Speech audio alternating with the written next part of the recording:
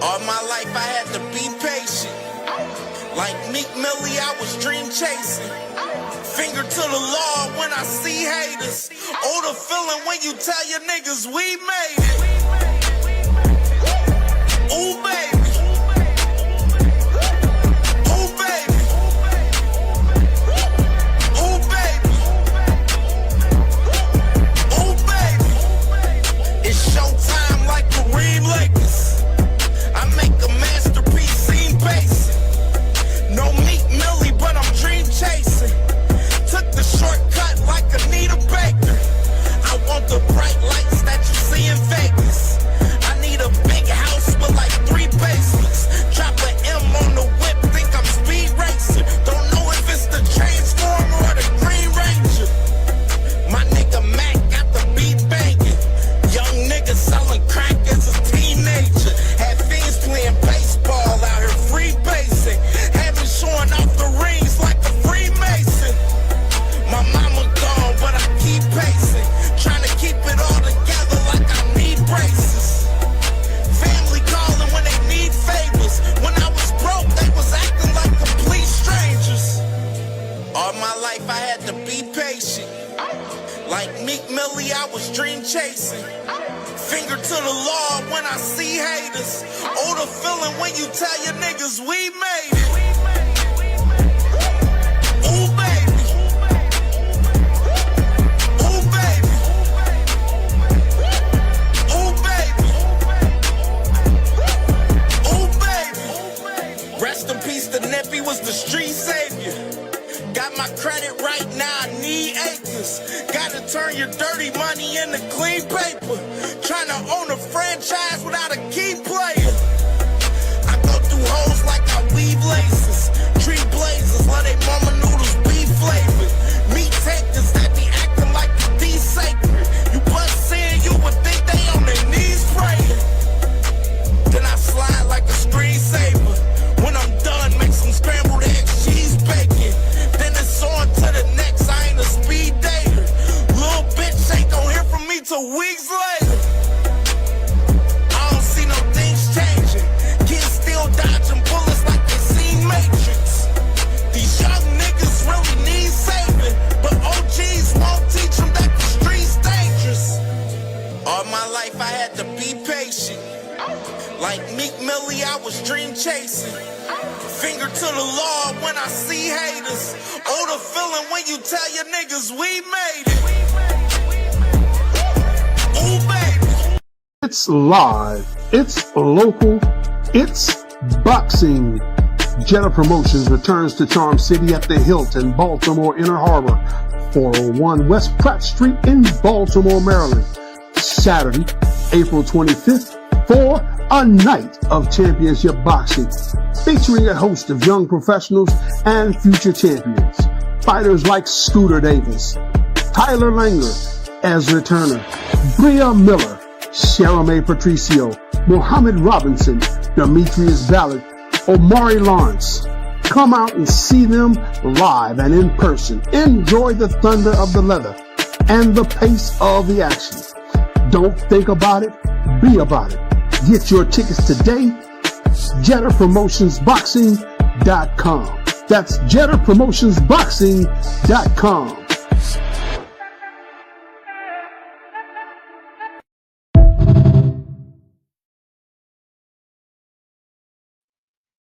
What is popping with my family? What it do?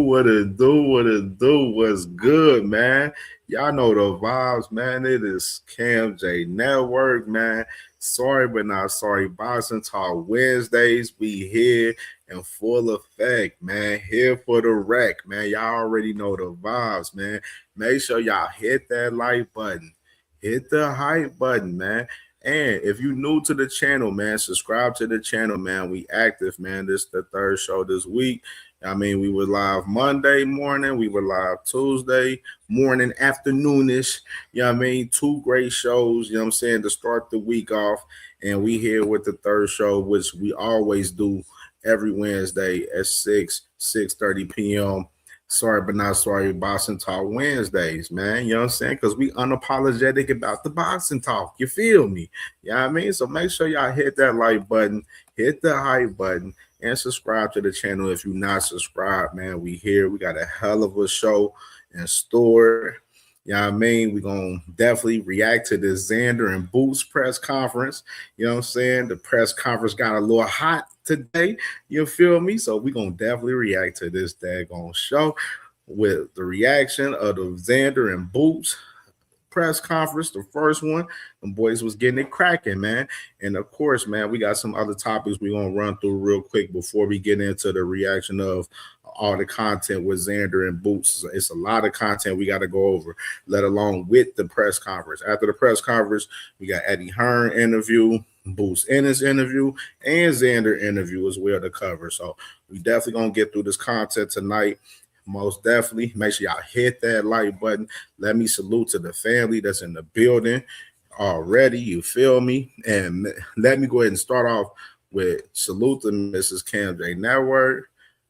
Couldn't do this without my wifey. She always hold me down every day. You know what I'm saying? Love her to death. You know what I mean? So let me start off and salute to the wifey, Mrs. CamJNetwork. You know what I mean? The real one behind the scenes that be putting shit together and allowing me to do this content daily and cook up for y'all. You know what I mean? For sure. So definitely, you know what I mean? Salute to my wifey for sure. And let's go ahead and salute to the family that's in the building so far. All right, my brother, Ringwalk Boxing Podcast, Cuzzo, definitely make sure y'all subscribe to Ringwalk Boxing Podcast live every Sunday, 6 p.m. Eastern Time. Definitely got fire content.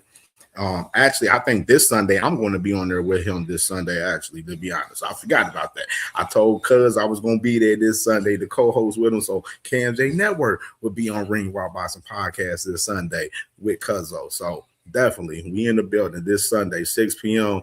Eastern Time, Ringwalk Boxing Podcast, CamJNetwork will be in the building with Cuzzo, so y'all already know the vibes, man. Salute the Cuz, and salute to my family, all things in the building. Y'all heard them. Smash that like button, man. Smash the like button, man, for sure.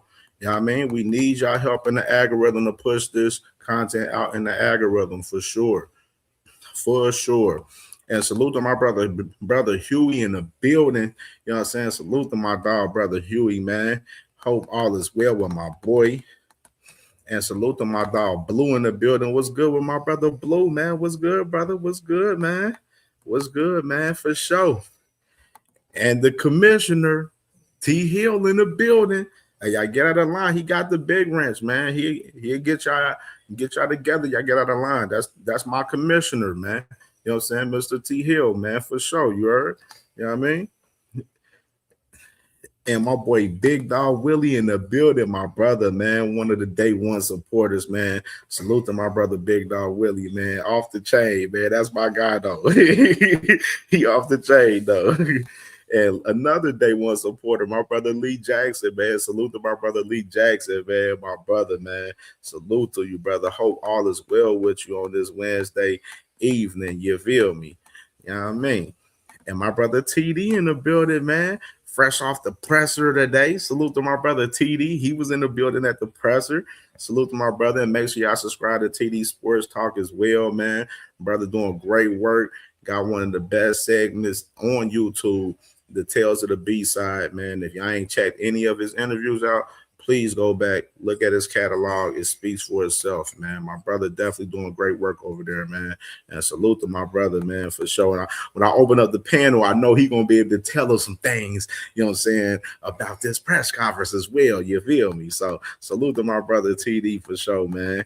And my brother Zach B in the building, man. Zach B, what's good, bro? What's popping, man? Hope all is well with you today, my brother. Hope all is well with you, man. So I ain't gonna hold y'all up. Let's go ahead and get into this content. And first, let me start off with throwback fight of the day. I ain't do no throwback fight of the day Monday or Tuesday show.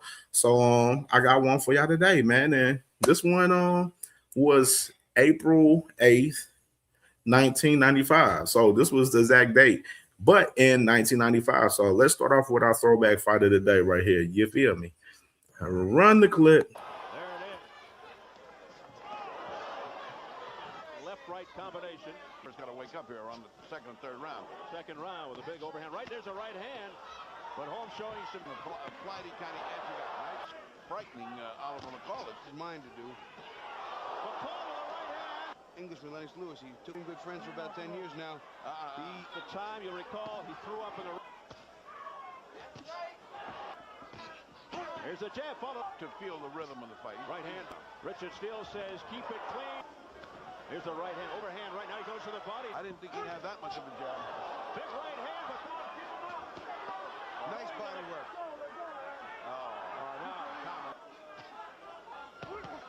Seen a guy do all this crazy. Forced to be the boxer here. Larry's the nice boxer. Right hand. But he's not impressive. Dancer fighting. Right hand by Holmes. Oh, overhand right. The folks in McCall. Oh, big right hand by Holmes. The folks in McCall's corner were saying, don't play to the crowd. Stop doing that stuff. Get focused. Get serious. Look how serious Larry Holmes is. And this guy still is coming. Pounding away. Larry Holmes and the crowd loving it. Seconds of the 7th round for the WBC heavyweight title. All fight long, he's been throwing that right hand. By Holmes. And these guys have been fighting very slowly at a measured. Hands way down. Right hand by Holmes. He closed round. I think nostalgia and big left hand by McCall. Follows it up with a right, another left combination. What a couple of those shots got home pretty good. Cut under the Shook left Larry up a little bit.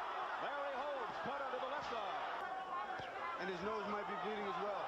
Here we go, midway through the 9th round. There's a right uppercut by Holmes. Back comes McCall, combination. Airing it up. Holmes. Oh, what a left hand by McCall. That's 20 seconds left of the 9th round. What a round for McCall. Combination. He's puffing up. At our camera, like he almost got it in his eye. Oliver's just waiting too long. He's letting Larry rest where Larry... Right hand by Holmes, but doing no damage. Don't understand why McCall doesn't press it even harder. Now he picks it up. He's been a champion in this fight. Combination to the head by Oliver McCall. A right left. Now doubling. Larry has been fighting ever since he was a kid. Holmes in good shape, but you got to remember he's in good shape. And just holding on to that top rope. Oh, right hand. Get that right hand. That was also the last time. Here we go. 12th and final round for the... Yeah, but it's a little bit too short on the late. Cole finishing with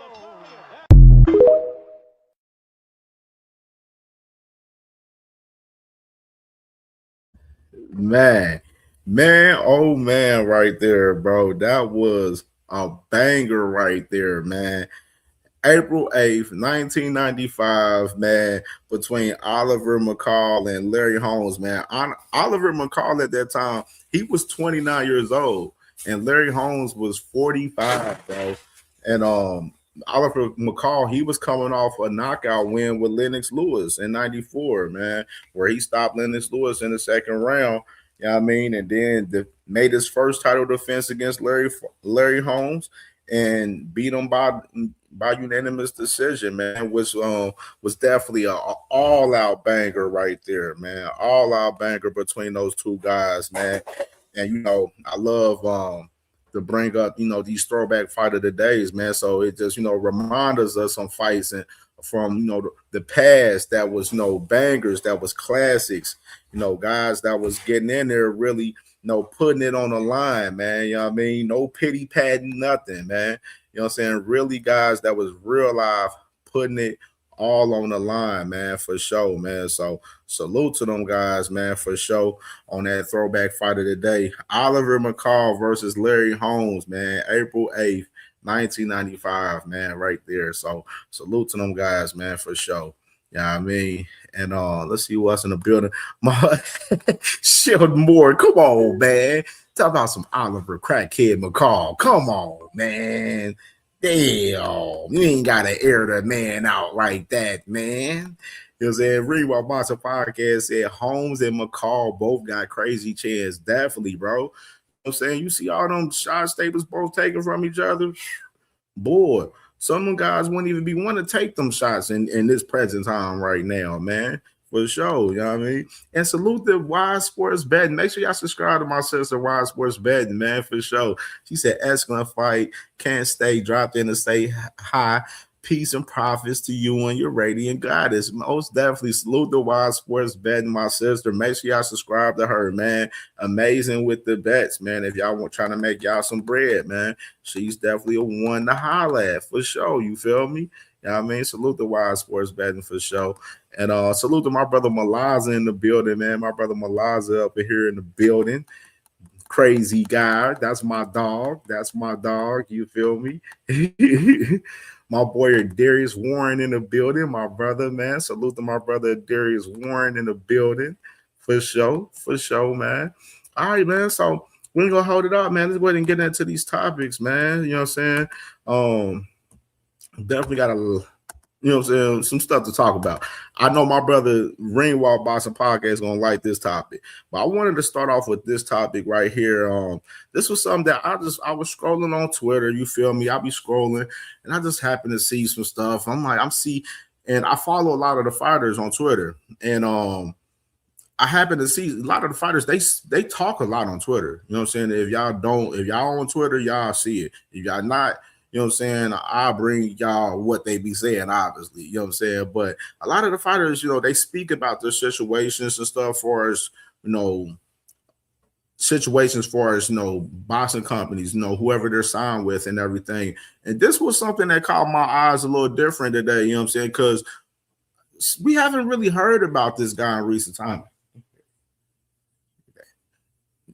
Yeah, we haven't heard that in recent time, man, you know what I'm saying? So let's go ahead and talk about this guy right here. And this tweet caught my eyes right here from Martin Bacoli right here. And we haven't seen Martin Bacoli in action since he fought F.A. Ajagba on the ring card. You know what I mean?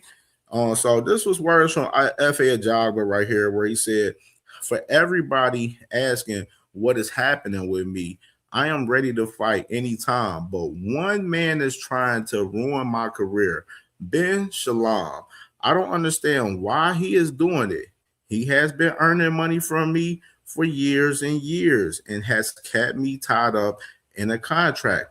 My lawyer has confirmed that my contract with him is finished.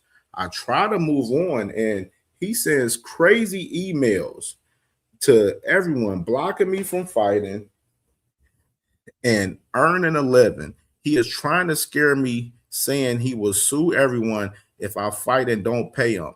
I fight to provide for my family, not Ben Shalom. He is not my promoter. I am ready to fight, but I will not pay that man another cent.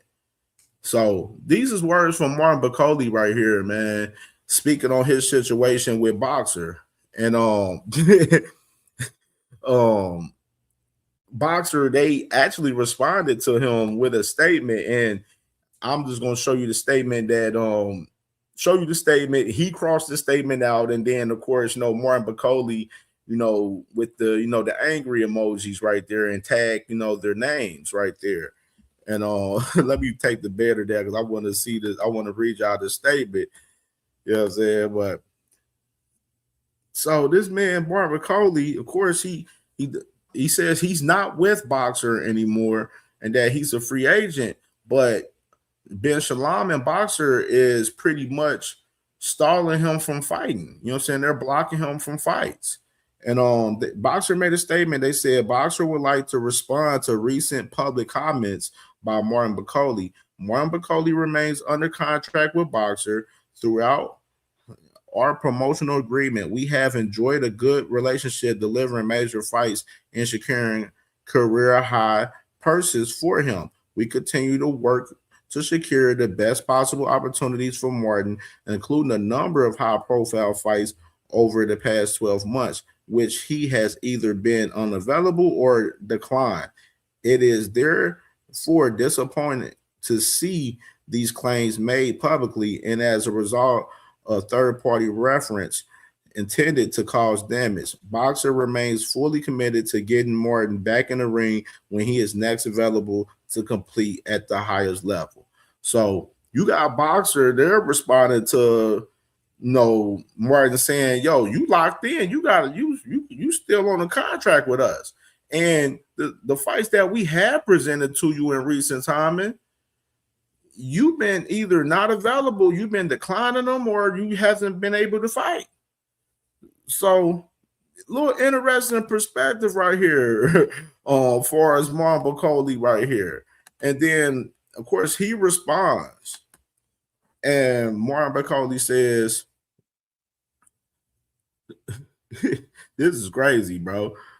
He says, "I want to make one thing very clear. I have always respected every team I've worked with, and I remain focused on my career, my future, and fighting at the highest level. My only priority has always been to stay active, take the biggest opportunities available, and give the fans the fights they want to see.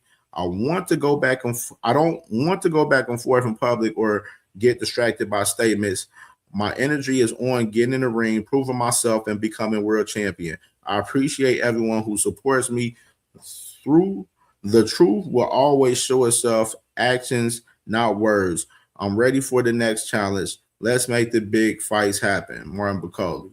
So Martin Bakole with the grown man-ish approach of it. He didn't react nasty to Boxer after the statement that they put out and everything. So this is a real interesting story. Martin Bakole, he coming out speaking that he's supposed to be a free agent and he's supposed to be able to go his free will and get fights and do his thing. And you got Boxer pretty much saying like, whoa, not so fast. Lee Corso voice.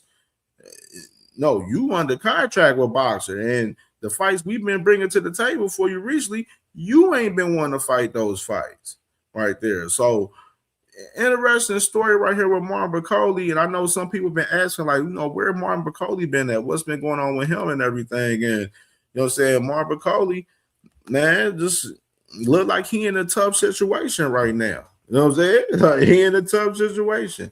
You know what I'm saying? They talk about some X formerly. We call it Twitter, babe. Yeah, we call it Twitter. We gonna get into that. We gonna get into that. It's not concrete with that yet, though. But we gonna get into that. Malaza said, "What part of Africa is Bakole?" He said, "Or he runs by the BBC." I think he's. I forgot what exactly. Let me see exactly where he's at in Africa. Martin Bakole, real quick. Martin Bakole, Africa.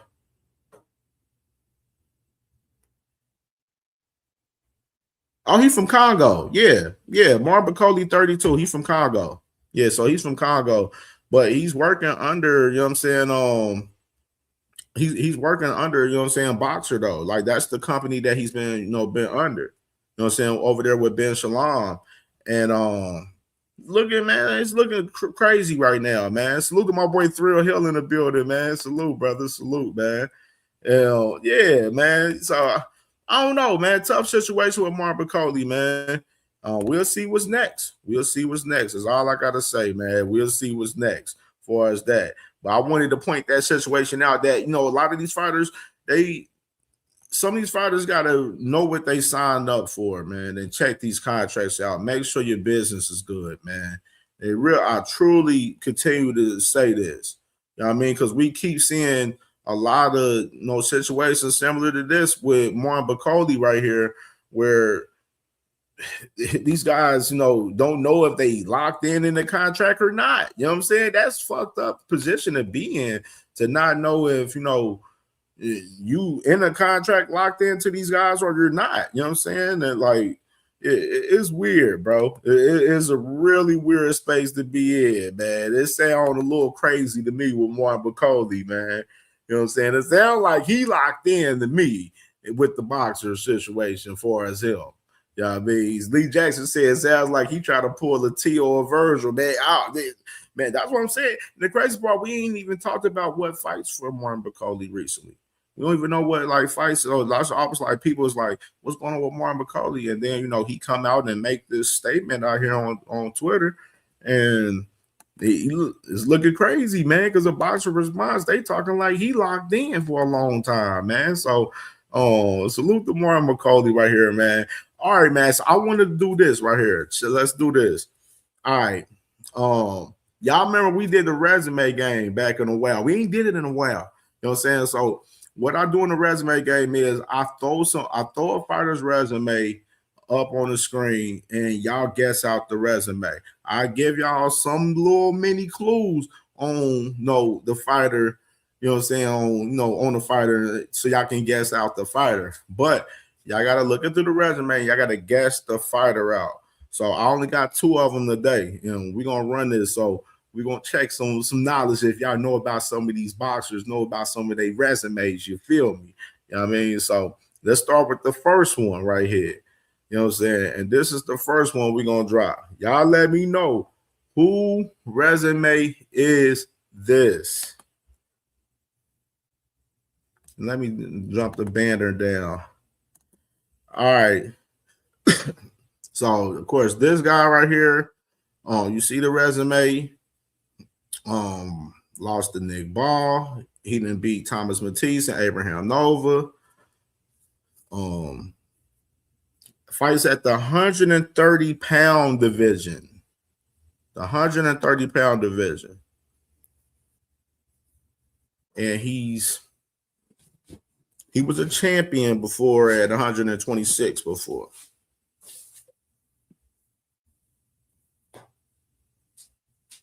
Okay, my boy Lee Jackson said Ray Ford. Ringwald Boxing Podcast, he said Ray Ford. Thrill Hill and Blue, both of y'all said Ray Ford. Okay. All right, y'all right. All right. Yo, it was Ray Ford, man. 18-1-1, 8 knockouts from New Jersey. You know what I'm saying? The boy Ray Ford, man. And of course, Ray Ford locked in with his fight coming up, man, with Ashaki Foster, man, May 30th, man. Can't wait to see this fight. We talked about it yesterday on the show. And definitely excited to see this fight coming up, man. May 30th between these two guys, Ashaki Foster and Raymond Ford, man, for sure. You know what I mean? So salute to those two guys. And we're going to go with the second resume. And this is the last one we're going to do. So the second resume right here. And y'all guess who the resume is right here. So this guy, he fights at 168 pounds. He done fought Canelo. He done fought Hamza Shiraz. Lost to both of those guys. And the guys, you know what I'm saying? This. You know what I'm saying? He's from New York. You feel me? You know what I'm saying? You know what I'm saying? From New York.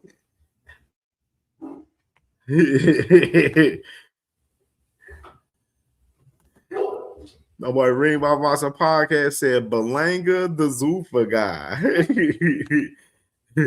Lee Jackson says Berlanga. Blue, he says Berlanga right there. Okay, so we got it. And yes, indeed, man, it's Mr. Edgar Berlanga, man. Edgar Berlanga, 23-2 with 18 knockouts, man. Obviously, my brother Ringwald Boxing Podcast, he already mentioned it, that he the Zuffa guy, you know what I'm saying? Which is crazy, you feel me? So definitely. We're gonna get into it. Let me see what TD said right there. I didn't get to see that. He said Mason Cardena not confirmed either, but it was a lot closer than for the shot. Yeah. So I'm gonna talk about that too in a minute. I'm gonna talk about that because we're gonna get into this real quick right here. Obviously, man, the big news that hit the scene today in boxing today, Edgar Berlanga, Richardson Hitchins signed with Zuffa, officially with Zuffa, man, which very intriguing, man, because, you know, of course, your boy was talking about it. You know, y'all remember I put that clip up a little bit over a month ago with, you know, Eddie Hearn talking about Edgar Berlanga and Richardson Hitchins, with Keith Conley sending those guys off over there to Zuffa and saying that those guys was, you know, pretty much trying to wait and see how the situation played out with Ja Obatai, which we talked about a lot on the channel, and exactly my brother as well, TD, he mentioned it, one of the first ones that mentioned it as well, said he called it with Berlanga and Hitchins to Zuffa 2 months ago. Absolutely. You know what I'm saying? We've been talking about this literally probably for a couple of months, literally no cap. And it's crazy when you kind of be behind the scenes and then you start to, you know, hear little rumors going on with certain, you know, fighters and certain situations and stuff. And then you see, you know, you watch the interviews out here and you hear guys like Eddie Hearn talk about other guys' situations, because Eddie Hearn, these two guys, they were in the process of going back with Eddie Hearn. But Keith Conley had something else in mind for those guys. They were talking with Zuffa, you know what I'm saying? And definitely they were talking with Zuffa and making a deal, you know, happen behind the scenes. And I hear that this deal is a multi-fight deal. So these guys are going to be fighting in multiple fights on Zuffa right here with Edgar Berlanga and Richardson Hitchins right here, which is it's crazy work, man. I'm gonna say this though. Let's be real. Am I surprised by this move from these two guys? No. I'm going to tell you the reason why I'm not surprised by Edgar Berlanga 100%. The reason why I'm not surprised by Edgar Berlanga, because like Edgar Berlanga, he don't have much value. He don't have much value, honestly. You know what I mean? Yes, he was in a fight with Canelo. He lost the fight to Canelo. And then he ended up fighting Hamza Shiraz, ended up getting stopped, which he hasn't fought since. And you know what I'm saying? We've been like, okay, what's the next fight? Only recent fight that we've been really hearing Edgar Berlanga name with was Chris Eubank Jr. And Chris Eubank Jr. was trying to fight him at 164, in which we talked about that on the channel. You know what I mean? So Edgar Berlanga just really didn't have many opportunities for real, honestly. You know what I mean? Which I think he had opportunities, to me, in my opinion, where he could have fought guys like Shiraz and some of those other guys at 168, Osley Iglesias, you know what I'm saying? Lester Martinez. He can get it cracking with those guys. But how can you fight those guys when you over there at Zuffa? You know what I'm saying? Now you over there at Zuffa, which they got a couple of guys over there at Zuffa, but he's going to be at 175 over there at Zuffa. You know what I'm saying? So that's the difference with Edgar Berlanga right there, where, you know, he's fighting at, you know, with Zuffa. He needs the dates. He needs the fights. I thought it was a better deal for Edgar Berlanga to go ahead and go over there, because he probably wasn't going to really do too much over there with those guys that I mentioned at 168. You know what I'm saying? You know what I mean? So that's the only thought that I have for Edgar Berlanga. Like, okay, the Berlanga definitely makes sense. You know what I mean? Because, you know, it ain't really much opportunity out there. You know what I'm saying? For real. So I don't really have no problem with, Berlanga going over there, or either Africa. I don't care. You know what I'm saying? This is these guys' careers. You know what I mean? But, you know, Edgar Berlanga, it makes sense. Now that's another thing right there. Malaza said Berlanga with Pro Box. He tapped in with Pro Box. Keith Conley is his manager, and Keith Conley been pushing to send these guys over here. Salute to my brother Opulent, man. Make sure y'all subscribe to my brother Opulent right here, man. He said Zuffa roster is garbage. He said just a money play for both them two, man. Hey, man. You know what I'm saying? Malaza said Hitchins being held hostage, the IBF title with his biggest victory over Cambosis. And for Hitchins' case, of course, he's a champion with the IBF at 140. Now, it looks more fried on his behalf because of the fact that we already know that he has a mandatory in Rodolfo Delgado, where the whole case was no, you're gonna have that fight. He said in the recent interview that he was going to take that fight, but he was clearly capping the whole time. That's why I try to tell you guys a lot with these guys in these interviews. You're doing too many fucking interviews up here, bro.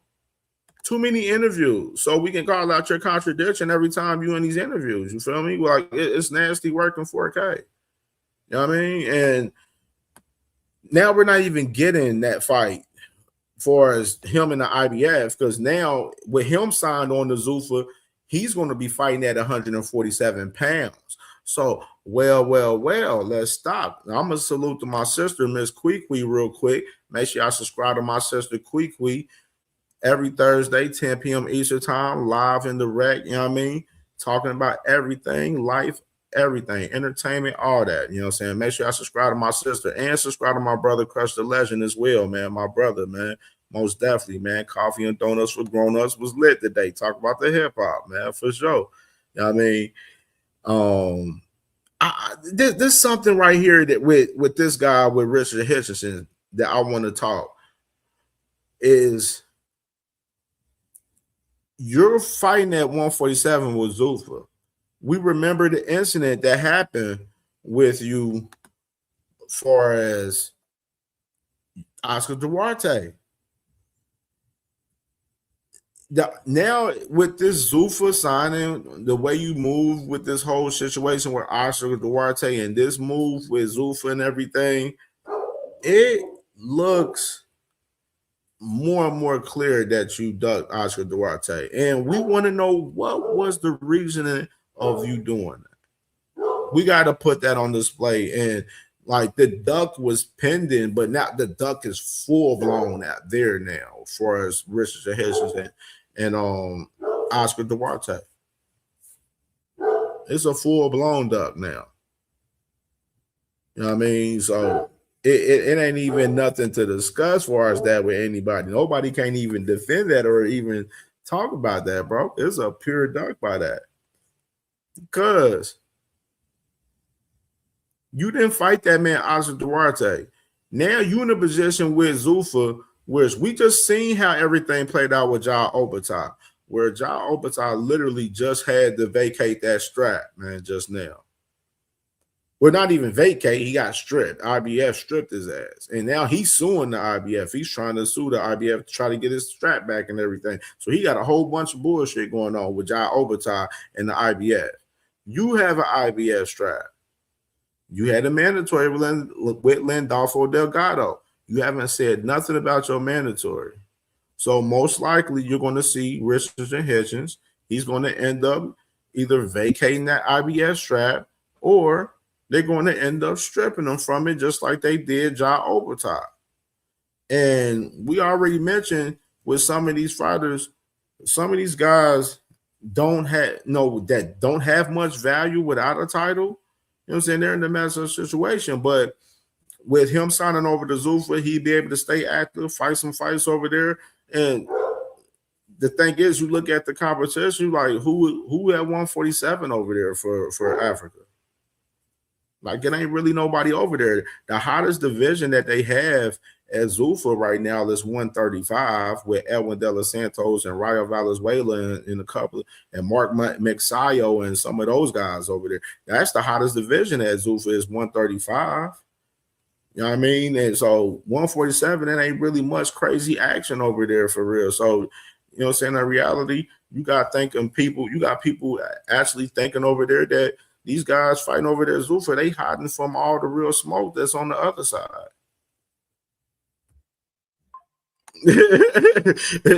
That's what people thinking out here, man. Like, that's what they thinking out here, for real. You know what I'm saying? Blue said Hitchins should move up to 147 and fight some boy. Like, I mean, he fighting that one, so he's moving up to 147 because he's going to be fighting there at 147 at Zuffa. They don't have a 140-pound weight class at Zuffa. So he has to fight at 147. Yeah, I mean, that is an interesting perspective, man. I feel like the move for Africa, if he was trying to get those big fights, he would not have made this move with Zuffa. He would have defended his strap and did what he, try to do what he do. But these guys signed a multi-fight deal with Zuffa, where they're going to be fighting for Zuffa multiple fights. And with that IBF title, Africa's not about to have that title while he's over there working with Zuffa. And Keith know that, Africa know that, Dana White know that, IBF know that. They all parties involved know that. And that's just the fact of the matter right there. You know what I mean? You know what I mean? So nasty word from Africa, man. And I seen, oh yeah, Shell Moore, you mentioned that. I want to talk about this guy.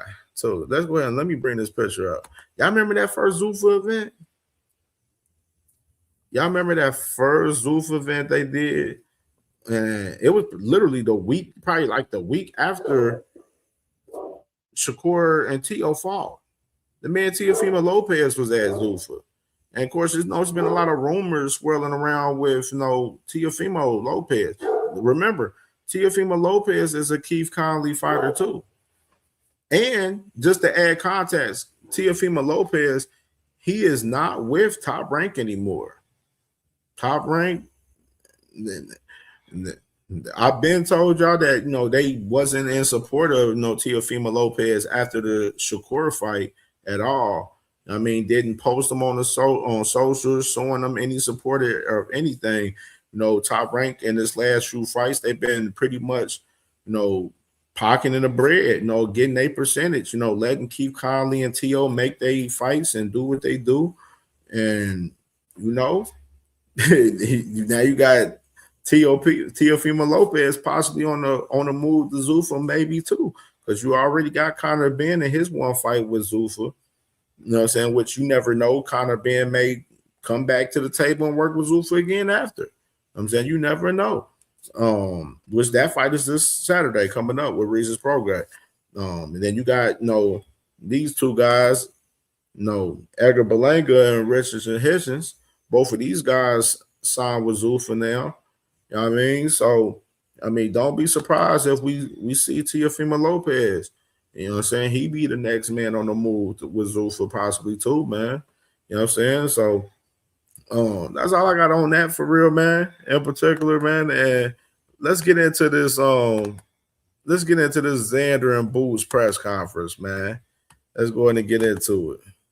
Let me put my banner on real quick.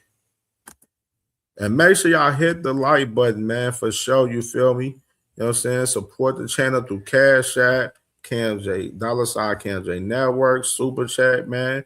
We here with it. We about to react to this daggone Xander and Boots press conference and get to this content now.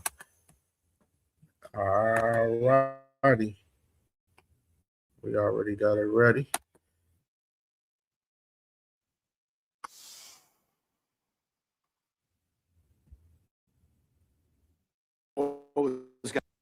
YouTube Premium is ad-free YouTube and video downloads, so you can watch cooking shows. Was going to happen if this we knew that there was a big fight that Eddie was working on for Boots, and Xander and his family and everybody were just like, let it be us, let it be us. There was they had all the faith in the world that your fight was going to blow up and they were going to step in. They just wanted it so bad.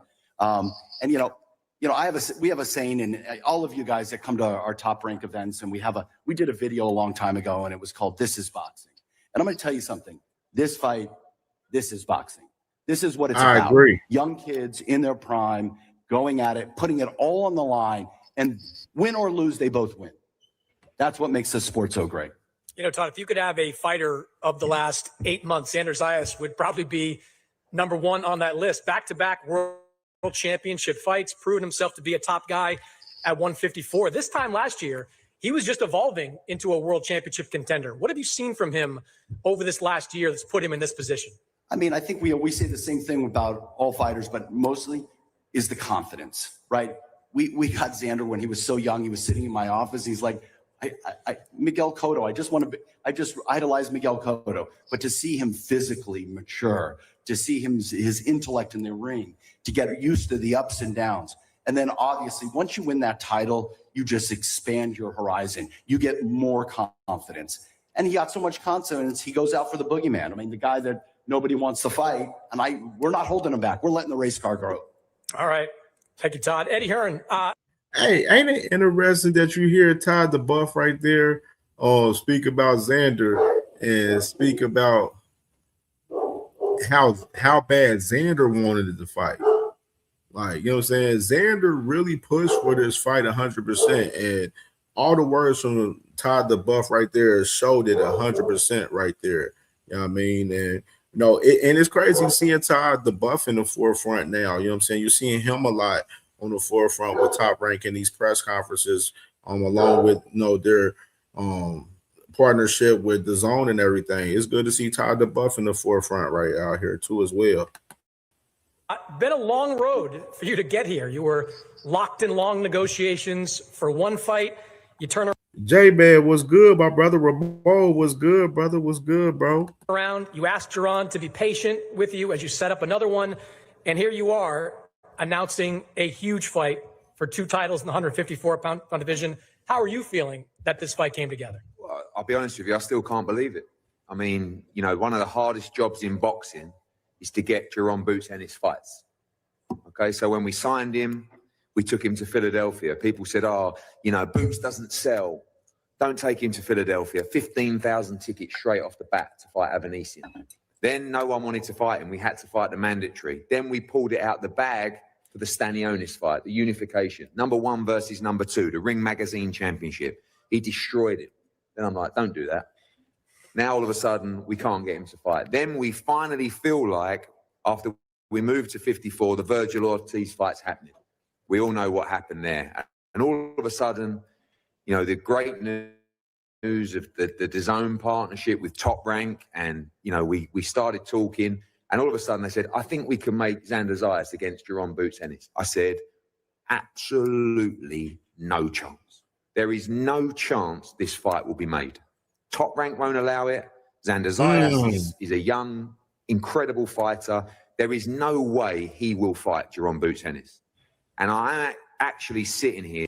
Angie, baby, what's good, sis? What's good, sis? What's good? Is still in shock that this fight is made. And I have to give unbelievable credit to Xander Zayas, because you are a great fighter, but you must have a massive set of cojones, because what you're about to take part in June 27th is one of the toughest tasks in boxing. I mean, I love the heart, but I don't know what Bad Bunny did to you, but he sort of gave you. He better. Damn, this man Eddie Hearn came out shooting out the gate, bro. That man came out saying he is absolutely shocked that Xander Zayas is taking this fight, and that man has a big set of kahunas on him for taking this fight. You know what I mean? And that's crazy right there, bro, from Eddie Hearn right there, dog. That's crazy. And then we already heard Todd the Buff right there. Todd the Buff said, you know, Xander pushed for this fight. And, you know, within Todd the Buff speaking about the fight, it sounded exactly like we all have, you know, been speaking about, like, damn, we surprised Top Rank letting Xander take this fight. But Xander, he's showing that he really pushed for this fight 100% right there within the first 7 minutes of this press conference of us talking about it right here. You feel me? Like, you know what I'm saying? Eddie talking crazy, man. He popping his shit too, for sure, Blue. For sure. You better have the same cojones too, because I bring him too. Yeah. Well, we'll come to that. But Xander Zayas is a young, incredible fighter. There is no way he will fight Jerron Boots Ennis. And I'm actually sitting here still in shock that this fight is made. And I have to give unbelievable credit to Xander Zayas, because you are a great fighter, but you must have a massive set of cojones, because what you're about to take part in June 27th is one of the toughest tasks in boxing. I mean, I love the heart, but I don't know what Bad Bunny did to you, but he sort of gave you. He better have the same cojones too, because I bring him too. Yeah. Well, we'll come to that. That sound good. But that sound real good. Make sure you keep that same energy, though. I always keep the same energy. Okay, then, Boost, pop your shit. Boost, pop your shit. You better say no more. So all of a sudden, what you have is what Todd described, and these two can go at it in a minute, but I want to say thank you to both. I know Boots is up for fighting anybody, but Xander, well, you know, unbelievable for boxing this fight is made. Two of the very best in the sport for the unified 154-pound championship. Absolutely. On what will be an electric card with matchroom and top-ranked fighters in this building, which I think is an underrated and underused event for boxing. We've seen some massive fights over here over the last few years. This is going to fill the whole place up. The energy. You've got Puerto Rico, you've got New York. We're going to bring thousands from Philly. There's going to be an unbelievable atmosphere. But what I will also say to our friends at Top Rank is, you know, we're making so many fights together. We've had a bit of a rough start. You know, Murataya beat Andy Cruz. Navarrete beat Nunes. We've actually got 2 more fights, World Championship fights, we hope to announce over the coming week. But this is very, very different. I believe I'm sitting next to the pound-for-pound #1 here in Jerome Boots Ennis. And June 27th, we will start the takeover to become undisputed. You know what you're talking about, right? Navarrete beat him recently. You know what I'm saying? You know what I'm saying? And Matchroom been taking some L's to Top Rank, man, over there, man. No cap, man. So we gonna see, man, right here, man, for sure. In the 154-pound division. Well, let me ask you about that, because you were consistent saying you didn't believe Xander would take this fight. No. You didn't believe he would sign the contract, as they say, at the very end. He signed it quickly. He didn't walk towards this fight. He ran towards this fight. What do you make of that? Do you think he sees something? Dangerous. I mean, not just dangerous for him, but dangerous for Boots, because this kid, he sees it. And I don't mean to be disrespectful, calling him a kid. He's 23. He's one of the hottest young stars in the sport. I would be keeping him away from Gerard. Like, if I represented Xander Zayas, there is no way I would let him take this fight. I'd be saying, listen, we'll go to MSG, we'll fill that up, we'll do another homecoming fight in Puerto Rico. We'll have... What the fuck? Whoa, stop the presses. Stop the presses. Stop the presses. Hold on. Did I just hear what I just heard from Eddie Hearn? Did I just hear that? Did y'all hear that?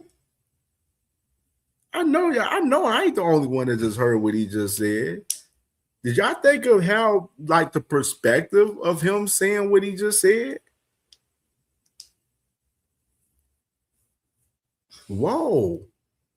He said it's no way if he was managing or promoting Xander Zayas, he would let Xander Zayas take this fight. He said he would have went 100% away from Boots Ennis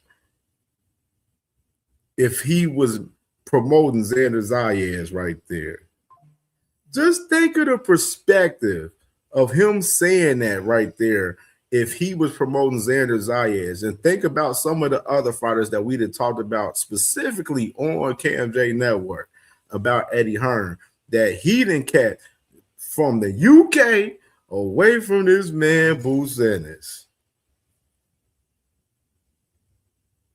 Interesting perspective right there. Conor Ben, currently Josh Kelly. You know what I'm saying? Like, he's promoting Boots Ennis as the, you know, his biggest star in the staple and you know, the biggest star in boxing and stuff. That's like he's pushing him as that, but he don't push for so many of the opportunities the 100% allow him to be that. That'd be my problem with Eddie Hearn with the situation with Boots Ennis. Like, he's doing this thing. He got this fight to happen because of, you know, definitely, you know, Boots wanted to fight, Xander wanted to fight, both of them boys locked in. You know what I mean? But that perspective from Eddie saying that right there, it gives me a lot of perspective as far as his vision on other fights that he has for other guys, not even just Boots, let alone for other guys that he got on the staple, etc. You know what I mean? Like that's some real wild ass shit right there, dog. Bad Bunny singing you out. We'll milk it. We'll do this. We'll move up to middleweight. We've got years. But this is what boxing needs. Like, this is not me being critical. This is me saying respect. Crazy, but respect. And by the way, Top Rank are very good at moving fighters. They don't just allow guys to jump in and gamble. They believe in Xander. Now, maybe I'm seeing something different. In fact, we just ran a vote across social and digital, and it was exactly 50-50 of fans picked who's going to win this fight. Maybe that's the reality. I feel very different because I'm a massive Jaron Boots Ennis fan. But as I said, Xander's an unbelievable fighter. I think this is the future pound-for-pound #1 of the sport. Can I just interrupt here for 1 second? I actually was thinking that exact same game plan you laid out for Xander Zayas. I want to be honest with you.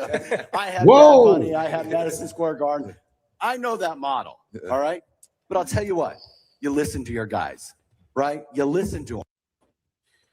Whoa.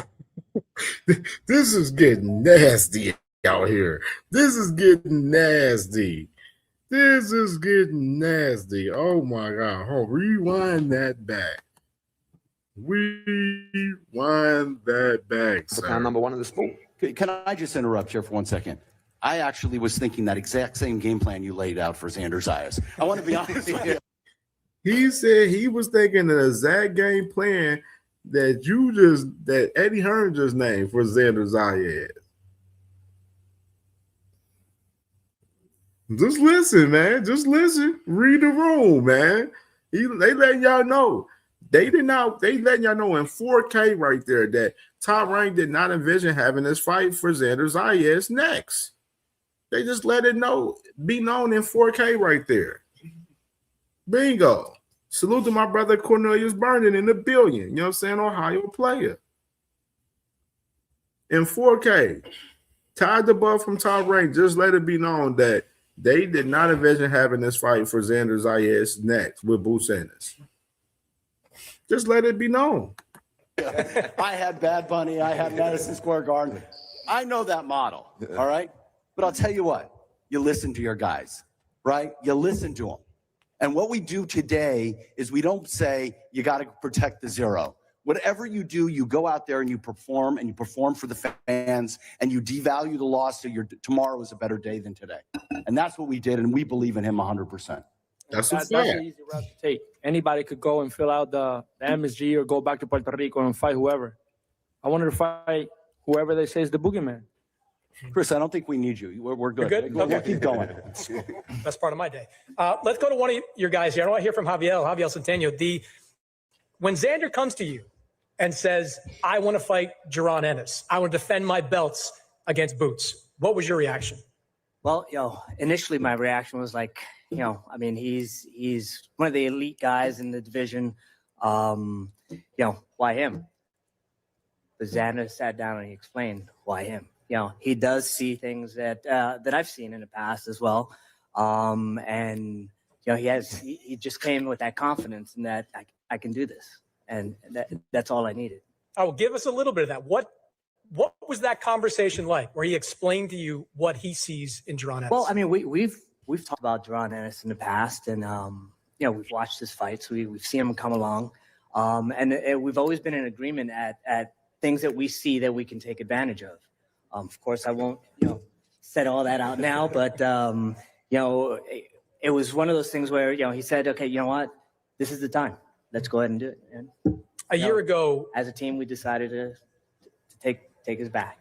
A year ago, he wasn't a world champion. What have you seen from him over these last years, specifically these last 2 fights, that make you believe he's ready for this challenge? Well, the growth in his boxing IQ has compounded, right? One championship after the next. I mean, every fight he's elevated his game, and I've seen it in the gym, and he's proven it in the ring. So, just that alone gave me that. That feeling that he can get this done. All right, we're looking forward to that. On the other side, Bozy Ennis, I know you've been waiting on pins and needles for Jaron to get his next fight. And I will say this, we have seen, and if y'all watch Xander over his last few fights, he has improved. You know what I'm saying? He has improved for sure. I love what I've seen from Xander in the fight that he had with the Baz Baru. You know what I mean? Like, he showed some grit in that fight too, towards the end, where he was fighting on the inside with a Baz Baru. You know what I'm saying? Giving the fans a show. You know what I mean? In that fight, when that played into advanced by rules, his game. You know what I'm saying? And Xander didn't have to do that. You know what I'm saying? But Xander was outpointing him throughout the fight, and he won the fight, you know what I'm saying, pretty handily to me, you know what I mean, in that fight with advanced by rule. And he looked good in that fight. You know what I mean? So him going into this fight with Boots, I'm definitely fucking with it, man. You know what I'm saying? Well, it took you guys 34 fights to become unified at 147.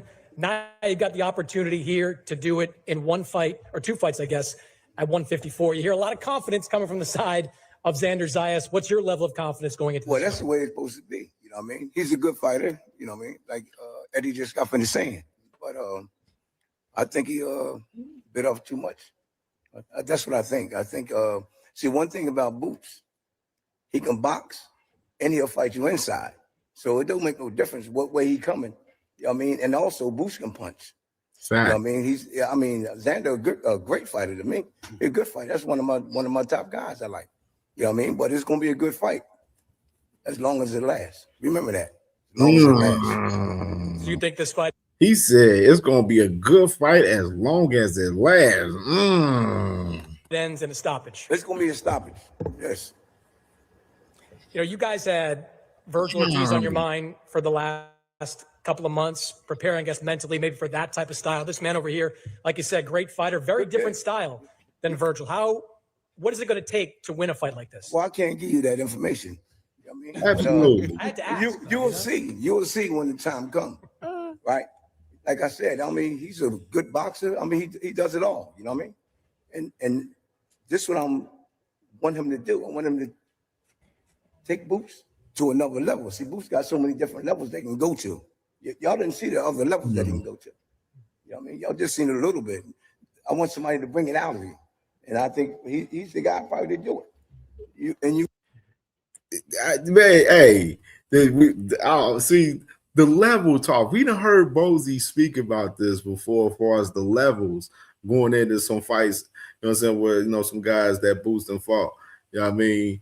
And I just think on this fight, Boost, I like what Bozy's saying in this. Is I just me visualizing it. I think Boost is gonna take his game to like another level, like that. Y'all gonna be like, man, what the fuck? Like I'm telling, like Boost, I think Boost about to go super crazy in this fight, bro. I ain't about to lie to you, bro.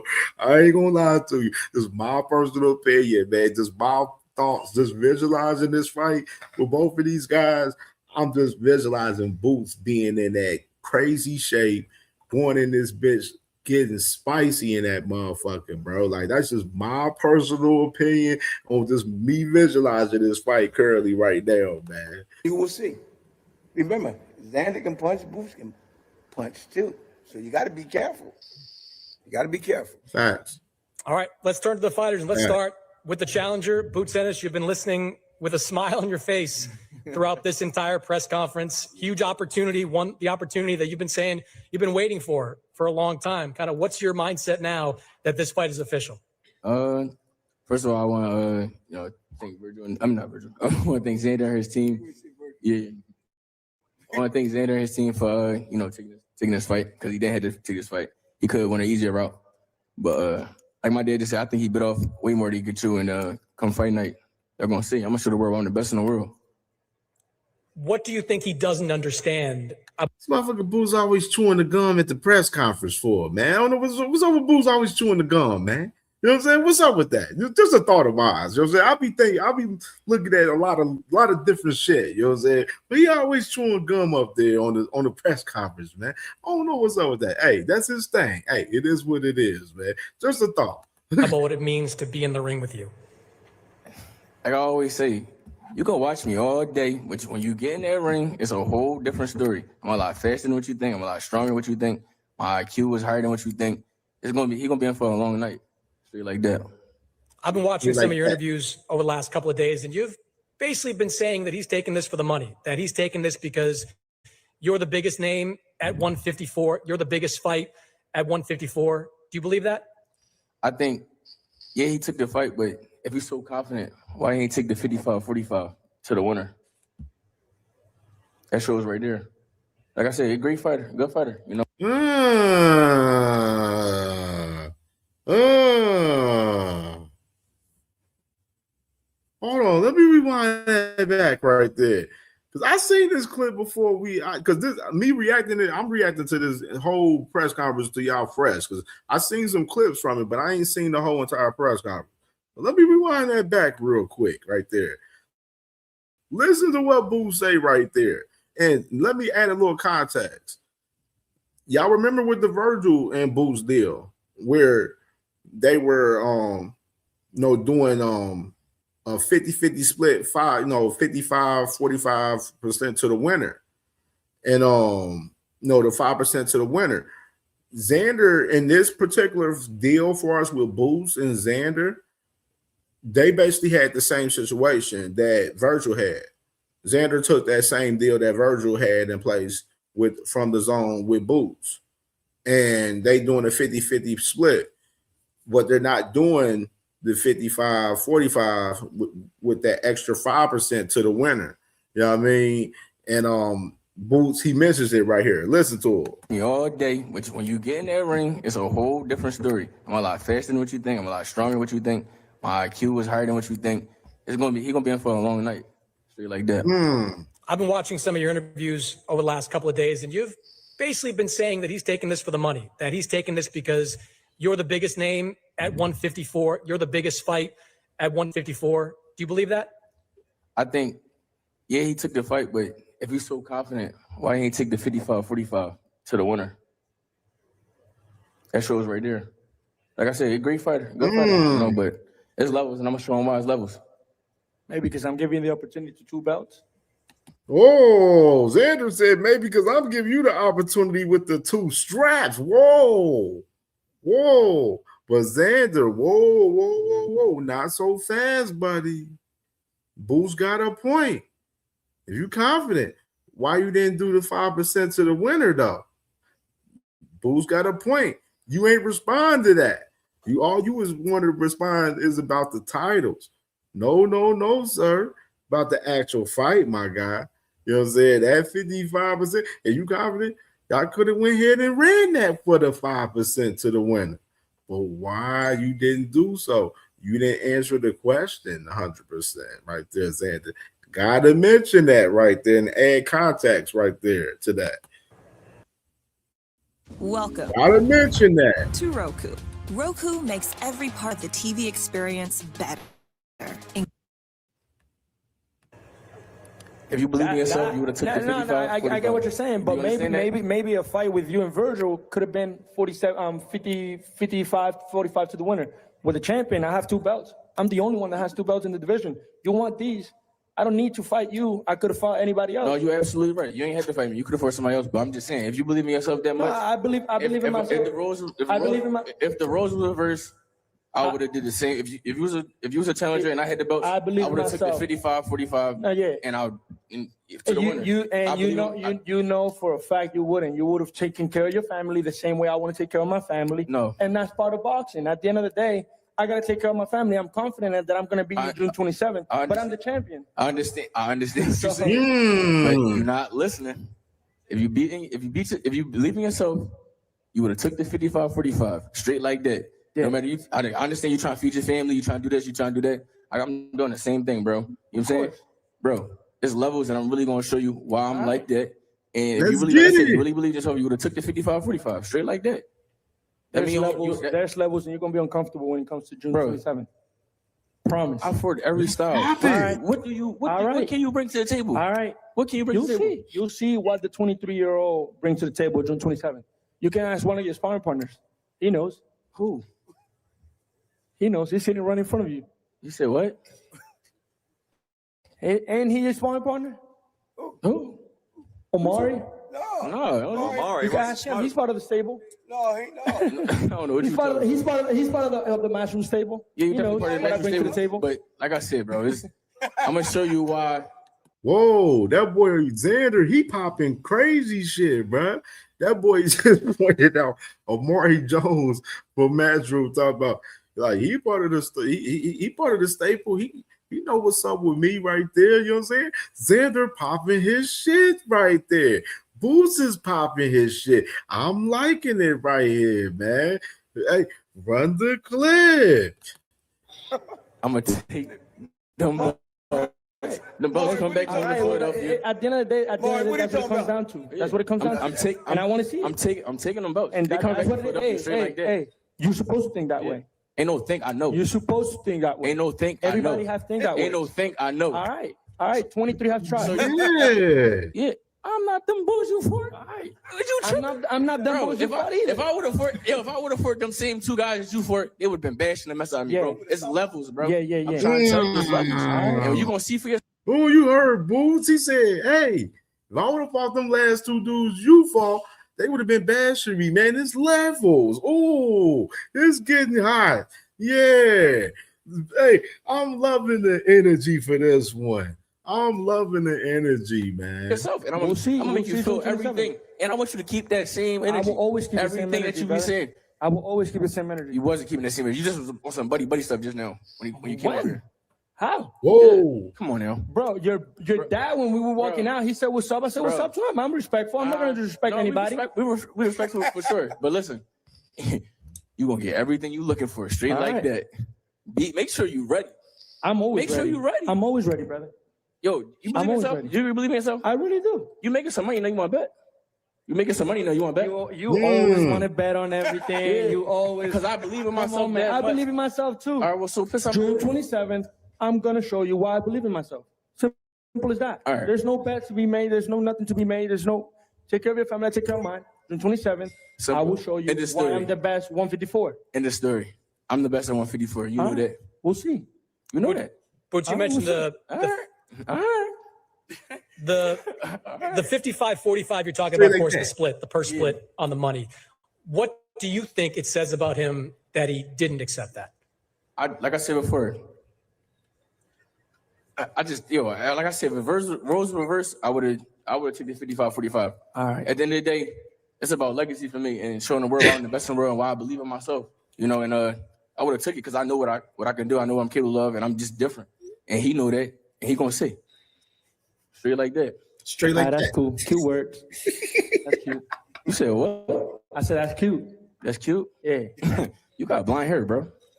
I got blonde hair. It's something that has to do with cultural that's stuff. cute. Cultural stuff. That's cool. Cultural That's cute. stuff for Puerto Rico. That's cute. It's cool. That's cute. Yeah, I know. All right. I know. They fuck with it. They like it. All right. All right. All right.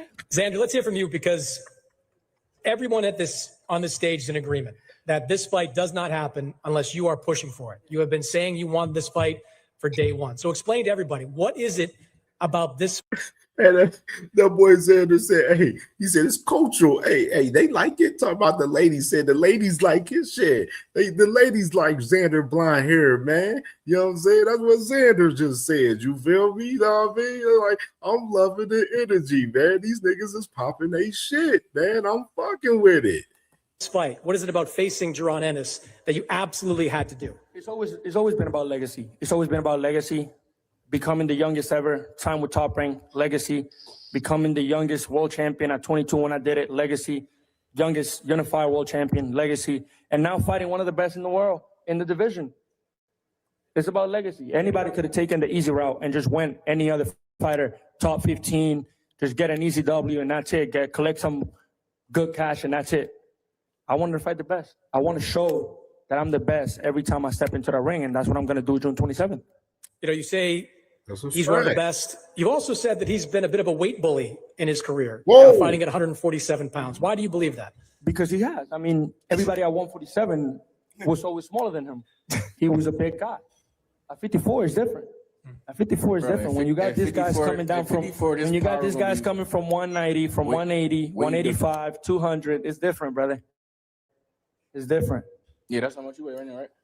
Maybe. Who knows? That's why you extra 16 weeks? Huh? That's why you extra 16 weeks to fight? 16 weeks? Yeah. 12 weeks? Yeah. All we needed. 12 weeks.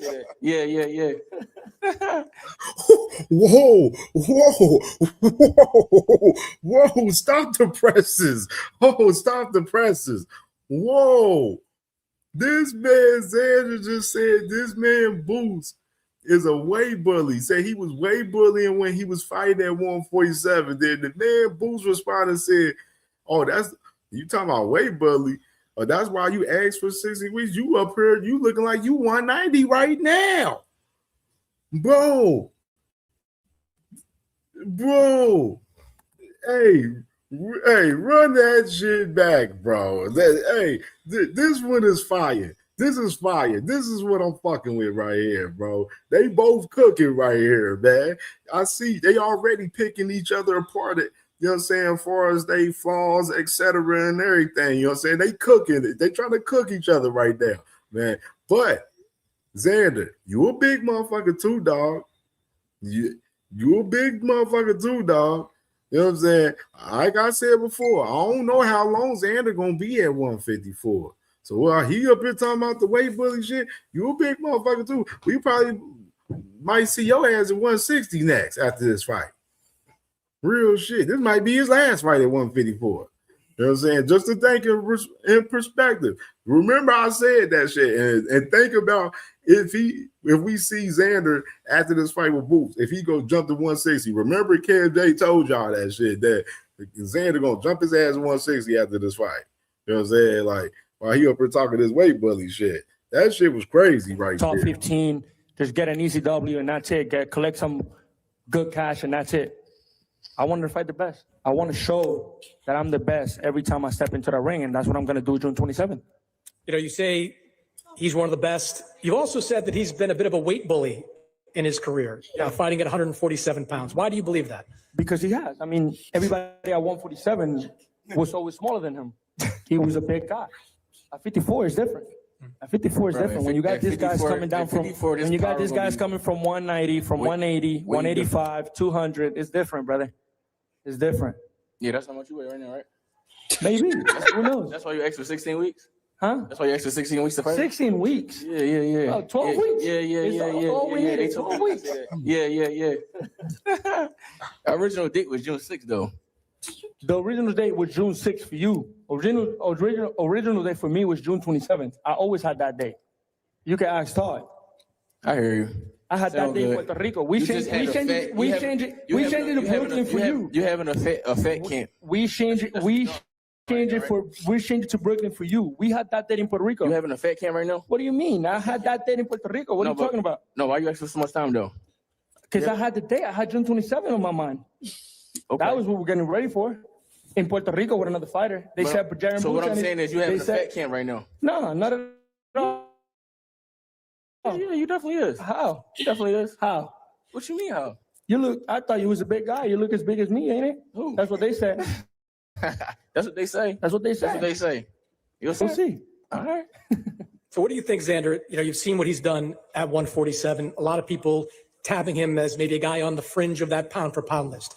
What do you see as your biggest advantages going into this fight? Man, everything. I mean, he's never faced an athletic fighter like me either. I'm as tall as him. I'm as fast as him. I'm as strong as him. And I'm going to show him June 27th. What do you think your advantages are going to be in this fight? My advantages? I'm going to do whatever I want. Straight like that. Like it's nothing he could do to stop what I'm doing. Like I said before, he's a good fighter, but it's levels. It's really levels to this game. And I'm going to show him. All right. I'm going to show him. Cool. You're supposed to say that. Bro. I'm glad you believe that. I'm glad you're saying it. Okay. That's why you're going to see on fight night, though. All right. Yeah. Everybody we don't has gotta the do same too much thing. rapping. What was that? We don't gotta do too much rapping. You know that. We do not. Yeah. Make sure you're ready though. That's what I just want you to be ready. You're gonna be chasing shadows, bro. Bro, your head is humongous. I'm not gonna miss. All right. You tripping. All right. Yo, you is tripping. That boy Boo said, your head is humongous. Yeah, I am not gonna miss. All right. Make sure you hit it. Make sure you hit it and you get it right. If you don't hit it, Wait. Whoa. You took it way too long. Hold on. Wait. Dog, I heard you say something that I don't move my head, bro. I watched you fight several times. You do not move your noggin, bro. You get hit with clean, flush shots. What about you? Bro, it's boxing. We're gonna get hit. Right, but you was trying to make it seem like you just proved my point. But listen, I'm not finished talking. But you try to make it seem like I just get hit all crazy. But watch this. On fight night, make sure you be ready. And like I said, bro, I'm not gonna miss. That head that you got, I promise you. That's I promise crazy, you, bro. I promise you. That jump crazy. It's like you said. It's boxing. We gonna get hit. We gonna get hit. You get hit too, and you get hit flush. And I've seen it. I've seen you being hurt. Never. All right. I haven't been hurt. I haven't been hurt. You have not seen me hurt. I'll show you some highlights later. Yeah, show me some highlights. Whoa. Please do. I seen you get hurt for sure. Yeah. By one time. Yeah, by regular people. Yeah. By C plus fighters. Yeah, one. Boo said that. I see you get hurt by regular people. One time. Yeah. And he wasn't even hurt. He wasn't even hurt. Listen though, you getting better. Yeah. Like I said, it's levels, bro, and I'm gonna really show you. It's all right. I'm really gonna show you. Please work on moving your head though. You gotta work on putting on some weight because it's gonna be different. It's gonna be different when you can walk me down like you walk down this 147. Bro, that's bigger than me, bro. When they bigger than me, I knock them out every single time. Okay. And you gonna be one of the next ones. Right. Guaranteed. All right. Guaranteed. Cool. I guarantee you. Cool. Yo, it don't matter what he do. He can run. He can jog. He can stay there. He's going out. You are gonna be. He is going out. I guarantee you. 10 steps behind me every night. You're not even fast. You're slow. All right. All right. Everybody says the same thing. Everybody says the same thing. I love it. I enjoy it. No, I want you to, when you leave here, I want you to go home and watch yourself. Bro, this press conference from Boots right here, this is exactly what we want from Boots. Boots is popping his shit. We never heard Boots pop his shit like this crazy in a press conference right here like this. No cap, bro. And this is what we want from Boots right here. Popping his shit right here, man. Boots popping that shit right here. I'm fucking with it, bro. Like for real. You don't. I'm gonna show you. I'm gonna show you why this. I'm gonna show you why the 23-year-old kid is a unified world champion. That's nowhere near me. Simple that's as not that. doing what I'm doing. It's as simple. I got pinpoint accuracy. I'm not gonna miss. June 27th. I'm not gonna miss. 27th. I is gonna show you why he's the kid. I hear you. That's it. I hear you. All right. I just want you to be ready though. I just want you to be ready because I don't really think you're ready for what's coming. All right. Remember, Boo said that. He said, I just want you to be ready. I don't think you know what's coming. Remember, Boo said that right here. When it comes June 27th, bro, we going to remember. I'm going to remind y'all of what Boo said in this press conference after this fight. If he do what he said he going to do, talking about he guarantee he going to stop that on Xander Zayas. I won't you want me to be ready. I got you. That's all I want you to say. That's all I want you to say. Boots, this fight, does it end in a knockout? For sure. 100%? For sure. Xander, I'll ask you the same question. How does this fight end? He's going to run through these punches all night long. He's going to be like a bull just running through them. Boom, boom, boom, boom, just running through them. It's all right. I'm ready. Boom, boom, boom, boom. I'm ready. I'm going to be ready June 27th. Thank you. That's all I want you to say. I wanted to hear you say it. I never go out there looking for the knockout. Yeah. But I promise I'm going to rip his heart out. I guarantee you this. That I promise. You keep talking about ripping my heart out. Yeah. Like, that's anything. But, yo. You're going to be uncomfortable. Listen. Uncomfortable how? I'll show you. I'm going to show you. What can you do to make me uncomfortable, I am going to show you come June 27th. Bro. I am going to show you come June 27th. Oh, my goodness. Boy, oh, boy. Well, I can't believe we have to wait until June 27th. Back here at the Barclays Center, titled unification fight. Xander Zayas, the unified champion. Boots Ennis, former unified champion at 147. Right here in this building in Brooklyn. Tickets are on sale right now. If you can't be here, you can watch exclusively on DAZN worldwide. We're going to face these two guys off right now. And we'll see you right back here on June 27th. Yeah. Great fucking press conference right there, fellas. Great fucking press conference. Let's see this face off, man. You know what I'm saying? Let's see this face off. Great press conference, man. This is how you promote the fight what right boxing here. is all about. Two of the best Absolutely. in the 154-pound division squaring off for two versions that boy of Boots touching that boy 154-pound Bill. titles.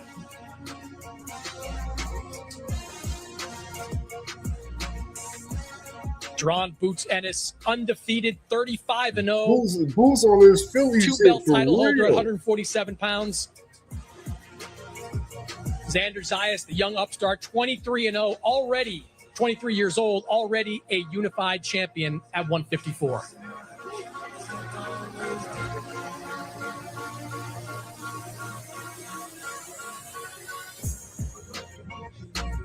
Yeah. Xander, a little tentative energy to me, a little bit from Xander. Who's on demon time? And see the size of both these guys. Xander, a true 154, nearly a career-long 154. Jaron Ennis in his second fight in the junior middleweight division. Pop of that shit. Look at Mosey.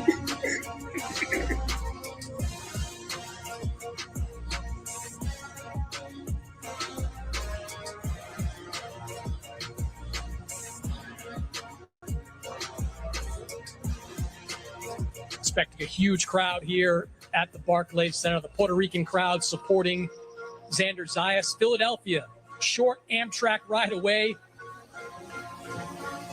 All here June 27th at the Barclays Center.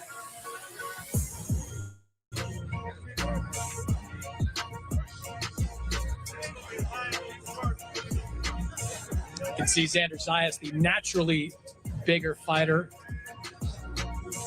doesn't believe that Jaron Ennis can walk him down the same way he's walk guys down in the welterweight division.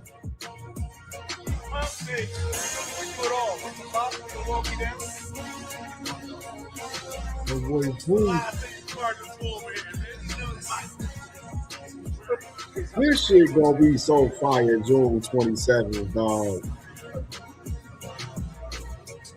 Shit gonna be fire, dog.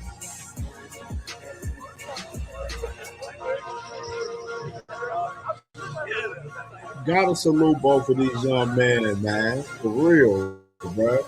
This is gonna be a banger, man. They facing off for a minute, man.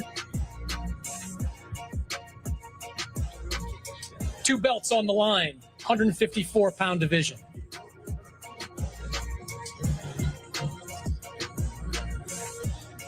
Just an outstanding fight. The best against the best. 2 young fighters, undefeated records. As you can tell from that press conference, both guys very confident going into this fight.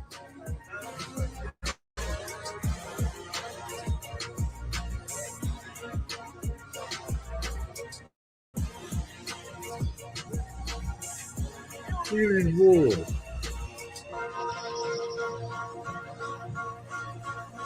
That boy Boo's keeping his eyes set on, bro. Boo's on business. A lot of smiles right now, but no smiles in the ring in June when these two go at it. It is That going boy to be Eddie a Hearn had to physical straighten fight that man Boo's out, between man. Xander Zayas and Jaron Ennis.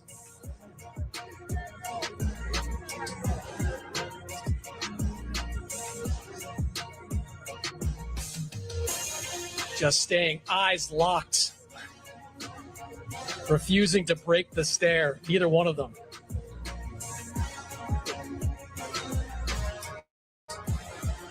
And Jaron Ennis widely considered right there on the fringes on the pound-for-pound list. Xander Zayas trying to prove that he belongs there. 2-belt title holder, just 23 years old. Rapid rise over the last 8 months. One of the best fighters of the last 8-9 months.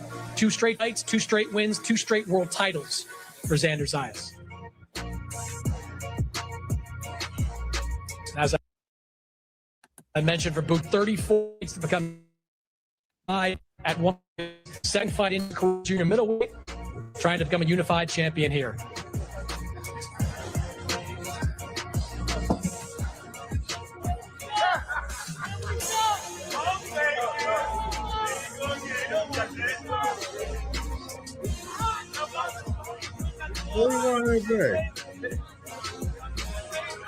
On the fringes, on the pound-for-pound list, Xander Zayas trying to prove that he belongs there. 2-belt title holder, just 23 years old. Rapid rise over the last 8 months. One of the best fighters of the last 8-9 months. 2 straight fights, 2 straight wins, 2 straight world titles for Xander Zayas. As I mentioned, for Boots Ennis, took him 34 fights to become unified at 147. Now here he is, second fight into his career at junior middleweight, trying to become a unified champion here.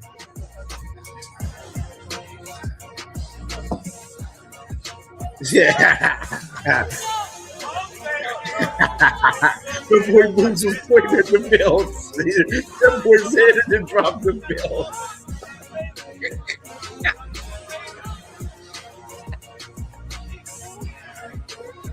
If you hold that stare long enough, something like that is bound to happen.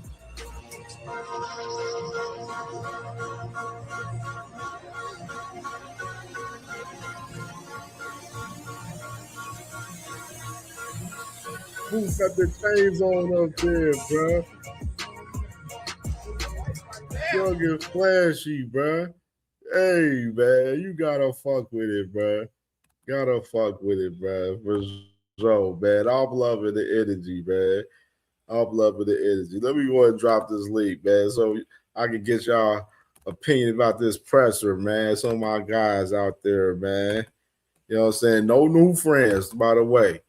No new friends, by the way. And salute to my brother William, old school in the building. One half of the Angry White Man Boxing podcast. Him and my brother D1. Make sure y'all subscribe to my brothers, Angry White Man Boxing podcast. They live every Friday, 8 p.m. Eastern time. My brothers, that's family. Salute to my brother Ray B in the building, man. For sure. The link is pinned to the top. You know what I mean?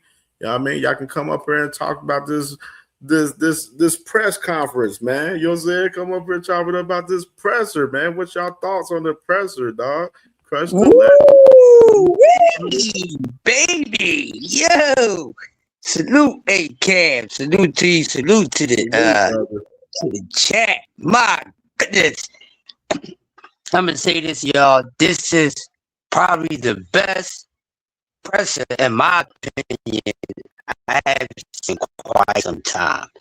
And like Cam was saying throughout the video while he was covering it, the interview, people wanted to see Jerron Ennis talk more and everything. So for those who wanted him to be more outspoken, there it is. And I love the confidence, talk back and forth between the both of them. This is how we wanted to be. We want two men to be honestly confident within themselves and, you know, call out their shortcomings and whatever the case may be. And man, when they was trading words, man, I thought they was spitting bars, bro. Saying shit, what's this? I thought they was, what's this, the URL and shit? What's up? Yeah, they was spitting that shit. Xander was talking his shit, and Boots got into his Philly bag with that Philly swag and that wordplay, man.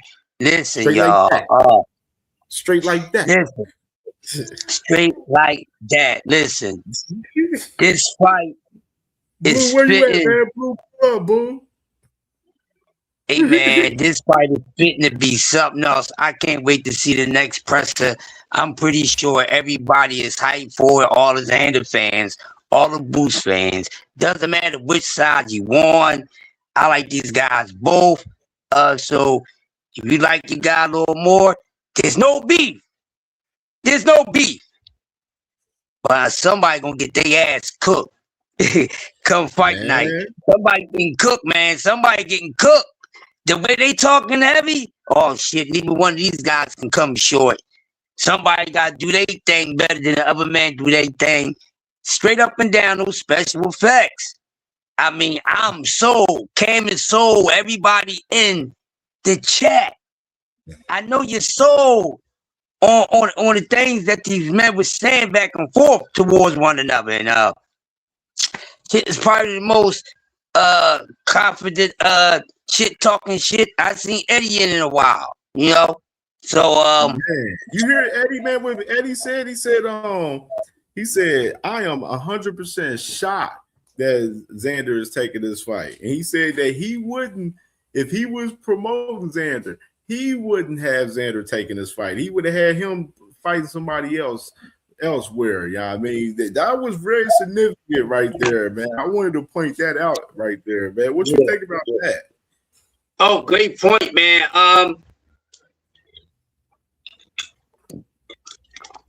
real quick. I had to take a little swig. Real quick. I mean, hey, I don't really care for too much that this man says, but you know, I'm a person. I can hear you. I can watch you, but I'm all about energy. All right, and the energy that I'm saying in Eddie Hearn, yeah, he really meant that shit. He didn't say it because it sounds good. He actually meant that. They're highly confident. We already know what Vegas is saying already. And I know some of y'all like, well, fuck what Vegas saying.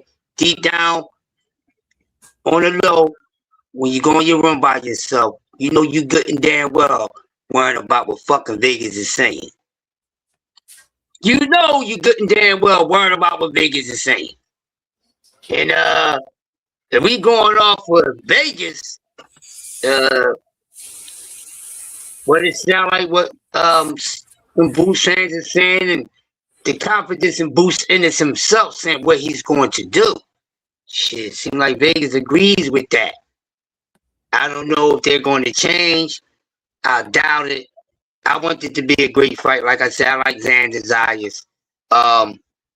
But I gotta speak the way that I feel, you know, about this fight. And I really think there is a separation of level between these two men. I honestly do. Always thought that. Nothing's going to change. And I think we're going to see that fight night. Xander ain't sweet. Xander going to be Xander. But I think Xander going to realize fight night, yeah, there's levels to this shit. But you got two men that's getting in the ring to go at it. Something that your favorite fighters ain't doing. So don't start all getting on Xander motherfucking tip, because a lot of y'all didn't even like Xander that's fan of your fucking usual suspect. They ain't doing the damn thing. Yeah, I ain't gonna let y'all get away like that. It's Crush. I ain't gonna let y'all get away with like that. Y'all kind of like that this boost his hand and shit is on fire right now, thinking it's gonna, you know, distract what's really going on with your favorite fighter. No, nothing can distract that shit. Cause they didn't got to a point where they didn't lit a damn fire under their ass that can't be put out. But this is what we want. So like everyone is saying, shout out to Xander Zayas. Could have fought someone else.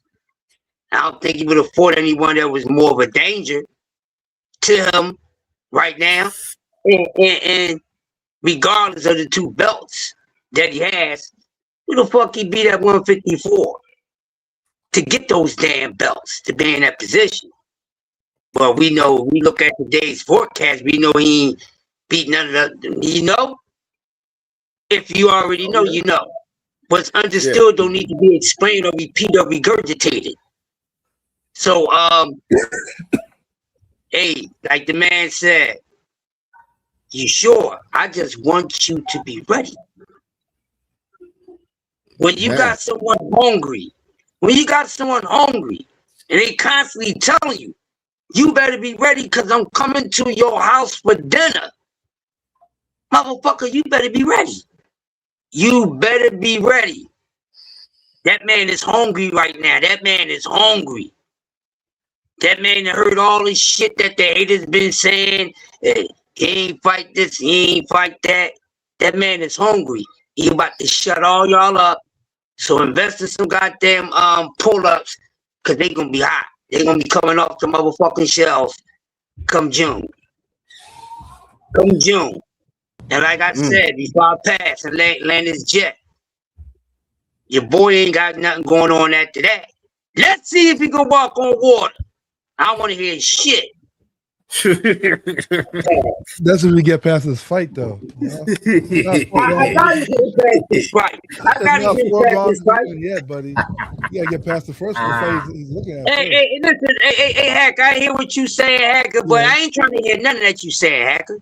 It ain't like he a danger like that. I ain't trying to hear that. Hey, he has chance to fight them. He has chance to fight the water walker, but he didn't want to drown. You know what happened? Oh, you a bullshit. He had his chance to fight the water walker. He said, "Man, I'm out of here. I'm out of here, Still man. emotional, Debbie Man, Cakes don't I ain't gotta even got a fight. swimsuit. I'm gonna fight the water walker. Oh no, I'm out of here.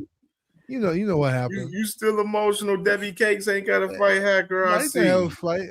Don't worry, he's gonna have a fight, man. Don't worry about that. I don't know, hey, Hacker, you my man, but we running out of season to put on you, my man. You know you my guy, but we done ran out of season. Wait. to put on you, bro. Rush the legend. You ain't never in your entire existence cooked me. Don't even try that one, buddy. But Hey, you're my guy. you ain't never try to fuck with me, so don't even try to fuck with me now, nigga. Hey, hold on. Hey, Hacker, listen. You know not to even come fucking with me. I ain't had the cookie, but I corrected your ass a couple times, nigga. You ain't nothing to cook. You ain't, yeah. You been correct. Boy, you been cooked and corrected so many times. You got amnesia, bro. You get cooked on a daily basis. Ain't no crush now, bro. You get cooked on a daily basis. Anywhere you want to debate me on boxing, let's go. Bro, you don't want to get cooked again, bro. You don't want to get cooked again. You get cooked anytime, bro. You won't get shit off on me, bro. You get cooked every day. I ain't trying to hear that. Come on to my channel tomorrow. Come on for breakfast. You can be for breakfast talking that shit. What time is the channel? No, man. Follow my motherfucking name, you weak ass lame. Yeah, that's what you want to fuck with me? I'm gonna make you lose you. I'm gonna make you leave this bitch. I'm gonna make you leave this bitch. I don't even know why you even fuck with me, nigga. Ain't nobody for you to spar with. Hey, I'll come debate you. Nigga, you get cooked every day, so you can't cook shit. Songs right now. Tell me a time. No, I'm keeping it real. You get cooked every day. I ain't talking about what the fuck I'm gonna do to you. I'm gonna talk about what's already been happening to you. You get cooked every day, bro. The whole fucking chat know that you get cooked every day. You just got cooked earlier, nigga. You said you wanted to cook me on your channel. I ain't saying want to cook shit, nigga. You started with me. You started fucking with me. I don't call for beef, but nigga, you wanted, you get it. What you talking about? No, you did, nigga. You did. I don't want to feel like I'm Shaquan Stevenson. Want to take advantage of a nigga coming off a loss, nigga. I ain't that type of dude. But if you want to fuck with me, come fuck with me in the conversation. Yo, bro, I'll see you tomorrow. Yo, say this shit for tomorrow, bro. I ain't got nothing else to say to you. You ain't never cooked me. That's the truth. Nigga, you ain't nothing to cook. If you want to debate me, you ain't nothing to cook. We can debate. But you can't claim I'm trying to hear that shit. You ain't never did, bro. I'm gonna break you the fuck up, nigga. See me tomorrow. Stop all this advertising, nigga. You never give me a time. How much you ain't give me a time? Come on my show tomorrow. I want to hear none of that shit you talking. Is it 24 hours? Nigga, I ain't trying to hear none of that shit you talking, nigga. I see you tomorrow. Come on my show like that. Just tell me a time, man. Ain't nobody trying to hear that shit. No, just you talk that shit. I see you tomorrow. Won't you get a fucking channel with your weak ass? I'll put you on your own channel. Nigga, I see you tomorrow, nigga. Yo, all you doing is yelling. Just give me a time. No, I talk facts, nigga. You be quiet as a fucking nigga. What are you talking about? Nigga, I see you tomorrow, nigga. You want to put some money on this bet? You want to put some money on the debate? You want to put some money on the fucking debate? I'll debate you. Look, you get mad. No, I ain't trying to hear none of that shit you talking, nigga. Because you the one started that bullshit. Now you trying to move the goalposts. I ain't trying to hear that shit. I see you tomorrow at 8 a.m., nigga. Come to my fucking channel at 8 a.m. Crush the legend. We're not gonna take over fucking Cam show, nigga. Come to my show tomorrow, nigga. If you can cook me, I'll see you tomorrow. That's it. Tomorrow, what time? 8 a.m. I said it 6 times, nigga. Get the sugar babies out your ears. Yo, I can't hear you keep yelling. What time? Everybody in the fucking chat heard me. You got stacking your mic. 8 o'clock. Everybody else heard me, nigga. I know what the fuck is. Everybody else heard me but you. Put your meat in my ass. Fucking money. Everybody else heard me except you. You read that? You know why you hear static, nigga? Because you motherfuckers getting fucked up tomorrow, nigga. That's why you the only motherfucker ain't heard me clear. Thank you, chat. I'm always on for that. Hey, Cam, let me talk for a second. My good brother. Nigga, I done debated niggas way better than you, homie. What is you talking about? Cam, let me talk for a second. Hold on, everyone. Hold on. Let's stop the presses. You ready? Mr. Hacker, my brother, my good brother. My brother saying Ironheart. I said the bounty was the $20 cash app in particular. But my brother saying Ironheart sent the $20 super chat instead. So I gotta go with what my brother saying. Our It's all heart, good, man. yeah, I mean, you know what I'm saying? They put the bounty on your brother. It was a $20 John. Hey, You know what Crush, I don't mean? cry no more, bro. They packed you up, man. You know what I'm Don't saying? cry, They packed you up. Crush. I was trying to ask you about the press conference, man. Yeah, I wanted to talk about it. This guy talking about he cooked me. I'm like, came bro, in we ain't emotional never even talking debate about for it. nigga, How you gonna say you cooked me? I ain't never even debate you about nothing. But my brother, That's what I said. I said you get cooked. Hold on, y'all. The fuck is you talking But I will cook you, nigga. I ain't never said I would cook you, but I will Well, when cook that you. happens, then you can say it happened, bro. But until then, stop talking. When that happens, then you can say you Hold on. Crush the Legend will be live at 8 o'clock in the morning, Mr. Hacker. If you up at that time, tap in with bruh. You know what I'm saying? He'll send you the link, you know what I'm saying? And y'all can get it cracking. But Hacker, the bounty's on your head, $20 banger. We will see you tomorrow. I'll be live tomorrow. You know what I'm saying? So we will see you tomorrow, my good brother. You know what I'm saying? You know what I mean? All right. Now we back in full mode right here. You know what I'm saying? Salute to my brother Sheldon Moore with the $20 banger. You know, my boy, Sam Ironheart with the $20 banger on the bounty on Mr. Boxing Hacker's head right there. You feel me? You know what I'm saying? And we moving forward. We moving forward. You know what I'm saying? Sheldon Moore, my brother. You know what I'm saying? What's your opinion about the press conference? Did you see the press conference? Yeah, I loved it, man. I love the energy, man. The energy was from both sides, actually. They was popping their shit. They was popping. Booth say, I'm gonna do what I want to do with you. Xander said, no, you're not.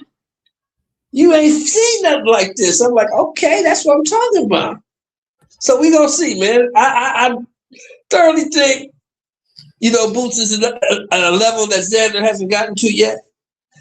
But Xander does not seem phased one bit. So we'll see, man. I mean, it's 8-9 weeks out right now. But we'll see as it gets closer. Does the energy change? You know what I'm talking about?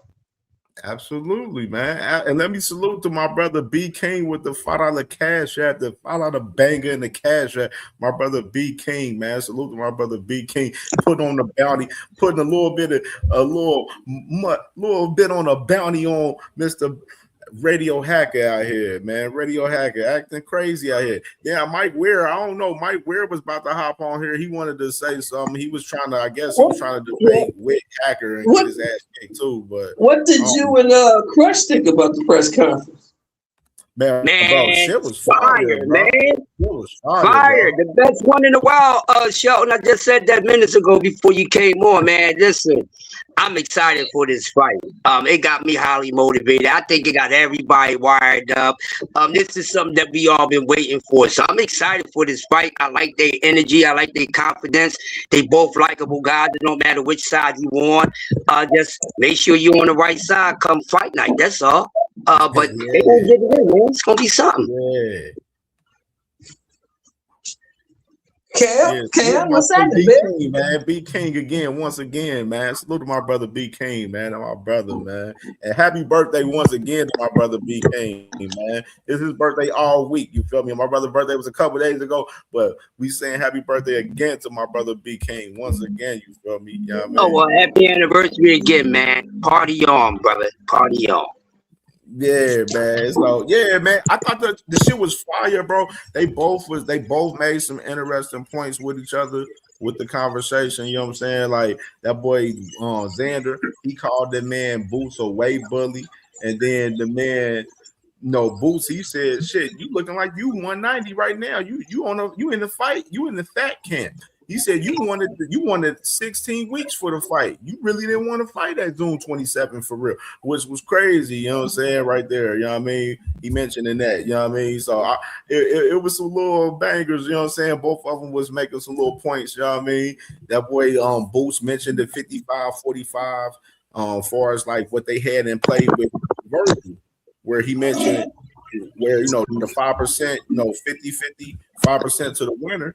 And that man Boots mentioned that with Xander, and he said if he was if he betted on himself, if he was assured that he was gonna win the fight, why didn't he take the 5% to the winner?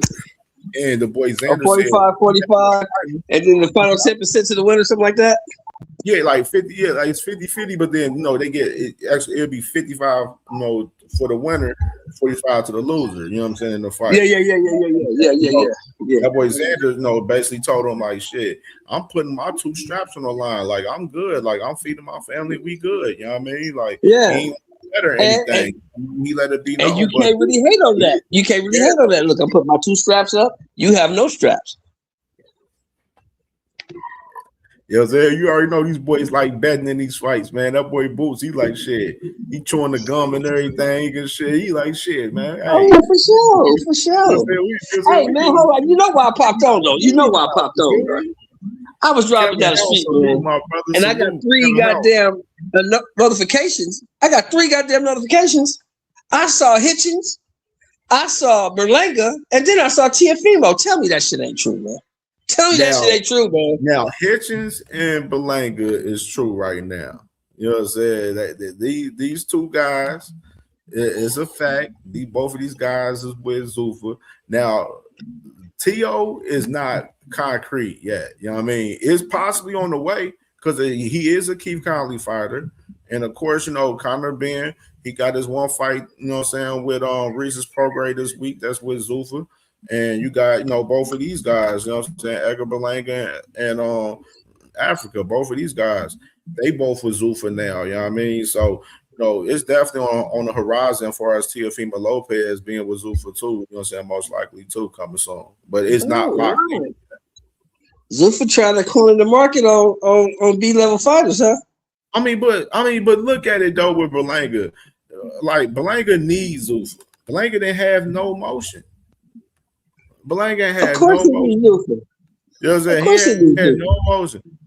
Africa, you look at Africa's standpoint, like he the IBF champion at 140. Look with the perspective of everything that happened with Africa over the last 3 months. Him negotiating with Keyshawn and Jermaine Ortiz, declined both of those fights, then goes in to fight Oscar Duarte. Didn't end up fighting Oscar Duarte. Then you got your mandatory currently right now with Landolfo Delgado right now, which is we wonder what you're going to do. We hearing that you're going to be fighting at 147 up here with Zuffa. So if that's the case, they don't have a 140. That's true. They don't have a 40. Or we're going to be seeing the IBS strip that title pretty soon. That's what we're going to see pretty much from Richardson and Hitchins. I mean, so Richardson and Hitchins about to be, competing for a Zuffa belt. And you know what I'm saying? Rather than fighting other guys, the other champions like Shakur and Gary Anton Russell and stuff, he going to be fighting, we don't even know, over there at 147 at Zuffa. You know what I mean? Just think about that in perspective right there, right? You know what I mean? Mm-hmm. It's Zuffa. Whoopie do. It's Zuffa. Whoopie do. I ain't got too much nice shit to say about Africa because he just runs his mouth a whole lot and hasn't really did anything. They claim that he's anything that he says he is. Well, that's a lot of these guys, but he grinds my gears. So he getting a chance over Zuffa. Whoopie do. I'm not impressed with the opponent. This will be one of those "what have you done for me lately" type of matches. Just in my opinion, not to change anybody else's. I want this guy to go in there and get in there with the dudes he had these back and forth arguments with, and turn around and don't get in the ring with these dudes. That's the type of shit I'm tired of. These guys keep, and then they don't get in the ring with each other. Like, that shit ain't good for boxing. It's not. It's not good for boxing. It's a bunch of pump faking, false advertisement. No, I mean, if you're getting in the ring, that's cool. But you ain't getting in the ring with that person. We're not interested because it's irrelevant. It's an irrelevant case. So, he did all this shit. He ain't getting in the ring with nobody. We want to see him twice. Whatever. Man, bro. It's looking crazy, bro, out here with the Zuffa shit, man. They making their moves. The best division in Zuffa, I mentioned it earlier on the show, where I mentioned the best division is 135. You know what I mean? And we about to have, this man, Africa, like the whole point of him, like you fighting at 140, we already knew you had aspirations of moving to 147. You know what I mean? Like, why didn't he just fight Oscar? My question for Africa right now is, why didn't he just fight Oscar Duarte and then just move up to 147 after, which I've been asking ever since he pulled out of that fight, and I'm still not seeing the answer of it. You knew that the Zuffa deal was on the horizon? I'm seeing the answer, but at the same time, I'm trying to figure it out for him because he's not answering that question 100%. He's running from that question. And do you think he saw the Zuffa deal on the horizon? What'd you say, Sheldon? You think he saw the Zuffa deal coming and was like, I don't want to risk fucking with the deal by taking this fight? Conley, me and TD will tell you, right? Yeah, they had this deal in the pocket for the last 2.5 months with Zuffa. We've been talking. Yeah, that's what I'm saying. Maybe he said he didn't want to take the risk of fucking up the deal by possibly losing to Duarte. So he said, fuck it, I'll just pull out. Because they're going to strip him anyway. Once he go to Zuffa and fight for that Zuffa belt, they're going to strip him. Yeah, pretty much. That's a fact. Pretty much. I mean, I think Keith Connolly is already, kind of in bed with Turkey. So and Eddie Hearn was talking about it today too. He said he doesn't want to deal with any Keith Connolly fighters ever again or something like that. So, yeah, he reiterated that. He's been saying that. He's been saying that for over a month now, ever since the Conor Ben incident happened.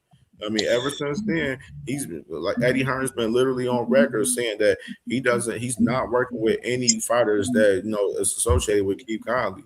But then you got Conor Ben on the other side saying that he wants to work back with Eddie Hearn after this one fight with Zuffa. You know what I mean? So I don't know how that's gonna play out. It's very interesting, especially how all of the shit that happened with Conor Ben when he didn't put a lot of dirt on Keith Connolly's name. I mean, not on Keith Connolly, but he put a lot of dirt on Eddie Hearn's name, saying that Eddie Hearn didn't give him any money when he was having his issues and stuff with his PED tests and everything that he had going on.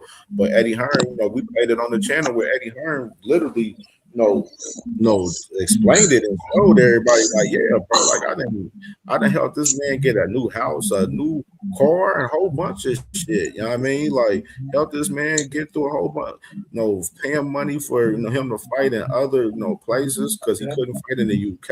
Like, so Eddie Hearn, he was really hurt behind that situation with Conor Ben and with him being associated with Keith Connolly. You know what I'm saying? Even with those guys, they were negotiating to come back and work with Eddie Hearn on Matchroom.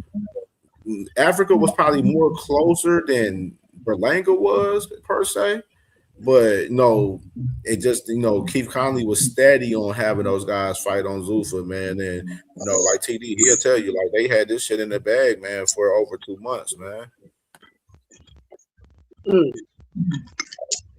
Oh well, here it is. Yeah, it is. But are we gonna see? You guys think we gonna see any more? I think we gonna see some more Zuffa signings. Oh yeah, we gonna see more. I mean, they pretty much say like Berlanga was like in no man's land for real far as promotion. Like he already was on Top Rank. They got rid of it. Then he was on Matchroom. They got rid of it for the Canelo fight. You know what I'm saying? And then he got stopped by Hamza Siraj, which really put a stain on his stock after that, right there. On the free agent tip, and he helped the free agent get stopped. Yeah, that put a stain on his whole situation right there. And then just everything that's tied with Berlanga. Berlanga's not really a draw per se. You know what I mean? Can't tell him that. You can't tell him that. He is, but Berlanga's not. He throws parades when he has. So he a guy like Berlanga, throws parades when he loses unanimous decisions. Yeah, a guy like Berlanga needs Zuffa. You know what I'm saying? So he needs to stay active, fight over there.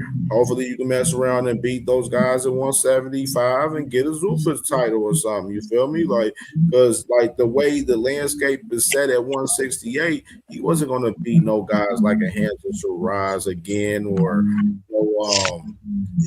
know what I'm saying? I even got Christian and Billy in a fight with Berlanga. You know what I'm saying? I don't think he can beat Christian and Billy or Osley Iglesias. You know what I'm saying? Like, you know what I mean? I don't see him beating those type of guys. You know what I mean? That's just What about Hot Rod? Does he beat Hot Rod? Hot Rod. I mean, he's gonna be fighting Hot Rod over there. You know what I'm saying? That's gonna be one of his fights over there. That's gonna be one of his fights. We gonna see him probably with Hot Rod. Does he beat Bostic? Well, he can Hot Rod won that last fight with Gozik. He might fight Gozik over there next because Gozik coming off a loss.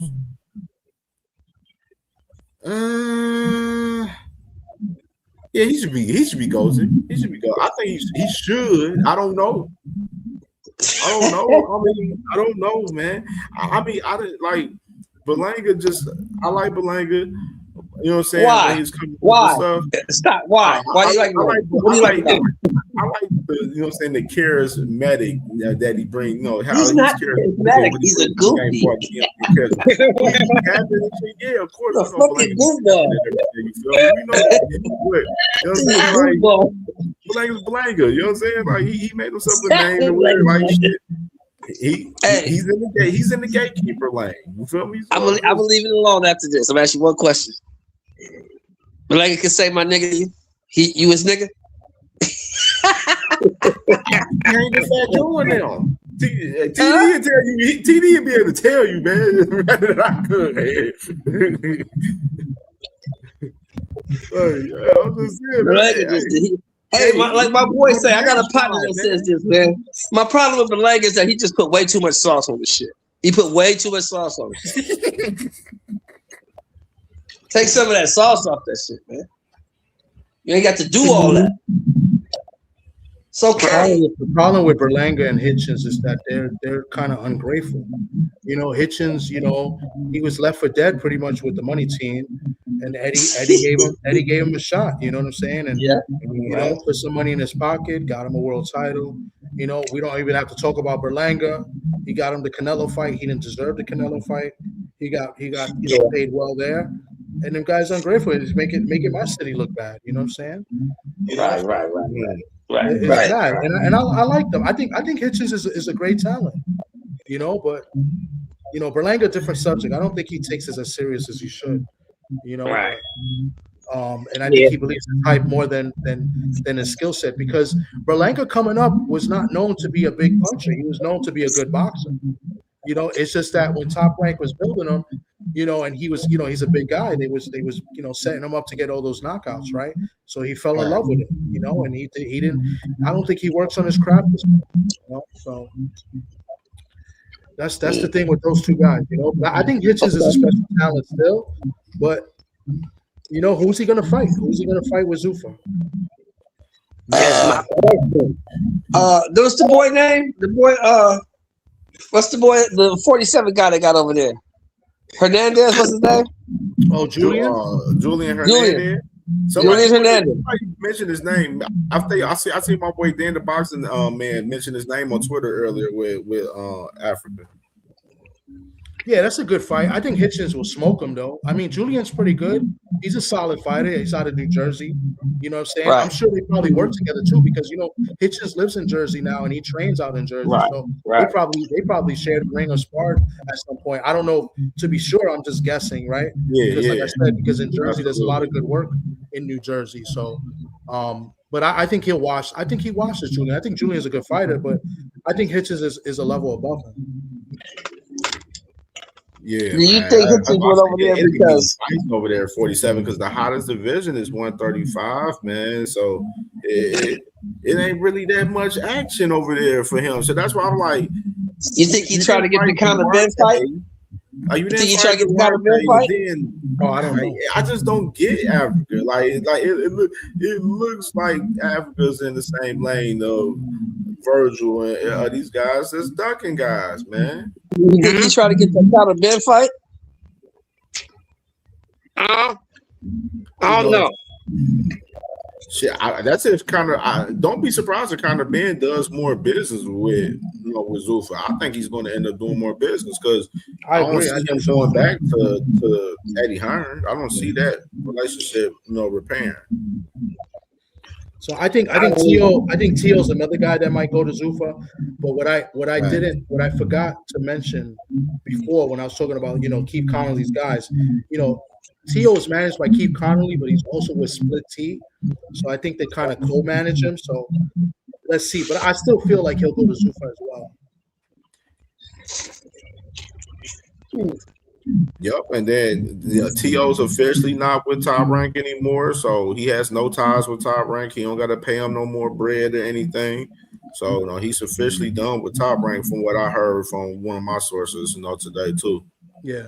He paid them off after that loss.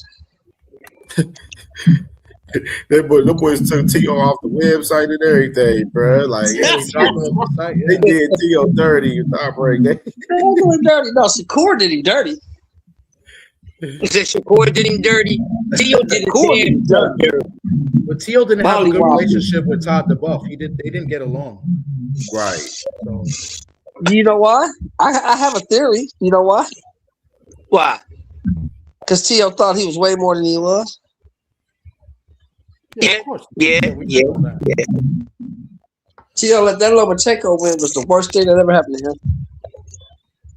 Yeah, because they was bragging about that win for years. There after that shit. We beat Lomachenko.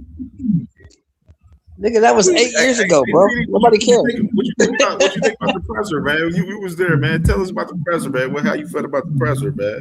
You was there, okay. I was there. Yeah, I'm uploading the videos now. I thought it was great. I thought it was great energy. Yo, think about this, right? That was just Xander and Boots. They didn't talk about no undercard. They didn't talk about any co-feature, nothing. Like people were really hyped and there to see Xander and Boots. I thought that was special. I thought Xander was a little bit out of character. Really? Trying to build the fight. But listen, I thought it was a great press conference. Yeah. And you thought he was out of character for real? I thought so. You thought he was acting? You thought he was acting TV? Not that he was acting, but he doesn't really talk like that, right? So I got a chance to ask Boots a question, and I asked. I said, Boots, Xander doesn't really talk. You think he's amping himself up, or you think he's overlooking you? And he said he's definitely trying to amp himself up. Like he just read into it too. Like I thought that was pretty cool. Yeah. But once I got uploaded, but I thought it was good. I thought both were good. I thought the energy was good. I thought the confidence was good. Listen, I think Xander, I thought even Eddie Hearn babying Xander, because Eddie Hearn was kind of like rocking the cradle with Xander. It's like, listen, all respect to you, and like, you didn't have to take this fight. I wouldn't have put you there, but he gave him his props. He was kind of like saying like he was shocked, more or less, that they took the fight and they made the fight happen. See, it was a backhanded compliment, because he was like, you took on the toughest guy. I can't believe. I'm in shock. I can't believe you took this fight. Of course. Hey, come on. But it was good. It was listen. It was a good press conference. It was really good. I thought it was good. It hyped up the fight. I think this fight's gonna do well. It's gonna sell out. Yeah. Right. And that's another thing I asked Boots. I said, fans don't win fights.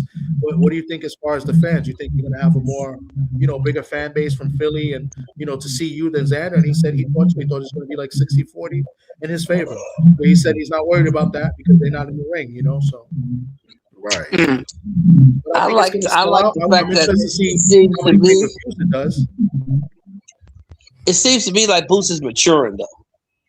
It's like he's getting older and sharper. He's getting more used to this media thing. Am I right? Yeah. He's not a talker. He's not a big talker. He was talking today. Yeah, because Xander was talking. So he was kind of reacting. So I thought it was good. I mean, if you tell me you're gonna rip my heart out, what do you think I'm gonna say? The conversation a little bit. Yeah, Xander was popping it. They both were popping it. But Boots, I think, out of all the press conferences, the pressures I've seen from Boots, this is the most I've seen him talk right here. Where he was really confident. I agree with that 100%, bro. You know what I'm saying? Like this was like the most I've seen. I mean, so I was fucking with it because like this Boots is giving us what we want. We like, yo, we want to hear Boots talk more. You know what I'm saying? And Boots was talking more. He was popping it up there tonight, man, for sure. Yeah. But I do see a little bit like when they take off, I seen like a little bit of tentative, little anxiety a little bit from Xander a little bit up there. You know what I'm saying? You see Boots firm energy, you know what I'm saying? Xander a little bit, you know what I'm saying? Not like he's scared, a little bit tad nervous, a little bit, stand at the front of it a little bit, but they faced off for a long fucking time. Yeah, I love the duration of the face-off. Yeah, the face-off was crazy because they didn't even let no eyes off of each other the whole time. They was locked in eyes, you know what I mean? Like, you know what I'm saying? So the face-off was intense, you know what I mean? And that boy Boots pointed at his belts. And Xander, he then dropped the belts and looked like he was trying to get it cracking, like right there on the scene. Like, I was like, hey, man. And now I was like, I don't know right there. That looked a little wild, Xander. But hey, what y'all thought about that right there? What y'all thought about when y'all seen that? Well, he kept touching the belts. So Boots kept touching the belts, and Xander was like, go ahead, touch them. That's as close you're going to get, like he was trying to tell him. So, but Boots kept doing it over and over. Like he kept touching both belts with his hands. And I think Xander had enough. He said, all right, that's enough. You do that one more time. And then, like he said something like that. You know what I'm saying? I didn't really hear what he said, but he said, if you do it one more time, and then that's when, Xander. But I think it was all more for show to kind of sell the fight. Xander's a big guy. Xander's a little bit bigger than Boots. A little, very, very little. It's not. Yeah. It's like quite. I think Xander wore like a little. Like you think he had a little heel in his. He has shoes. No, seriously, because I think they're the same height. I really think they're like the same height. I can't wait for this fight. I like Xander a tad bit taller than Boots to me. Like a half inch. I didn't see no more than an inch. Cam, maybe like a half inch. Like Tommy said, yeah. But I'm really excited for this fight, fellas. I'm really excited for this fight. That boy Shell said, you sure that was Boots up there, Cam? I thought they hired a lookalike because Boots normally so quiet. Facts, bro. Like, you know what I'm saying? That boy was. He got to hire a lookalike. That's some cold shit. Yeah, it's cold. Boots was popping it, man. I was gonna play because of course like TD. I know TD. Did you hear the news? What's that? Did you hear the news? That dropped content already after the after Big Maul retired. Ready for Boots and Xander. Who? Big Maul. He retired. Yeah. Okay. So, all right, I got this story because I forgot to talk about this. All right, so Jamal was on Instagram on this story earlier, and he posted this picture right here talking about sorry. I'm sorry, I'm not sorry. And then he come out of nowhere and he says, I'm done. I'm retiring from boxing. Line only is a lifestyle. You know what I'm saying? He came out and said this earlier, but then he deleted the IG story though. And then, a couple of people started reporting it and everything. I seen Boxing and Barbecue report it. Then I seen my brother Matt Brown from Brunch Boxing that was on the show Monday. You know what I'm saying? He reported it, you know what I mean, on Twitter and stuff. So it started surfacing a little bit, but I don't know how concrete, if he 100% serious. Maybe he got frustrated because, a fight situation ain't, going on right now or something. How these guys get there, say they retired, and then, they in the gym training and they, just frustrated just because they just not getting the fight that they want at the moment. You know what I'm saying? I'm thinking it's more so the issue because he deleted the post off of his IG story. He did post this earlier on his IG story today, though. He did post it. I think it just can be a mental minstrel situation. Like you said, because this is what a lot of these guys do. They're not getting what they want. They're not getting their way. So, they cry wolf and this, that, and the other. So, yeah, I think it could be like that. And we could be wrong. He can probably really mean it. But I ain't sold on it, damn it. I ain't sold on it. But if he is, salute to him. He was fun to watch when he was active. So we'll see. We will see. Man, I don't know what's going on. You know what Lawrence bro. Taylor It's said crazy. about retirement, right? Say that again, show? Y'all remember what Lawrence Taylor said about retirement, don't you? I said, you remember what Lawrence Taylor said about retirement, right? I remember a lot of things LT said with his crazy ass. He said, once you start thinking about it, you better do it. Yeah. Yeah. Once you start thinking about it, you need to do it. Yeah. But a lot of them had played with it. They thought about it, they did it, then they want to return, you know. We seen that happen. Yeah. Yeah. Well, he said he retired 3 years before he got off the game. He just didn't tell the Giants. Wow. He said he retired in 92. He just didn't tell about it. Let me there's one more thing that was said today, but I didn't get it on video, and I'm really mad I didn't, and I was shocked. So Eddie Hearn was, he was doing quite so like when we had the scrums, they call the scrums. Xander was on one side, Boots was on the other. So I was on the Boots side, trying to get, because I've talked to Xander before. I never talked to Boots.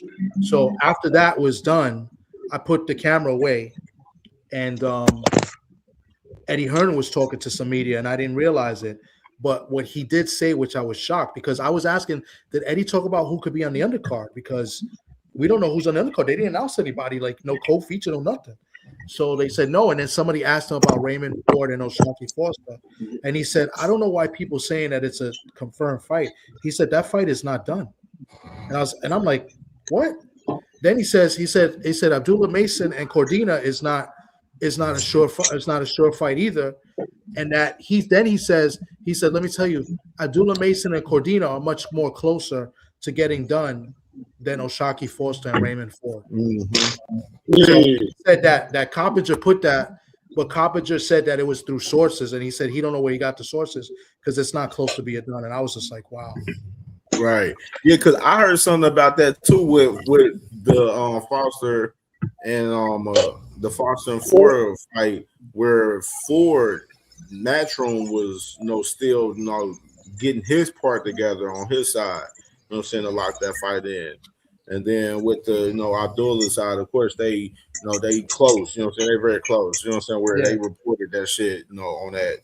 Mike Coppinger be trying to drop that. That's one thing about him. He be trying to drop hella like news before some of these guys. Like he'll hear something through the grapevines and then try to drop it. You know what I mean? Like when you disrespecting these companies like that, bro, like why are you airing they information out before they even drop it, for one? You know what I'm saying? They ain't even authorizing you to drop it. Yeah. He's been doing that since shit ESPN. Because I'd be pissed if I was Eddie Hearn and Matchroom and Top Rank. I'd be pissed about them dropping that news, and then you're not even giving us the opportunity to announce it and make the fans excited about it from our own perspective. Like I think that's fucked up for real. Yeah. Nah, He big got time. the turkey wrestling now, though. He's working for Ring Magazine. Yeah, but that whole staff with the Ring Magazine is shaky, man. Because I don't like that guy. I don't like that guy. You know what I said before? I don't like Douglas Fisher. That I think he's a scumbag. But Dougie Fisher? What's up?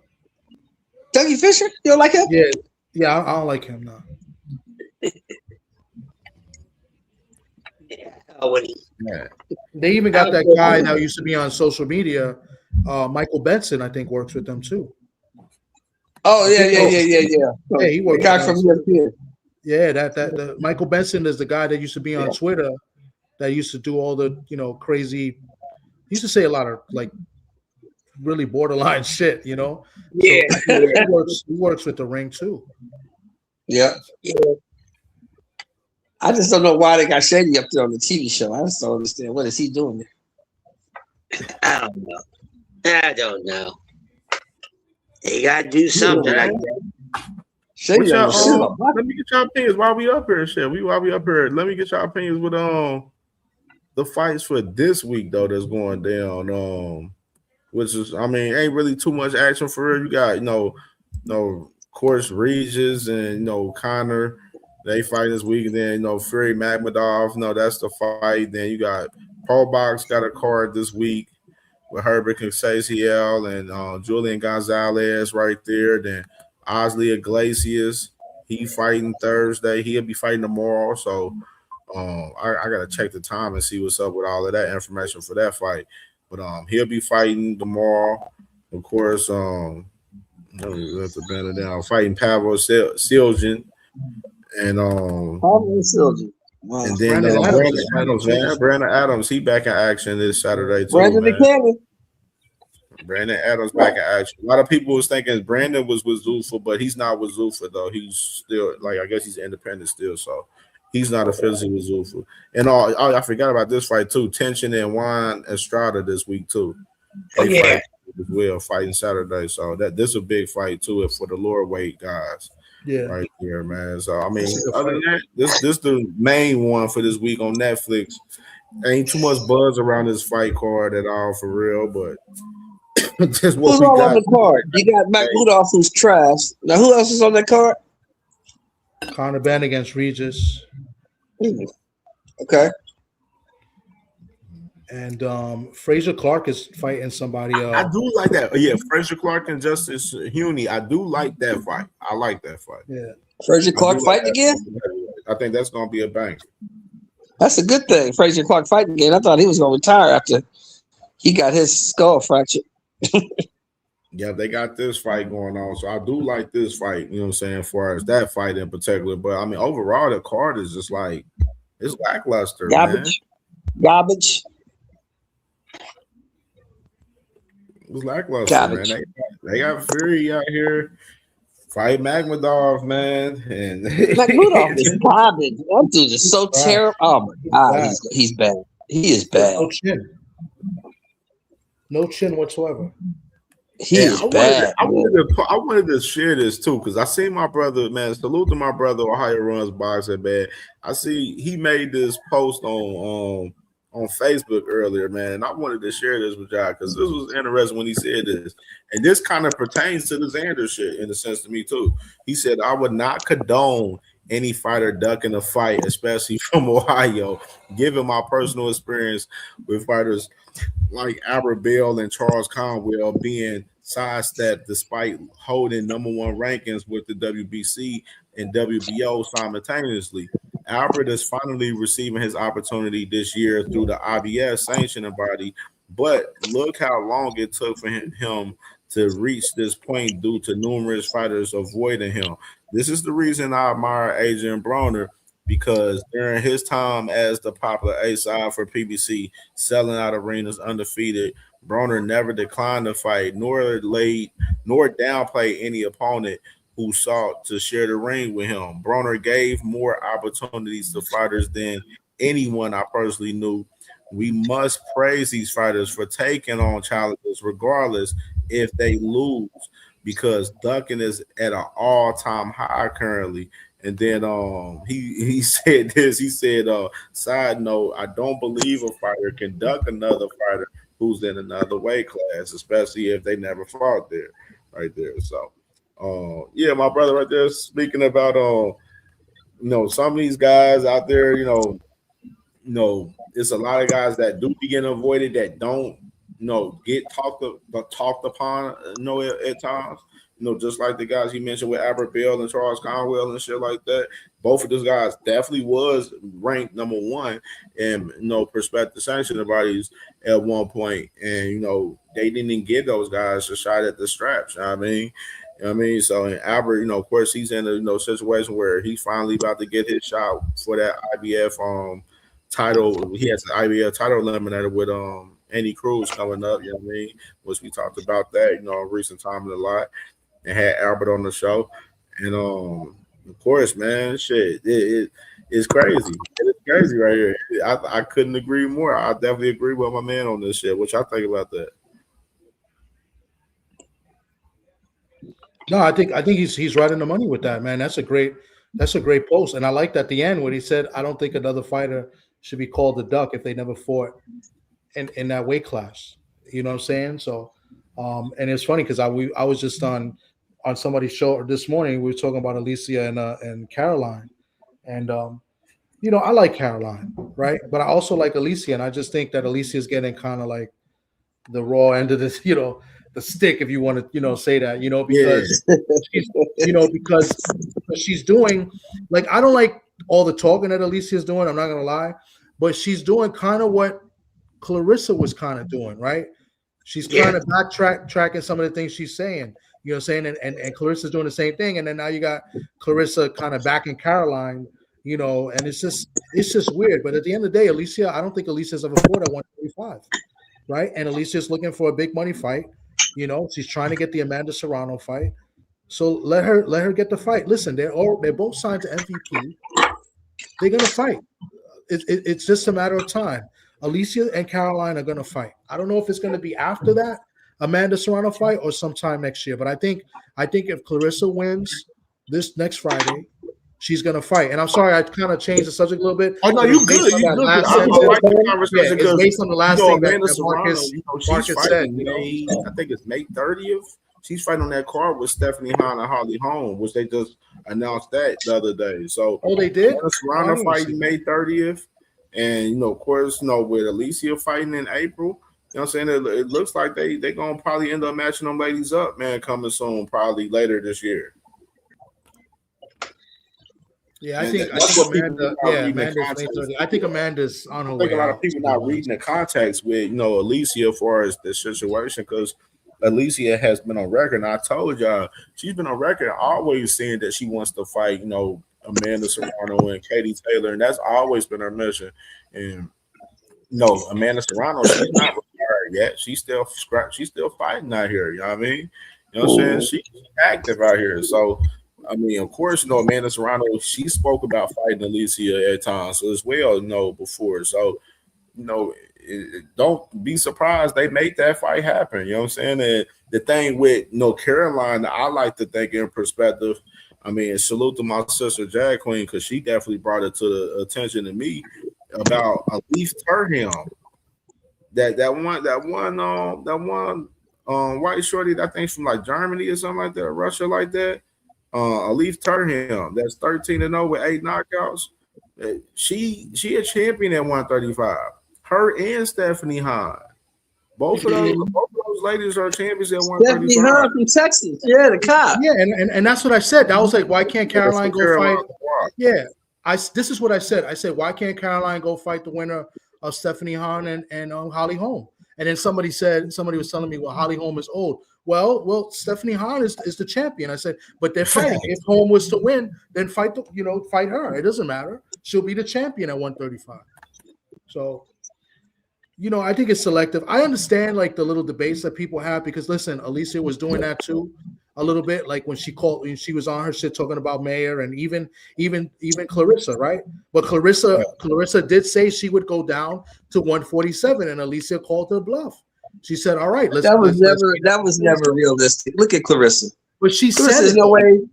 I don't say a whole lot. Just because somebody says it to you doesn't make it so. There's no way people accountable for their words, bro. She can make 147. We do that with the male fighters. We do that with. But there's no way physically you can make that fight.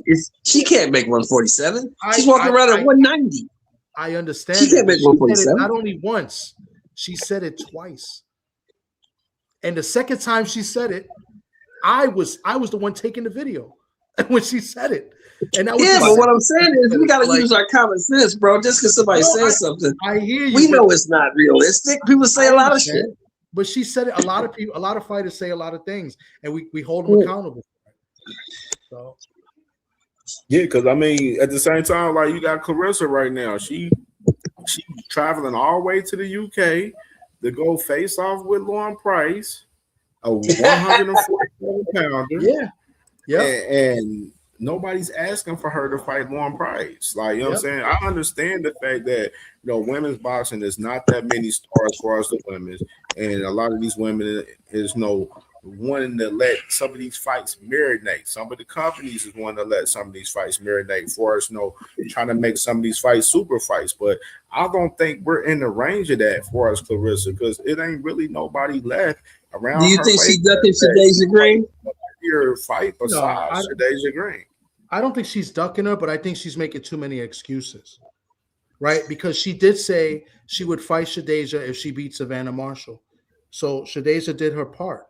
And then, Clarissa got her fight with Franchon. And now look, she was then calling for Michaela Mayer, right? And totally skipped over Shadeja. So I don't like I'm not one to call people ducks. I don't like doing that unless it's really obvious. So I'm not gonna call her a duck, but she's very inconsistent with her statements. Well, because you guys brought up Lauren Price and even Michaela Mayer. I think Shadeja Green's a bigger fight than both of them. I think so too. Facts. Yeah, I don't see pulling people up from 40 or 54 to fight. No. Not Hacker. I think you got that misunderstood. Nobody's asking for Alicia to fight Clarissa. Nobody. We would just talk about that fight's unrealistic. I was just at Alicia at that time when they were talking about fighting. When they first initially started talking, Clarissa said that she had moved down to fight her at 147, and then she reneged on it and said 154. Then she went to 160. Then it was like, hey, this shit is not happening. Just know. And then just she went and said it again. Yeah. You guys know this, man. Clarissa is what? How's Clarissa now? Alicia and Clarissa, 30 fighting each other. I don't even talk about it because it's not happening because of the weight disparity. So it ain't even no reason to even talk about them two ladies fighting each other because it's not going to never happen. You know what I'm saying? How old is Clarissa now? 31? She's 31, right? She's about 30, yeah, I think. About 30. 30. So she's 30. At 190. She ain't trying to fight nobody at 170.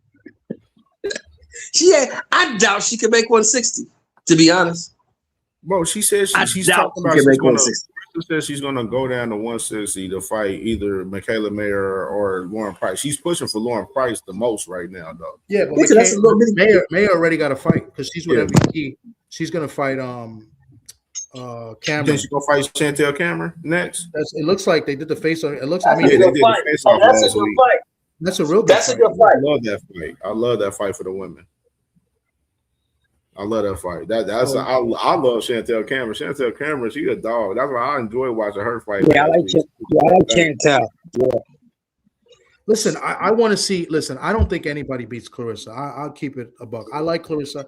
I think she's a phenomenal fighter. I don't think anybody beats her, but we want to see the fights, and I think her and Shadeja will be a good fight. It'd be intriguing, right? If they make the fight, you know what I'm saying? And who knows if they try to make it 3-minute rounds or something like that. Maybe that might change something, but I want to see it. I like Shadeja Green. She sells tickets as well. I think that's a huge fight. But she's too slow, bro. I don't think she beats Clarissa. She's too slow. Yeah, I don't think she beats her either, but let's see it. Who knows if she lands something, and puts her on her pockets like, this girl, like Anna did. You never know. What do you guys think about Tam Tabone? I think she's a monster. I think she's really good. The Canadian? Oh, she's a beast. Tam. I think Tam is the next one up. I think she's next up, bro. Yeah. I think she's next up. Now, I ain't gonna lie. The matchup, now, I would say this. That matchup with Elise Turner and Caroline Dubois, that's a fight I want to see. I think that fight with Caroline, that'd be a tough-ass fight for Caroline right there. Caroline and who? Elise Turner. What about Stephanie Hahn? I like the Elite Turner fight better than the Stephanie Hahn fight, even though I still like it. I think Caroline should try to go ahead and. I ain't saying that. Of course, that's what I don't like. Alicia saying that, she need to go undisputed and build and do her thing over there. I understand why she says it. I don't like it because it's like you just pushing her off to the side 100%.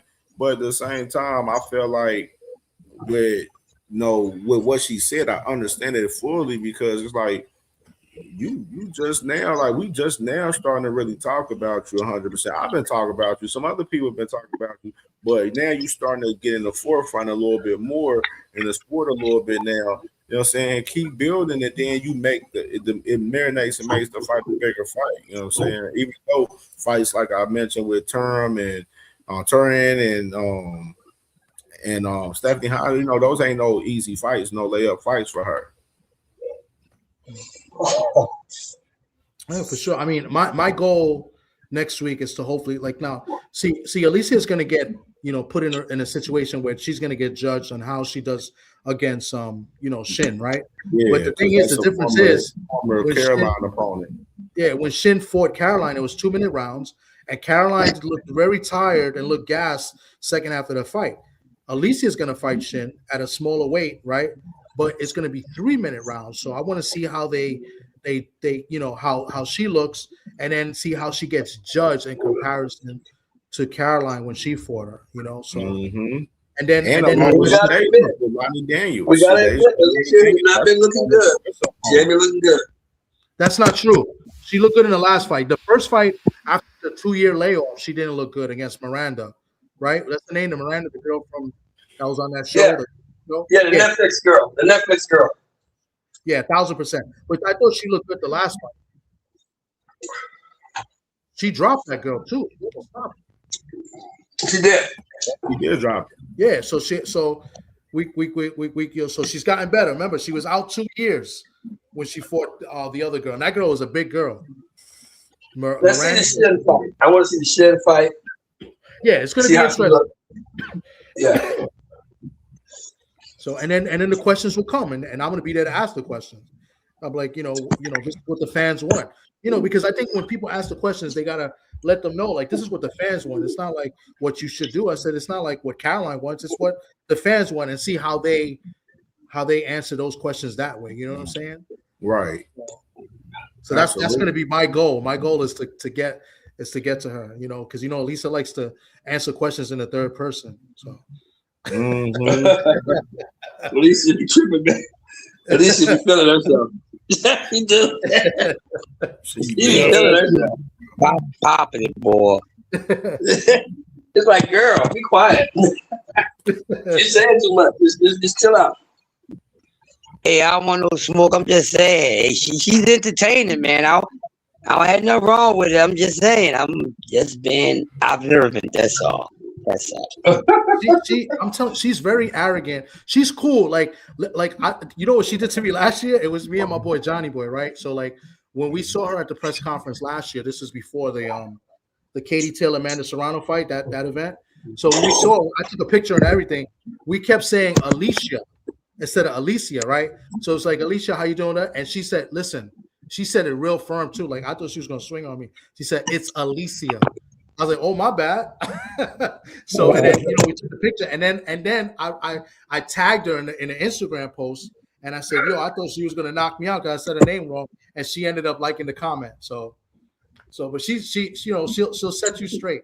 So she literally has the same energy all the way through. That's how I kind of read that. So well, I get it, because we can say what we want about Alicia. I don't like the third person stuff.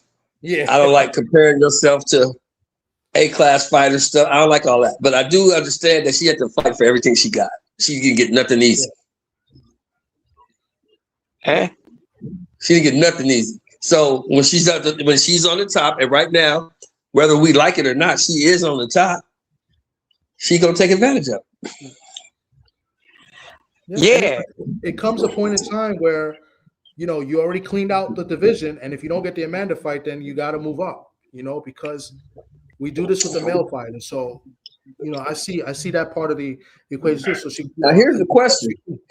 You clean Will out Amanda grace her with a fight, though? Will Amanda grace her with a fight? Because Amanda don't have to fight her. No, you're right. So if she doesn't get the Amanda fight, she's got to start thinking about moving up. Yeah, and Katie, you're not getting the Katie fight. Katie not fighting. Yeah, I can tell you that right now. Katie ain't fighting you. MVP said they're trying to get Katie Taylor. They're trying to get Caroline the Katie Taylor fight too. I'll say this, and you can say I'm hating, but I believe this. Katie will fight Caroline before she fights Alicia. I can see that. Yeah, I agree.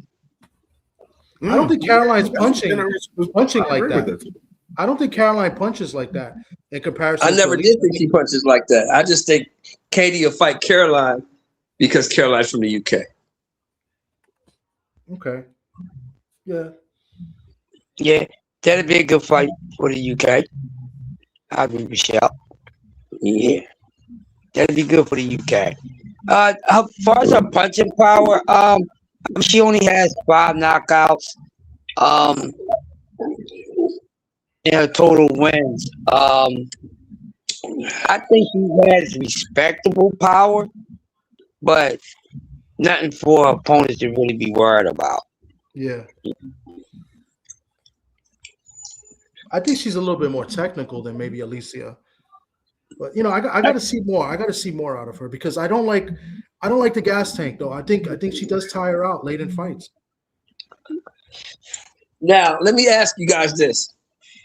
Everybody here on this panel, what did you guys think about the drug cheat allegations? With Alicia? With Alicia. I think it's fair game, right? She cleared it up. I mean, you feel me? Ended up beating that case. So that's all I can say about it. You know what I'm saying? For real. I mean, I'm saying that don't mean it didn't happen though. That don't mean it didn't happen.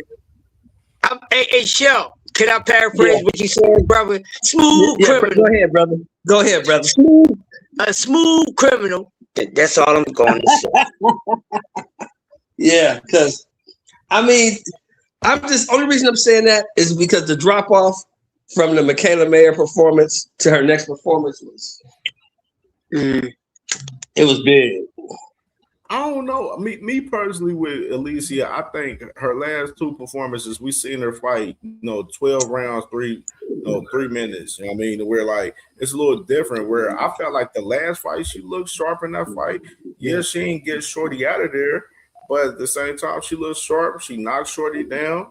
You know what I mean? She did what she was supposed to do in there. You know what I mean? She dominated in the fight. So I don't see like a major drop off from her game from when that incident happened. Yeah, that's just me personally, in my opinion. I don't see no major drop off. I think she didn't improve, and she's building up her stamina to where if she was into a fight with Caroline's going to probably have to fight that woman with the 12 rounds, 3-minute rounds, and we ain't never seen Caroline in that condition for us fighting. 12 rounds, 3-minute rounds. We never seen her do that. So with that now, being speaking said, of that, is the WBC going to sanction the fight? Is the fight going to be sanctioned? In the deep waters, you know what I'm saying? I don't know if Caroline can go the whole 12. You know what I mean? We've seen Alicia do it. That's the difference. We've seen her do it twice. You know what I'm saying? We ain't never seen Caroline do that. And we got to add the context with, I don't do the triangle theory shit too much, but add the context of the fact that Alicia stopped Terry Harper early on in a 10-round, 2-minute fight early on in the fight, and we just see Caroline go all 10 rounds with her. Yeah, but Caroline got caught. Terry got caught. Terry walked into a shot. Alicia so we're not going. Yeah, we're not going to make that. Blow that up way out of proportion. Anybody can get caught. She got caught. She got caught. She got stopped. Yeah, but you got to also remember that this is the same Terry Harper that got stopped and quit versus Sandy Ryan, and Sandy Ryan's not really. She did. You are absolutely right, sir. You're absolutely right, sir. I think that was out of frustration. I can admit it. He got me with that one. Carolina Bob went all 10 with her. You feel me? I'm just adding a little context. That's all. Little context, man. I know a lot of people love Caroline out there, and they like, hey, Caroline. I love Lisa Caroline. Top Alicia and all of that talk, but I'm just. Hey, Caroline cleaned up pretty good, man. Tell him, Crush. For Caroline with Alicia. Oh, Caroline cleaned up pretty good. Yeah, she do. I didn't predict a stoppage against Terry Harper. For some reason, I knew it was going to go 10 rounds. I think, and a lot of people, when even Baum pointed it out, she could have stopped her, but I just think she's not that sharp with her eye, or she may not be a great finisher. That can be the problem. And that happens. It's not a great finisher because we can all agree, and everybody in the chat can agree too, that there was moments where she could have got her out of there. But she don't see it yet. And that's something she's gonna have to work on because that can later on in the near future, bite on her butt. You see what I'm saying? Getting a person out of there that you should have got out and they turn the tires on your ass. We've seen it. So she's gonna learn how to do that. And I think it plays a part with the stamina.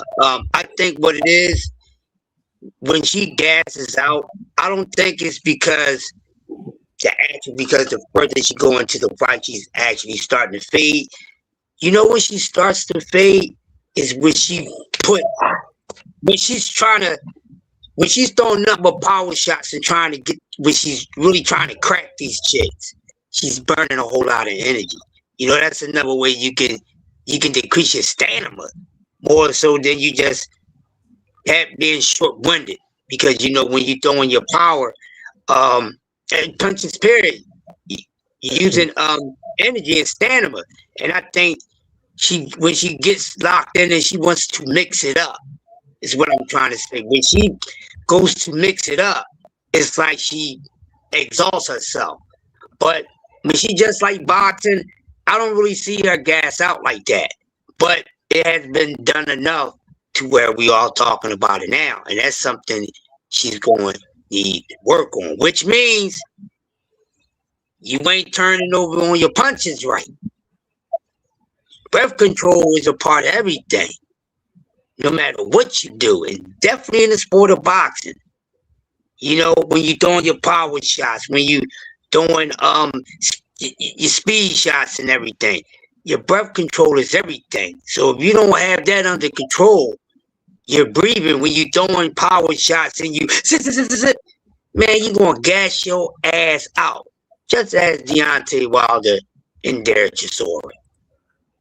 But I think that's where she starts to throw smoke, get her engine smoking.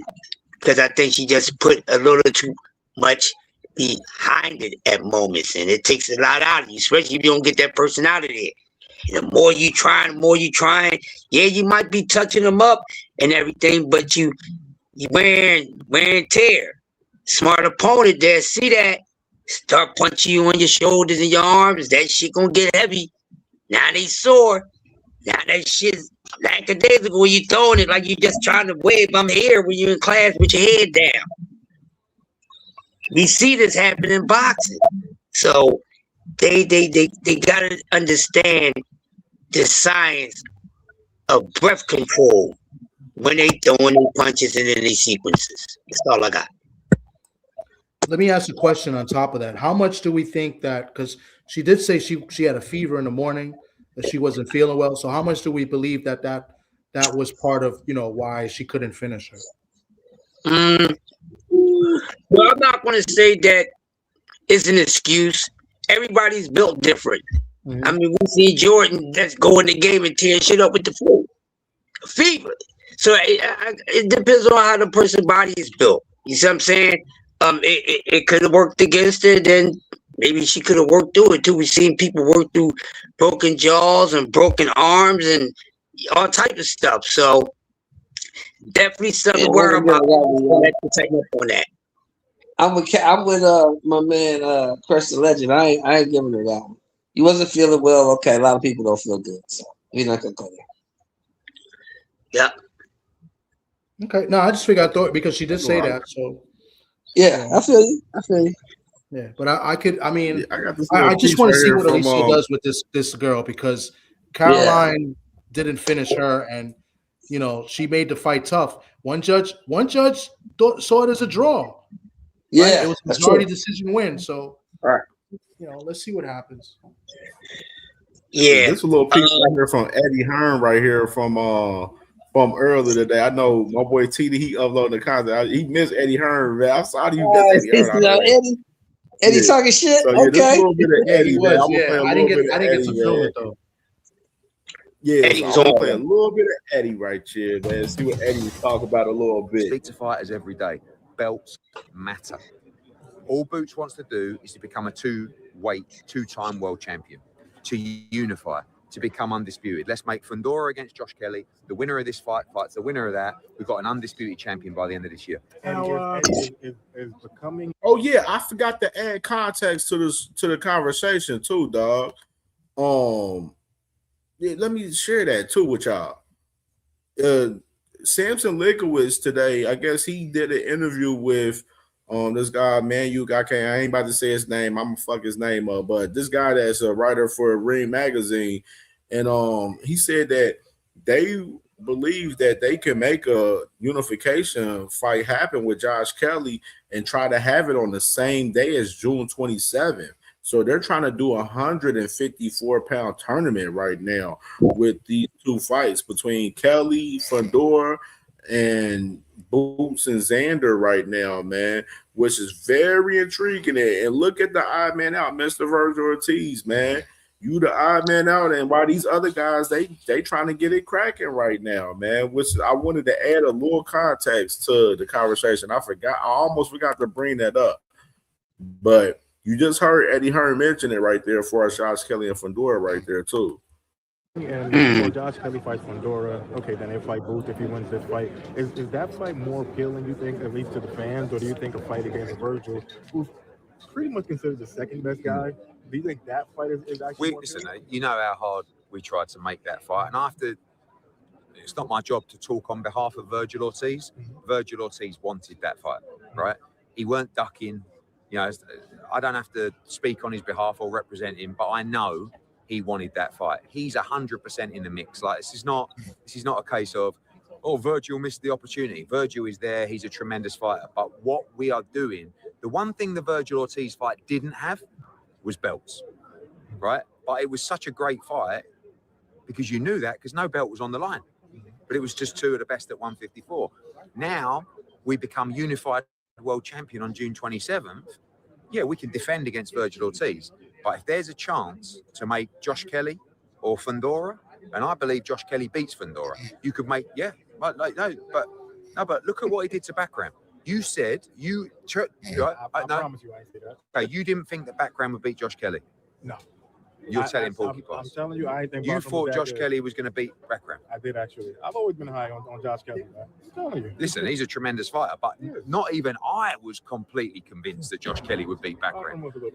No, but you say that now. You say that after the fight. But when Bakram went through Tim Tszyu, he was a monster that no one wanted to fight. I don't know. I just never felt that way. Yeah, but no one wanted to fight him. So not everyone could be wrong. That was a great win. Fundora is so awkward and so different. But I believe Josh Kelly beats him. And then I believe we could have two of our fighters fighting for undisputed. So when you look at a Fundora, though, I know you got all the confidence in the world in Boots, but do you kind of look at him and say, God damn? Like, yeah, of course, because he's so unique, isn't he? Yeah. What is he, 6'7"? Taller than Joshua, I think. Or maybe yeah, but he's 154 pounder. But you've got to be good enough to adapt to everything. And that's the problem. A lot of these guys, no disrespect to Keith Thurman, he's been done for a while. But Tim Tszyu, these kind of guys, they're all great fighters, but they just can't adapt to styles. Josh has got an unbelievable IQ. Boots has probably got the best IQ in the game, I think. They can adapt in those kind of fights, and that's what you need to do, because Fundora is a massive problem. Because how do you prepare for it? I mean, until you get in there, start getting hit by these arms coming from anywhere. But he's a great fighter, and that's what we want to see. We want to see the best be the best. I would say with Fundora, a lot of times the fighter either sure to get out of pocket or they rip bicep. Do you feel like there could be a problem with Jerron Boots? And if Jerron Boots ends up getting there and fight Fundora? I think Boots is capable of doing, like, Boots is the first fighter with this kind of IQ that can also fight. Right? And that's what I think you guys know. So what I mean by that is there are so many fighters with the IQ of Boots or similar IQ that styles do not entertain or overly entertaining. Do you know what I'm saying? Like, when you talk about IQ in the sport, tell me the top 5 guys who have got that kind of IQ. Shakur, Devin Haney, Tank maybe, but Tank's exciting, but whoever he fights against is another story, right? So those kind of guys, Usyk, yeah, but what, did you get what I'm saying? But Boots will sit in the pocket, he will fight you, he will attack you, he can box off the back foot, but he actually likes to come and fight. And Crawford the same way. Yeah, I think a little bit, but I still think Boots is more aggressive than Crawford. But Crawford's also retired, right? So right now, like what I'm saying is, most of the time, guys with IQ like Boots don't sit in the pocket and are willing to trade and fight and try and knock people out. Do you know what I mean? And that's why he's so exciting. That's why he's such a draw. And in this fight, it won't just be a one-way boxing masterclass.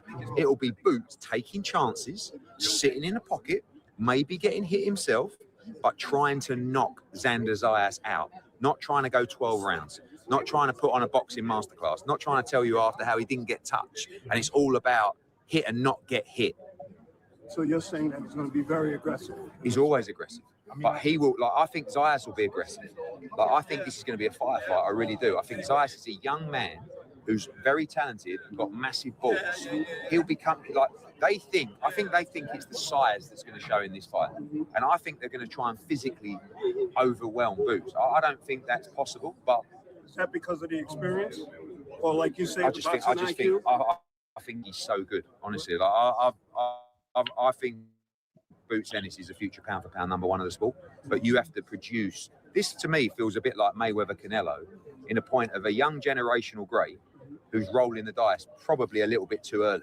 But that's what made Canelo great, is the fact that he took that kind of fight and had the balls to do it. So you have to respect Zayas. The fact that he's willing to do it is a serious threat, because he's not an idiot. Top rank on.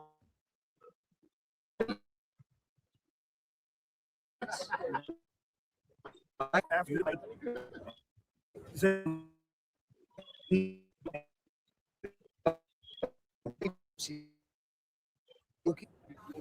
mean, like, he's tested to pieces on June. You need a great fighter to bring it out of you. Stanionis brought that out a little bit because I thought that was an incredible.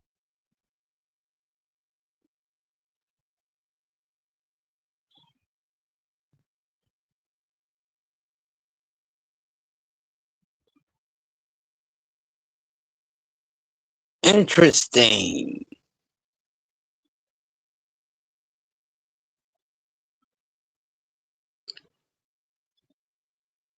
A lot of capping going on.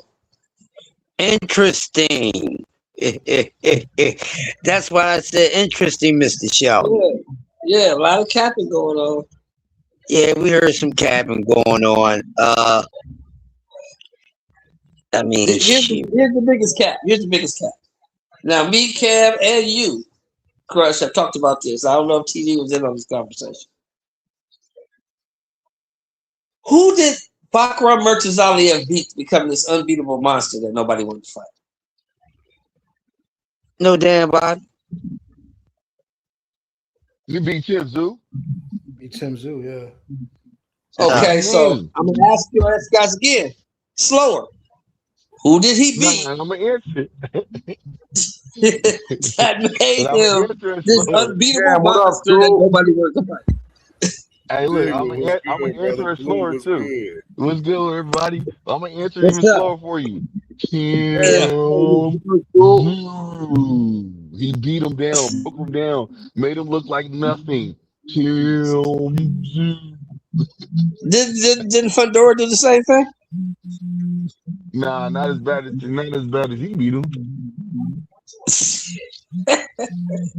Fundora made that motherfucker sit on the stool. Fundora made him sit on the stool and say, "I'm not coming back out. I don't want no more. Not nowhere near as bad as, I'm good." As how he beat him. Hey, look, he beat him so bad. He woke up like, man, what happened? Like, I just don't understand. I just didn't see it, man. I mean, he beat Tim Zoo. Okay, you beat Tim Zoo, but you're not this. Ain't nobody scared of you, dude.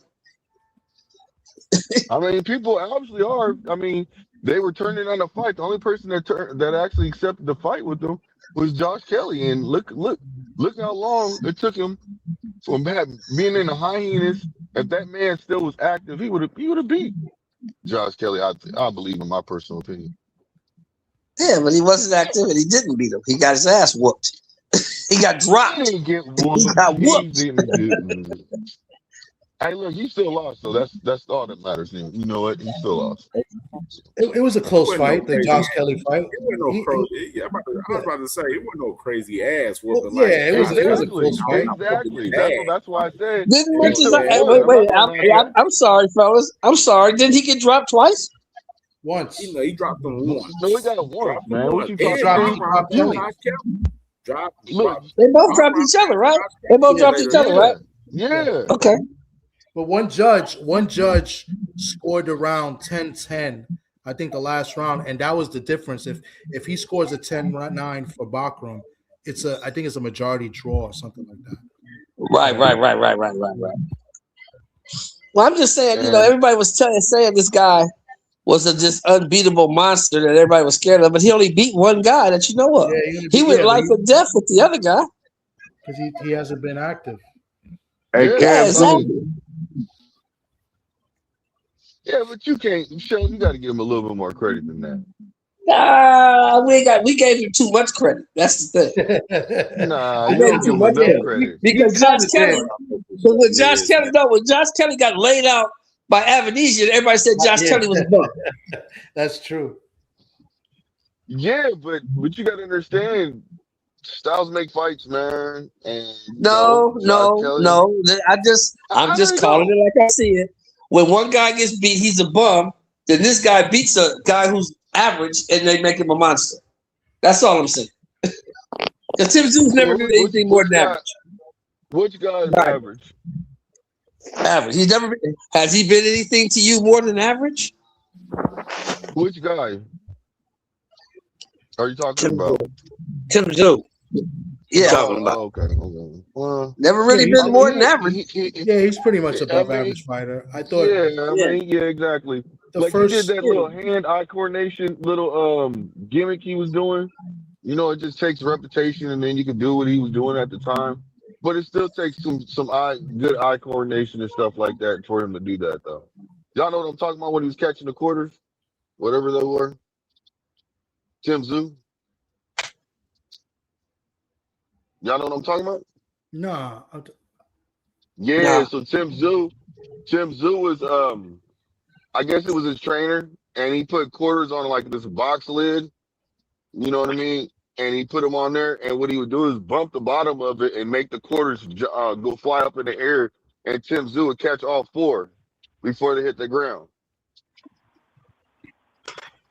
What in the Karate Kid was he doing? What? I said, what in the Karate Kid was he doing? There you go, that part, huh? Yeah, I never seen that. I think Tim Zoo, that first fight with Fundora messed him up. I'm not saying he would have been good, but he was beating Fundora those first 2 rounds, and his corner did him an injustice. They were supposed to stop that fight. I think he would have won that fight. He was on his way. Exactly. And that cut. He got. And that's the fight that made. That's the fight that made Fundora a little bit more disciplined, right? That fight changed everything. It changed for everything for Zoo, and it changed everything for Fundora, because now Fundora is a little bit more disciplined, right? Like he's working the jab and he's staying on the outside. Like, he wasn't doing that before. He was making a lot of mistakes. He's a little bit more disciplined in fights now. So, so that changed everything. But the corner, his corner messed up, man. They were supposed to stop that fight. Yeah, I do. I agree with you. But TD, you do know that he got eye surgery, right? Who, Fundora? Huh? Yeah. So that's the reason why he's actually working way better on his jab and stuff. You know what I mean? So if it wasn't for that, he'd still be doing the same stuff. But see, that's why they had this. So it makes all sense to me right now. So he really couldn't see that far away. He was nearsighted. You see what I'm saying? Yeah. So therefore, when he got the surgery done, then basically he can actually see. So it makes it a lot easier for him to be able to throw those punches and not whip him. But I'm telling you right now, just in my personal opinion, just like Mendoza beat him, and I'm telling you, if you have somebody that is on his level with the confidence like a Mendoza, not even Mendoza, I'm gonna say the confidence of an elite fighter, get in there, they still gonna be able to knock out Pandora. yes, they got to work around some things, but that's the whole point of footwork. Footwork gets you in and out of situations, makes it to where you can hit angles a lot easier, make it to where you can get inside easier. So if you have an all-around fighter that has good footwork, I think he can beat Fundora. Yeah, That's why. that plus they can't be scared to engage and maybe be willing to take a shot to give a shot. Well, I think that's why I said a you have to confident do fighter. that with Fundora also. Yeah, that's why I said Terrence Bud Crawford would beat him. He would knock. I believe, in my personal opinion, he would knock him out. Mm-hmm. I think Earl Spencer beat him too. Nah. I believe that. Just the way he fights.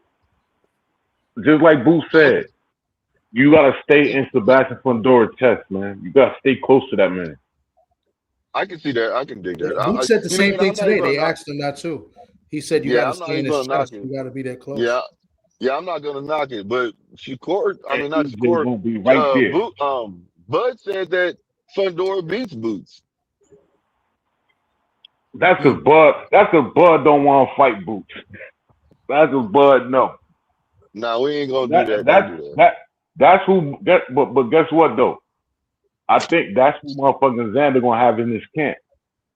But I think Bud gonna fuck around and be in Xander's team. You know what Xander's actually doing? He has Bud's strength team.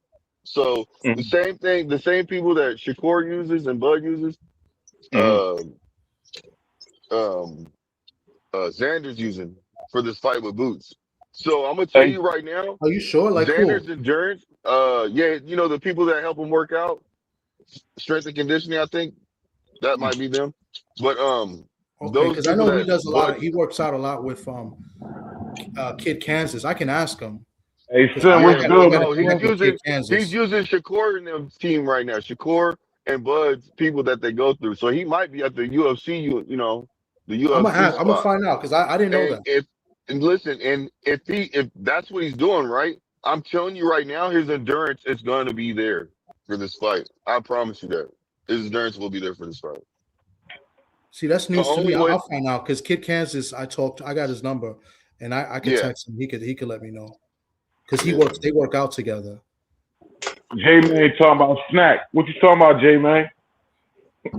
I mean, that's what it sounded like he was talking about when he said that they work out with the same people. I was thinking snack too, so you know. Hey Cam, what's good, bro? How you? No, it's not the snack facility. It's the UFC facility. What's good, my boy? Well, you know what? I don't know. I'm speculating. It could. You guys could be right. Is that I don't nigga hating ass Sin? Sin, is your hating ass up here, nigga? Yeah, but I didn't know that. I mean, I didn't find out though. Nah, OG Mr. Shelton. I know damn well you ain't calling me a hater when you told me on more than one occasion. Hey Cam, my bad, bro. You agree with all my I ain't points. been catching the lives like I should, man. Nigga been working, bro. We gonna be back around tomorrow at 10 a.m. man. I got a lot more content to cover, man. So we active, man. You know what I'm saying? We active out here, bro. For sure. Hey, Go ahead, Sin. Nah. Mr. Shelton act like he ain't seen how bright it Hey, is. son, what's good, bro? What's good? Y'all hear me? What's up with you, man? Yeah, we got Mr. Shelton acting like he ain't seen how bright it was on the dark side when I took him through there. You know what I'm saying? I had to take him to that walk, show him, you know what I'm saying? I had to show him through the back blocks, let him know how Crawford really be moving. And he was like, damn, Sin, you ain't lying. Like, yo, that's some real ass shit. Hey, Cam, we got him. We got him in 4K on your panel agreeing with you. OG Sheldon. So he Don't can't act like he don't fuck with you like that. Don't let Sin gaslight you like that, man. Hey, look, man. Hey, when the nigga writing right, man, I can't argue with right, man. The nigga writing right. Nah, that's his opinion. My nigga, my opinions is facts. And Mr. Shelton just a real one. You know what I'm saying? He just calling it like he's calling a spade a spade. He's one of the few Crawford fans that will call a spade a spade. That's the one thing I can say about Mr. Shelton. He's one of the few. Maybe it's just something about you niggas that's been born after like 87 or some shit. I don't know what it is. Because once niggas jeans get tight, once niggas jeans get tight and shit, niggas just start niggas start short circuiting everywhere when it comes down to logic. Nah. If your jeans get tight, bro, buy some more. What you mean? You Buy don't some more keep tight wearing them ones. tight ass. You don't keep wearing tight jeans, bro. You don't wear no tight jeans. I'm a man. I got to let myself Yeah, breathe. most I got def, to let most def, myself man. breathe. Hey, Cam. Hey, I Cam. think Crawford fans are skinny jean wearers. Know what I'm saying? But that's Nah, another hell subject. no. That's another Fuck topic. So is them Devin Haney fans. So is them Shakur no. Stevenson fans. Oh, them niggas wear skirts. Hey Tight man, hey jeans, look, man person. Sin, y'all ain't gonna keep on disrespecting. You know what I'm saying? The fans that do appreciate Shakur and Bud, you dig? You know what I Hey, yo, mean? man, y'all Don't make disrespecting me, yourselves, yo. Like we nah, ain't man. doing it. Those Hey, niggas. Nah, that's Cam. y'all. This is the one thing I would The say. Tank Like, and Maniac fans, listen, Tank can spit on y'all. Y'all be like, thank you, Tank. I ain't gonna hey, wash let me this tell you shirt, something, Tank. brother. I'm a frame this shirt, Tank. Hey, I'm Cam, part now of I'm you gotta part of the do is Iron bring I'm him part of the home, Iron yo. Heart Club. I ain't a fan of nobody, brother. First and Nasty foremost, work. let's just get that clear. Nasty work. Let's just get that clear. You know what I'm saying? Second of all, when it comes down to these dudes that y'all be talking about, y'all be showing more. Like I just heard somebody say that Crawford will fuck up somebody that he was running from. We all heard the man say that he will not fight this man, but y'all fans will say that he will kill a man that he is openly ducking. In fact, he retired so he wouldn't have to fight the man. How can you say Man, if you your don't, hold on? How can you say your son will kick my ass if your son dropped out of school and went across to the suburbs and relocated the whole nine? Nigga done went and let started a me whole answer new that. sport. Let me answer that, because I'm gonna pull my son to your house, and he gonna kick your son's ass. That's how. We so going straight to the you gonna house, go nigga. grab What you gonna now? go grab Bud by his ear and take him to Philly and make him do some shit he can't do? Me and my son, we gonna hop in the car, come kick y'all son's ass, and then if me and you got a problem, then we gonna fight. You know what I'm saying? I would hope so, nigga. But that's what you need to do with Bud. That's what you need to do to Crawford, my nigga. Play this He yo. just Crawford said needs it. some encouragement. See, what Bud did. Let me tell you what Bud Hey, did. Cam. Bud just did. Looks like y'all Bud boys got just a did streak coming, what man. Abdullah Mason bringing it home, huh? Yeah, man. Most he likely, got that man. fight on the 4th. Yeah, most likely, man. You know, I'm gonna be in the building for that, man, for sure, man. July 4th, man. But I that's can't hear nothing you saying, bro. for I July don't know what the fuck 4th, going or if on. it's July Yo, I gotta 11th, bounce, man. I appreciate y'all letting me up here, man. Cam, Hey, they gonna be in the peace, building. TD, salute my TD. brother, man. Salute. Yeah, man. Regardless of whatever, if it's July 4th or July 11th, Cam J gonna be in the building, man, in Cleveland for sure. You heard? I already know. Yeah, bro. I gotta be in the building for that, man. I know. I wish I could be there, man. Real shit. But that shit gonna be electric. The whole Ohio already talking about going up there, man. Mob is deep up there, you know what I'm saying? We know Midwest gonna be in the building heavy I for already it. know. You know what I'm saying? Where the fight gonna be at? You know what I mean? I You know already what I'm fucking know, yeah. saying? The players pull through, man, to Ohio coming up in July. You feel me? It's about to be lit out there, man. It's about to be lit. Yeah, T that's Hill, what's what's good, my brother? T Hill, what's up, bro? Yo, man, I'm just been sitting here chilling, listening to the good cook. Yeah, man. What you think about the presser earlier, T Hill? I think that it's almost bringing the spirit of boxing back. I saw good whole competition. I saw people believing in themselves, thinking, that people should be talking about and people should be looking at. I saw an opportunity for boxing to get it right. I saw a lot of capping though. I ain't gonna lie, especially from the promoter. I saw bottom line, bro, you got this fly ass product. And everybody is talking about it, but you just can't seem to get it to everybody's eyes. Sometimes you gotta do what you gotta do to make sure people see. And I think that, ultimately, that's what truly happened. I think that in order for people to see top-ranked boxing on a mass-produced format that, people tap in and tune to every day and not like Tubi or Facebook Live, niggas had to make a fight. I think that ultimately that was the conditioning, the bargaining chip for extension for Golden Boy Promotions when they had a fighter that was of interest, that was an opponent that could be possibly for Boots. I think that what the Zone is trying to do is find their marquee. Vegas does it. Residency. They're looking for residency for to showcase Boots Ennis. They believe in him that much, and they want to show somebody something that he can do. So why not put somebody that everybody believes in there with him? And a lot of people thought that was Virgil. So Virgil and his promoter, they had to concoct a freaking litigious coup to get up out of that fight. And Bob Arum has Xander, and they ain't had nowhere to put that fight. So it worked hand in hand. And now we got a fight that could possibly be one of the good ones that we have in a long, long time. And I'm hoping that it's so good that it can warrant itself at least a second fight, a rematch, possibly a trilogy. Will I produce that, in my opinion?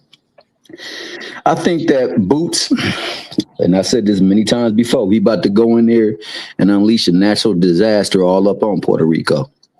And, you know, I don't think they're ready for it, whether it be tsunami, hurricane, or whatever the fudge it may be.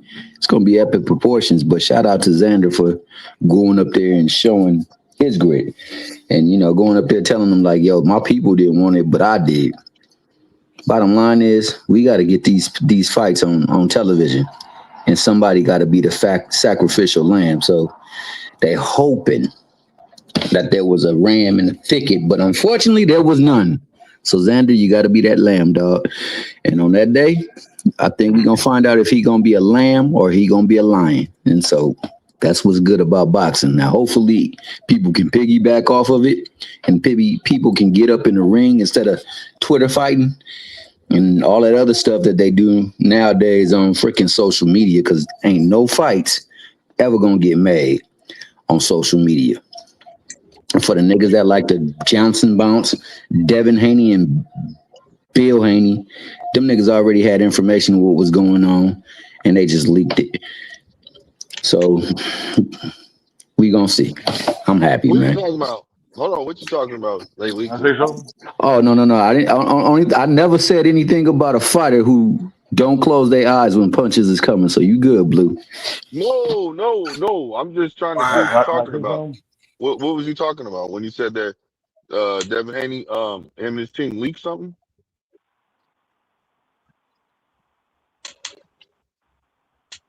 Hold on. Many people believe that, you know, that fight got made online. Nah, that fight was already in the works. And to make them look good, they leaked it. Especially Bill, because Bill want everybody to talk about his son.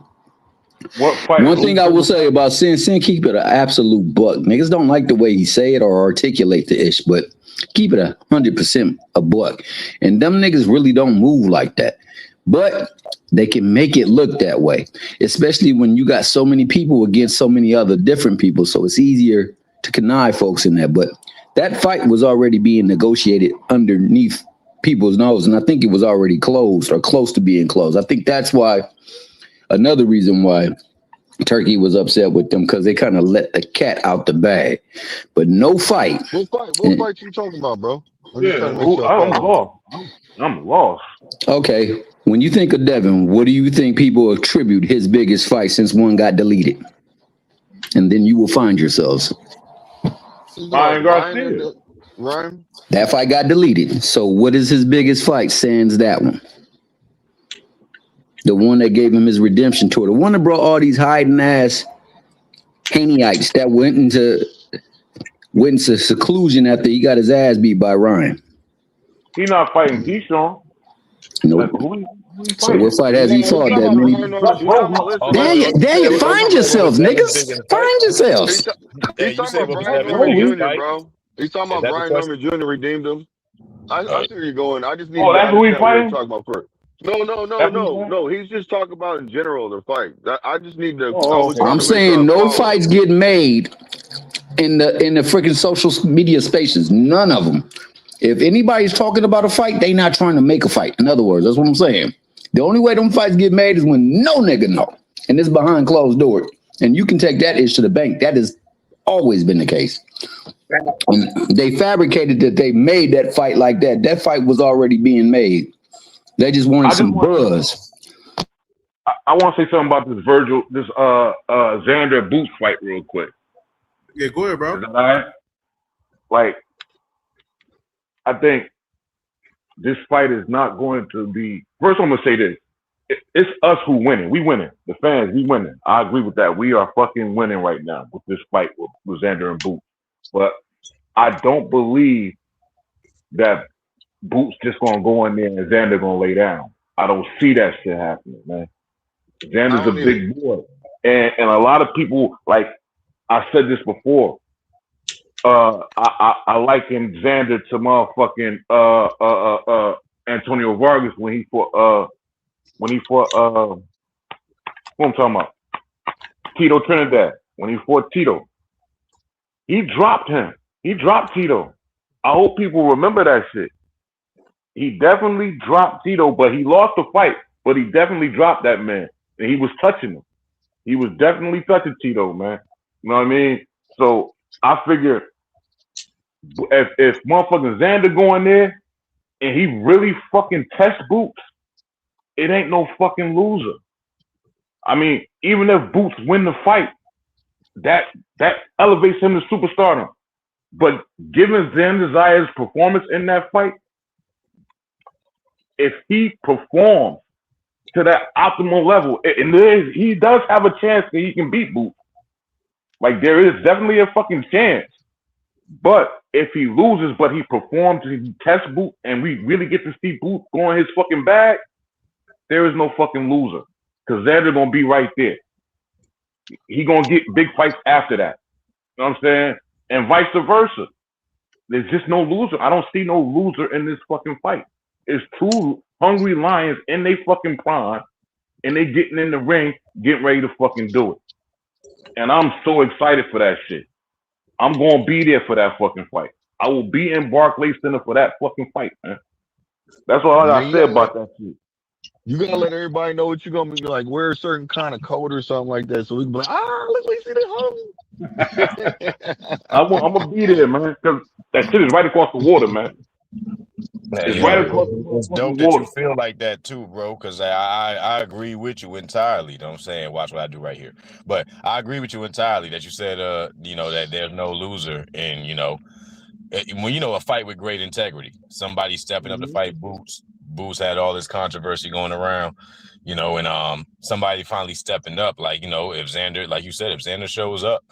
And I feel like that's a common thing in boxing anyway. That has always been the thing. When two warriors show up, everybody's not the best in the fucking world, but everybody who does their best can't really lose. And we always respect a warrior. Like, every great that we know has lost at some point, and we ain't never disrespect them or treat them as less of men or anything like that.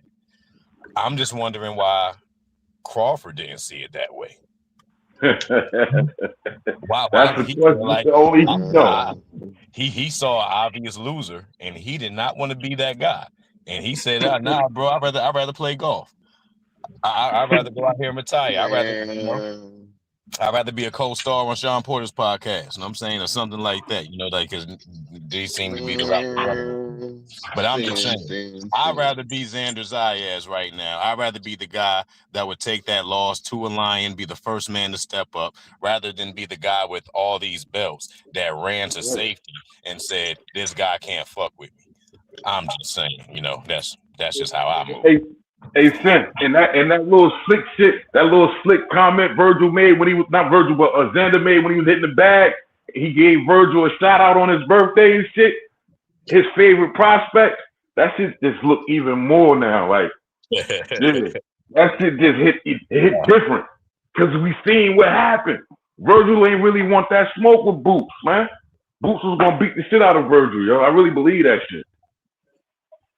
That's a fact, man. He was gonna do Crawford the same way too. I'm always gonna take that Philly train back to Nebraska. we gonna get that bitch over there. You know what I'm saying? But yeah, that's how I feel though, man. But hey, niggas know what they dealing with Boots, man. Everybody knows, like I said, a lot of shit that don't make the camera is what really be making these fights. It's a lot of shit that goes on backstage. Motherfuckers know the who's giving niggas headaches and busted lips and everything else in sparring gyms and everywhere else. Niggas know where they can go and where they can't go. And ain't nobody niggas will say that Boots is unproven in that ring because he can't get motherfuckers get in that ring with him, but guarantee you he's proven behind closed doors. Ain't nobody going to his gym, ain't nobody going to Philly having a great motherfucking time. Guarantee. But you know what, man? You could say that same shit. I'm being completely honest. You could say that same shit about Xander. You could say the same shit. You know what I mean? Because the most notable name on his resume to me is Abasa Bryant. Exactly. You know what I mean? So neither one, if that's the barometer that we're gonna go by, then neither one of these dudes fought nobody. Oh no, I wasn't saying. Yeah, you know, I wasn't saying that to discredit Boots or either one. No. You know, I Yeah, was I'm just not saying in either. general I was just saying in general how certain colleagues push narratives about a fighter, like Sean Porter. I see a lot of people chop up that clip where Sean Porter says Boots is overrated. Then I seen Sean Porter in like a few months later in the interview say that he learned his hardest lesson before he retired, sparring Jerron Boots Ennis. So how could a motherfucker that gave you that type of boxing lesson be overrated all of a sudden? Probably because you want to protect your friend. But you know, I ain't can even take that shit to heart. I ain't even take that shit. I ain't even take it like that when Sean Porter said that shit. Because I knew better. I know what better. be going on, bro. That's what I'm saying. He's a mouthpiece to try to set from what I saw. And I'm saying this because this is how I always, you know, like I said, I just see through the bullshit, and I am a full blown conspiracy theorist, if you want to say, you know, for lack of better words. Shit, you and me both. Yeah, so I seen that Sean Porter was acting as a mouthpiece to exalt Crawford above Boots, so that they niggas to say that, oh, he can't fuck with him, he don't deserve him, he don't this, he don't that. Niggas will do all of that shit, but they will not get in the ring with a motherfucker or go anywhere niggas won't even fight next to him. He won't fight in no undercard or no neighboring fight, because it's gonna look like night and day when just the same way what Crawford did to Avenetian compared to how Boots handled Avenetian, or any other common opponent. It looks like night and day. And what Crawford and Bomac know what the fuck Boots gonna do to them. And when they can't see no way out, they gonna get out the sport entirely. When they can't see no way of winning that fight, when they can't see no way of finessing the circumstances, or whatever it is, to create that scenario where they can pull that easy win, they're gonna go the other way. I agree with Winky Wright when Winky Wright said what he said. He made that statement, man. Like you're not you can't consider yourself a great fighter until you fight another great fighter, man. You gotta fight. These guys gotta fight each other, man. Point blank, period. We up here, we dubbing motherfuckers great and saying this guy guy that, when he ain't fought nobody equally yoked. You dig what I'm saying? That's a fact. And beyond that, niggas is openly saying that they won't fight them while saying in the same breath that they're way better than them. The only way I knew to prove that you was way better than a motherfucker in a physical sport is to get in there and get physical with them. I ain't never heard nobody. I ain't never heard a motherfucker say that, oh, I'm so good, nigga. I got so many championship belts that I don't have to fight a motherfucking contender. That's crazy.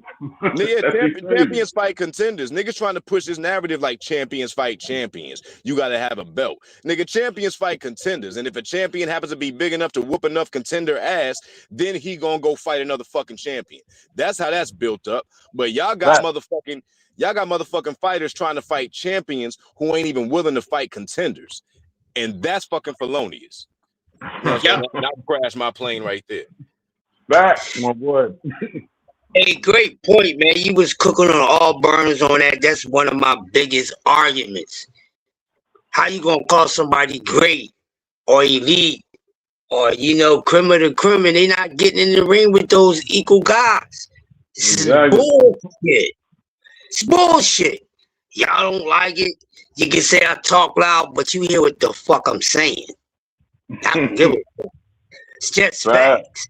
You worrying about how somebody's saying something to you, ain't the way I'm saying it, or whoever's saying it. Y'all don't like the truth.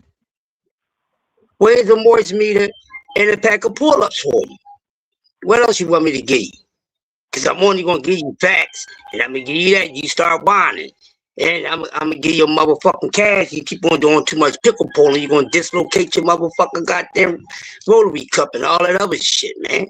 These guys is not really challenging themselves. So to see two guys challenge themselves, some people say it's an equal fight. It's a test for the both of these guys, or whatever the case may be.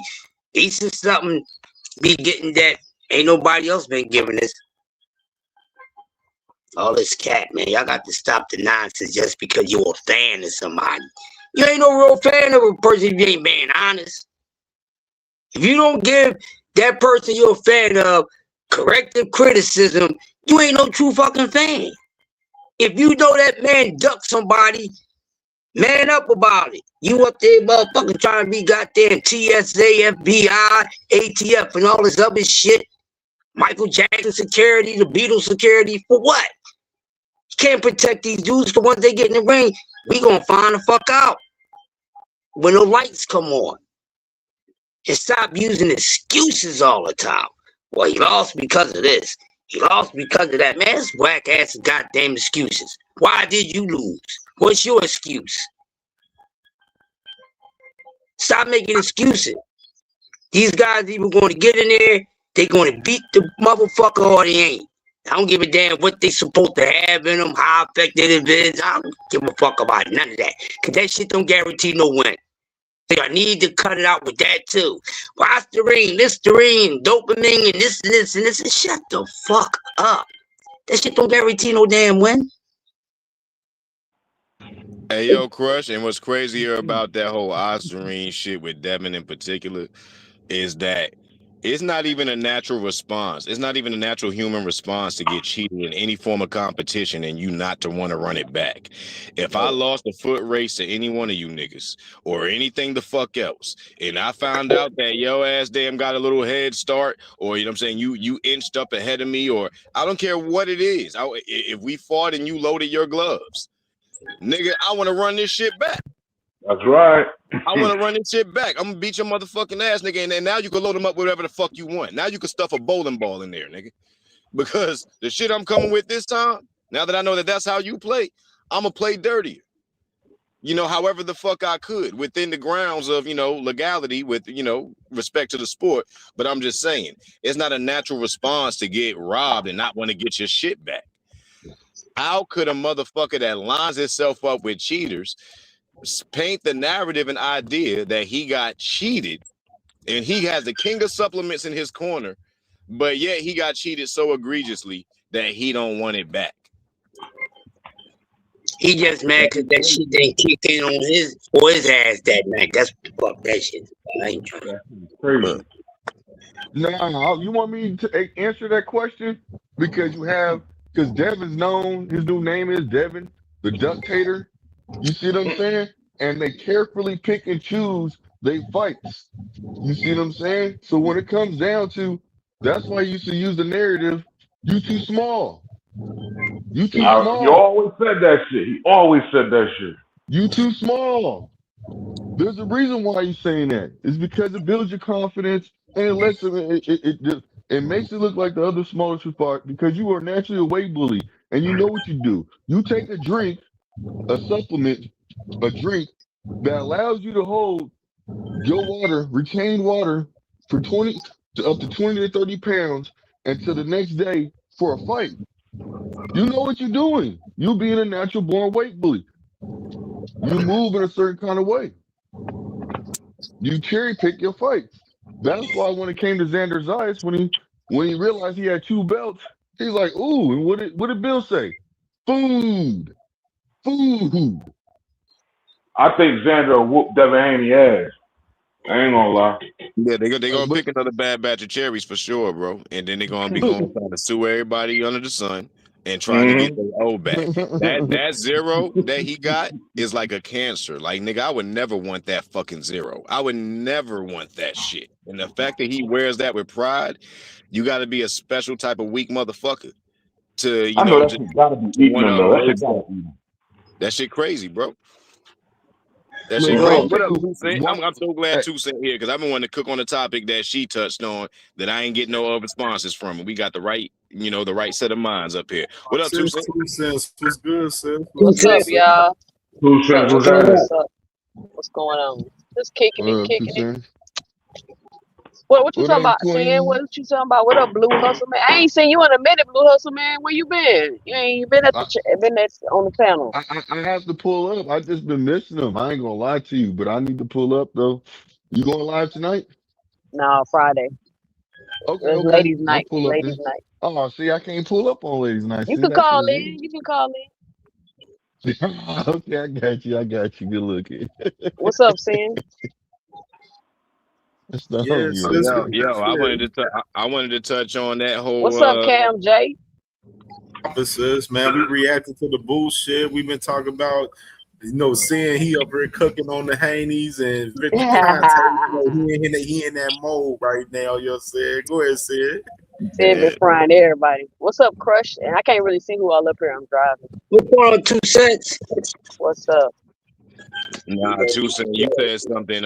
You said something about, and I wanted to expound on that with some other minds. You know what I'm saying?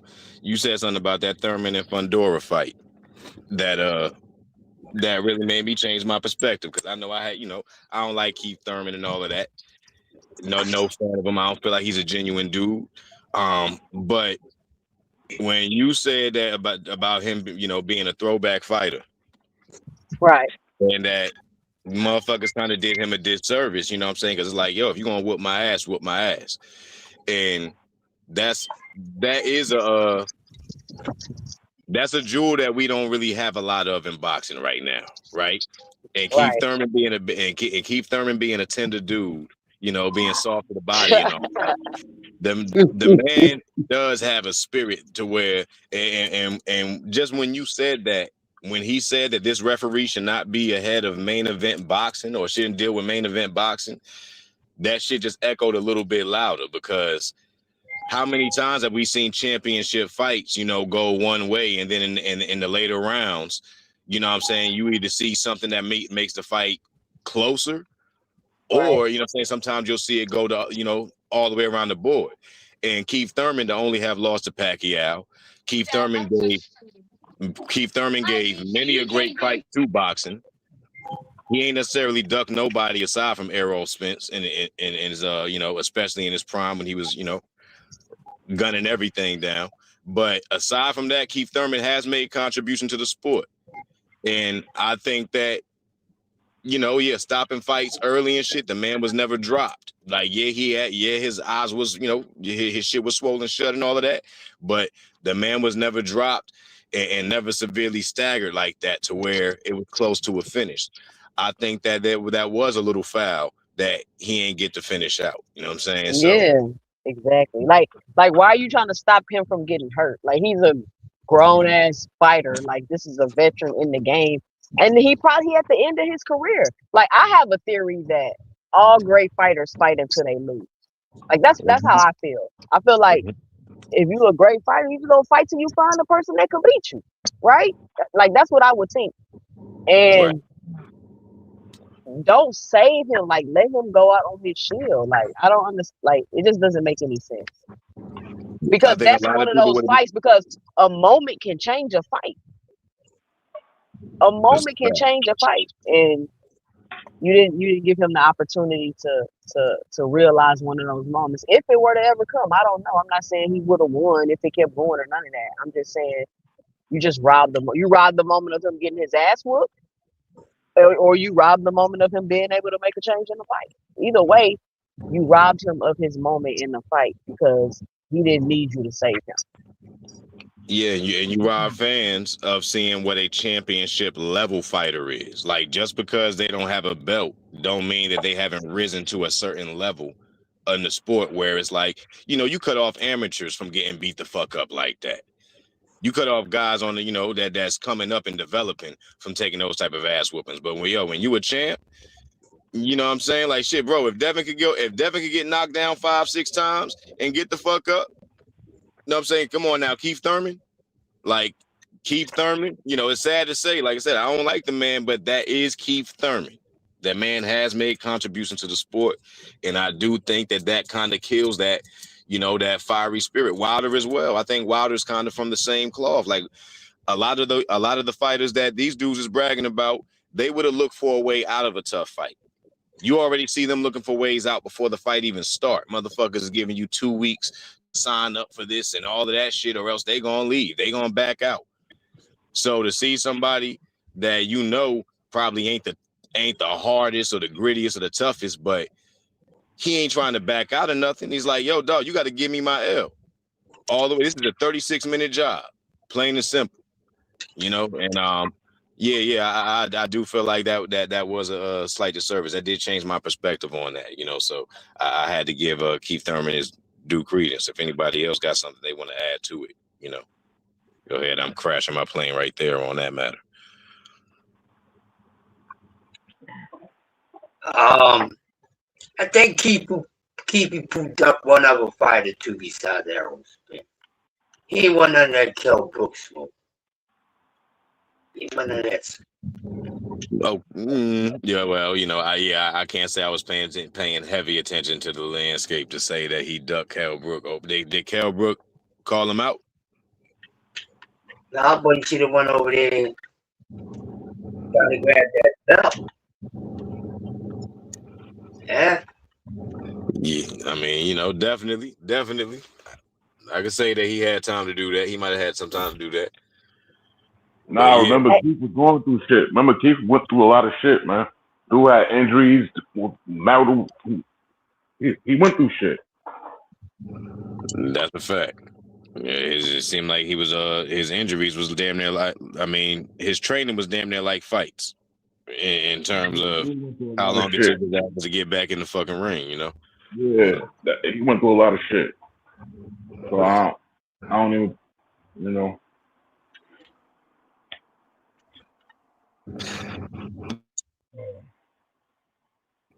But yeah, what else we got for the night, man? What's up? I'm just happy my boy about to get wrecked, man. He about to catch wrecked with motherfucking Ray Ford. I'm looking forward to that shit.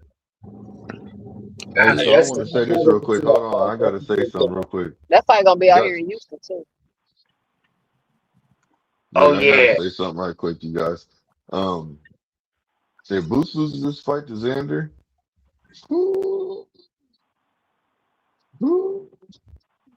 I mean, if he lose, it depends how if he lose, depends how he lose. Depends how. Bro. Nah, listen to me. He should beat this dude, bro. You should beat him. That's all I'm saying. I'm excited. So it seems like Xander got all to gain and Boots got all to lose. No, that's not true. Xander has something to lose too. It's 2 belts. He's daring to be great right now. And he about to move up anyway. Well, but don't diminish. Hold on. Don't do that. Xander is daring to be great. He has something to lose too. His 2 belts, and he's about to move up anyway. But that don't mean anything if he's but we don't know when he's moving up, so that's irrelevant. If he does move up to 160, hell, that division wide open for him. If he move up there, he got Lara up there. He can still take a loss and stay at 154. My point being is this: if Boots loses to this man Xander, it is going to be an eye opener because a lot of people that why would it riding be an eye high on opener? Boots. I get where you going with like I said, like I was saying, a lot of people that have been riding high on Boots, their narrative is going to be shut down. You know what? I agree with Showbiz. Showbiz said one thing. He said if Boots were to lose this fight, does that mean we looked at Xander wrong and we overhyped Boots? Like No, it just means Xander won a competitive fight. Exactly. I agree with you. Is what I'm saying. In my opinion, like I said before, there is no loser in this fight. There ain't no loser. Given the So check this out. performances. What do people look at Boots as? The best, the one like the best. People are saying this, and he hasn't truly even proven himself to a certain extent. So why would So people what be I'm saying surprised? is, But then you can say that shit about both of the they had fighters. him on because they You had him just said he's not on a high proven. pedestal. No, You just no, said no, he's no. not proven. So you can't. It doesn't matter what I say. I'm telling you from my opinion. But you have other people that have him on a high pedestal. And that's Like That he can beat everybody. I think Boots is a bad motherfucker, but I think Xander's a bad motherfucker too. I think both of them dudes is just. I think both of them motherfuckers is just beast, man. I think a Both lot of of people them. gonna be disappointed with this fight. Yeah, I think that Xander Zayas is probably going to do just about as good as Mikey Garcia did against Errol Spence. I'd see the sacrificial lamb effect going on. But nonetheless, if let's say that something did happen to the effect of what Blue said, the man got to do it twice. Otherwise, nobody really trying to hear nothing. Somebody, when you fight somebody at that level, you got to do it 2 times definitively. You know what I'm saying? Or y'all got to have that trilogy. That's just the way it goes. So if he stops that Boots train, then he's just got to be man enough to go ahead and take that immediate rematch. Unless Boots runs the other way, which I know that ain't happening under Do any they have a clause? Is there a clause in the contract? They got a rematch clause? I don't know, but like even without the clauses, we know what the right thing to do is. If you beat somebody on the type of hot streak that Boots is in, if you don't beat his motherfucking ass like 12 rounds definitively, then you got to run that shit twice. You know what I'm saying? Right. You got to, and even in that respect, why wouldn't you want? Who else would you fight rather than to beat the man that was the man twice? Who else would you put over that? I'd much rather get that payday, strike while the iron's hot, and try to whoop this nigga twice, so it can be no doubt that I'm better than this guy. This wasn't no fluke. This wasn't no this ain't happened by chance. So, I agree with motherfucking Tiger Johnson, what he said. I agree with him. I agree with him 100%. Simply because 2, 1, he been in there with both of them. He done sparred Xander. He done sparred Boots. So he know what both of these dudes working with. You know what I'm saying? I agree with him when he say it's gonna be a hell of a fight. This fight is gonna surprise people. I think it's gonna be better than what people expect. I think Xander is gonna show a good account of himself, and so is Boots. I think we're gonna see some shit from Boots that we haven't seen. I think we're gonna see some shit from Xander that we haven't seen. I think both of them guys are gonna bring out the best in each other. That's what I think. Xander going down to 9 rounds. Maybe, but guess what? It ain't gonna be an easy 9 rounds. I don't think it's gonna be an easy 9 rounds. Man. Like I'm not saying Xander's gonna beat Boots. Let's be clear. I'm not saying he's going to beat. And look, I'm not saying that there's not a chance. Like a fight is a fight. Motherfuckers is grown men. You know what I'm saying? Right. Everybody, something could happen. Anything could happen. I'm saying it's the reason why the fight game is how it is. It's sporadic, spontaneous. It's chess. But I'm just saying, based on natural ability and whatnot, the type of fighter that it takes to really beat Boots, you gotta have some type of star talent. You got to have some type of anomaly to you. I don't see nobody with just I don't see just no regular linear tough ass fighter. That's not happening. You're a punching bag for this man. He's gonna move around. Well, It's gonna be like you fighting in a hornet's nest. He's gonna dance on this man. They both get hit, bro. I mean, that's all well and good, but Xander's legs hold up. the hits? It's about who takes the hits gooder. If Xander's legs I hold know. up, this shit I going 12. understand that. But listen, If his I'm telling legs you right hold up, now, this shit's going 12. if Xander's endurance is up to par, it's going to be a difficult. I believe it's going to be a difficult fight. It's going to be a more even fight than what we expect. I And if agree. he No, and it's if not. he's telling you, and I'm telling you this right now, if he's taking there and going through the same program that them boys go through, you know what I'm saying? I believe his endurance should be better. Not his All skill, right, so what's his up? Somebody trying to put some endurance. money That's on it? all I'm Somebody trying to trying to put say. some Y'all, money on it? No, I'm not. I'm not doing that. Come on, Somebody trying to put some Sin, money on it? We're not Xander doing is that. way I ain't too. doing it. Listen. Xander is Boots is way faster than Xander. True. Xander's gonna get in there with Boots, and he's gonna be faster than he expects. He's gonna be stronger than Boots said the exact same thing I've been saying today in his press conference. He's gonna be faster, stronger, and better than you expect. Xander Zayas is so slow, y'all. And I'm like, do y'all hear his team? Do y'all hear everybody around here? Do y'all hear how people are talking? They can't understand why he's taking this fight. There's a reason why people feel like that. And Xander's not a bad fighter. And I don't hear anybody speaking like the experience will play a factor also. Like I don't hear not one person mentioning the experience. It's like that shit ain't gonna matter. The experience is gonna play a factor also. Everybody's mentioned the So, experience. so 2 cents. What happened when everybody was trying to say that the Tio fight and Shakur fight, that Tio was faster than Shakur? So everybody was saying, and then when you get in the ring, you see that Shakur is faster. Bro, we're not talking about Tio. Huh? We're not talking about Tio and Shakur. We're talking Listen, I'm about just Boots telling you. and Xander. Look. I'm just doing. I understand that, but I'm thinking if you want my personal opinion, the way that Xander fights, he's. I think he could be just as quick. It's I gonna be mean, a dog people fight, saying, bro. people are saying, look, all I'm saying is I got Boots winning the fight. I'm gonna put it out there. But if Xander pulls this fight up, I'm not gonna be surprised. I'm not gonna be surprised. Oh my gosh! I'm gonna be like, see, told y'all. And the reason why I'm gonna say that is because So when you put 50 on it. nah, man, I ain't doing that. That doesn't make any sense. It's not a fighter. That's not one of my favorite fighters. You know what I'm told saying? y'all. If you gonna say told y'all, the nigga put some money on it. Yeah, Like motherfucker. no, I Because don't if need I to do say that. told I y'all, don't need to do that. If I I don't was need to a do that. We gambling man, talking I would do boxing. that. it's just a harmless little 50, man. It ain't nothing but Yeah. that's No, half and a then time.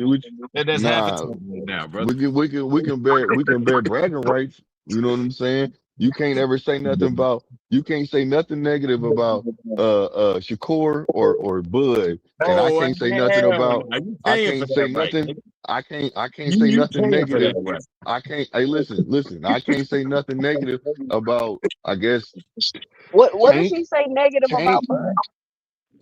Look, I don't want to. Look, we ain't going through all that. We ain't doing all that. I'm He gonna say knows what this. I'm talking about. Say nothing but Sin nice. knows what I'm talking about. I'm Sin, gonna say this, man. you know what you do when it comes to Bud. A very gentle and honest man. Listen, Yeah, I'm gonna whatever, say bro. this, You man. can gaslight everybody else. You ain't gonna gaslight me, nigga. I'm not picking a fucking winner, man. I ain't gonna pick a winner because nigga, I'm getting a great fight, man. We getting a great fucking fight. I'm cool with all that, brother. Like I'm saying, I'm not. I don't think I'm not saying nobody's wrong for feeling any sense of optimism. At the end of the day, it's a fight, and perspective is everything. People should lend their perspective if they see a way that the other fighter could win or anything like that. You should have that. I'm just saying, nigga, maybe we in the time and day where you should just put 50 on it. No, I think we'll see. If You you know really what, feel like Sin? that, you know what I I'm know, saying? Sin. 50 ain't gonna make you feel some kind of way. What makes Nah. you feel some I'm kind of just way? saying that, as a man, like, yo, put your money where your mouth is. There's a Okay, slogan. As the slogan I can goes, dig. I can this is dig the that, fight. but I don't. It's These harmless. fighters, these two fighters that I don't really Hey, care for Sin. like that. That they're both Hey, good Sin. fighters. I think Boots is a better fighter. You know what Let I'm me get saying? the But no super matter chat, what fellas. I'm I'll make a saying bet is, with you, Sin. Well, let me get I'll this bet you. super chat. Hold on, y'all. My boy Lee Jackson with the $2 but super chat. He said, "Is a Tony Reviews 4.0 brewing enigma? I'm watching." Salute to my brother Lee but Jackson, What do you man. say? He said, "Is a Tony Reviews 4.0 brewing enigma? I'm watching." I would say this, bro. I'm not picking a fucking winner. I feel like we got a great fight in both of these dudes, man. I won't be surprised if either one of them win or one lose. It doesn't bother me one way or the fucking other. It's a good fight. I like boxing. I'm gonna watch the fucking fight. It won't bother me Well, unless, you know what I'm saying, unless some bullshit happen and somebody be like, yo, well, I ain't running it back. Either way, I'm gonna go into 160. Or some whack shit like that. I'm chasing greatness. That's the shit I want to see. Well, listen, you can say that he's chasing greatness because he didn't have to take this fight. He didn't have to take the fight. Nah, bro. Nah, you missing what I'm saying. I'm just saying that right now is good room. Right now is good room. If this fight is competitive, there's great room for a duo or a trilogy. There's great room for a rivalry right now because everybody else is running from the man. So if somebody doesn't capitalize on that, it's got to be a confidence issue somewhere. And I don't want to see nobody else fight with confidence issues. I think we have enough of that right now in boxing. I agree. I say nothing else. I say nothing else. That's that, you know.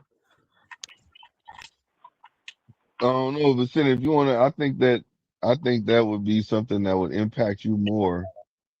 You know what I'm saying? By saying you can't talk crazy about Bud and Shakur or Devin. Can't nobody else get wins for Bud and Shakur. That's outrageous. You want to put 400 on that. Nah, man. You got to put something. Nah, you know I want 100. Hey, listen. The reason why is because you talk so crazy about them, man. That I can see you on a panel and you have to say positive things about them. You gonna be mad. That's crazy. Now there is a circumstance where we could bet that, but I don't think it's in this. Look, you know what I'm talking about, saying. Look, I know you. I don't know you, but I understand you just to a certain extent, Sid. That's all I'm saying. I would be game for it. I would be game for it, and I would, you know, like I would definitely own up to it. You like that? I'll participate if it did not go my way. Yeah, but, at least for a week. I'm saying like we both would have to stop saying highly. Like maybe you could tell me, like maybe you could tell, like you could say, look, you got to say positive things about. I try to say positive things about all fighters, but I have to say negative things about Shakur or Bud. You know what I'm saying? And say positive things about, you know what I mean, and negative things my about. thing is that there ain't nobody that you could do that with me, like, because there's nobody that you could talk about that upset me. You know what I'm saying? Because like my thing is when y'all defend, or I ain't saying it's not about upsetting. It's but just about you. When people defend sucker shit, you can't speak that's freely. what bothers me. I don't favor nobody. You know what I'm saying? But when people defend some pussy shit, and y'all know y'all would call it some sucker shit, you know if it was your son, your nephew, or anybody the fuck else, or your homie, you would not feel like this is a W, or you would not feel like this is a win, or this is confident, you know, but like had anybody else done it, you know, like the double standard shit, that's the only thing I'm against. Yeah, that's just whack. Sin don't favor nobody. Yeah.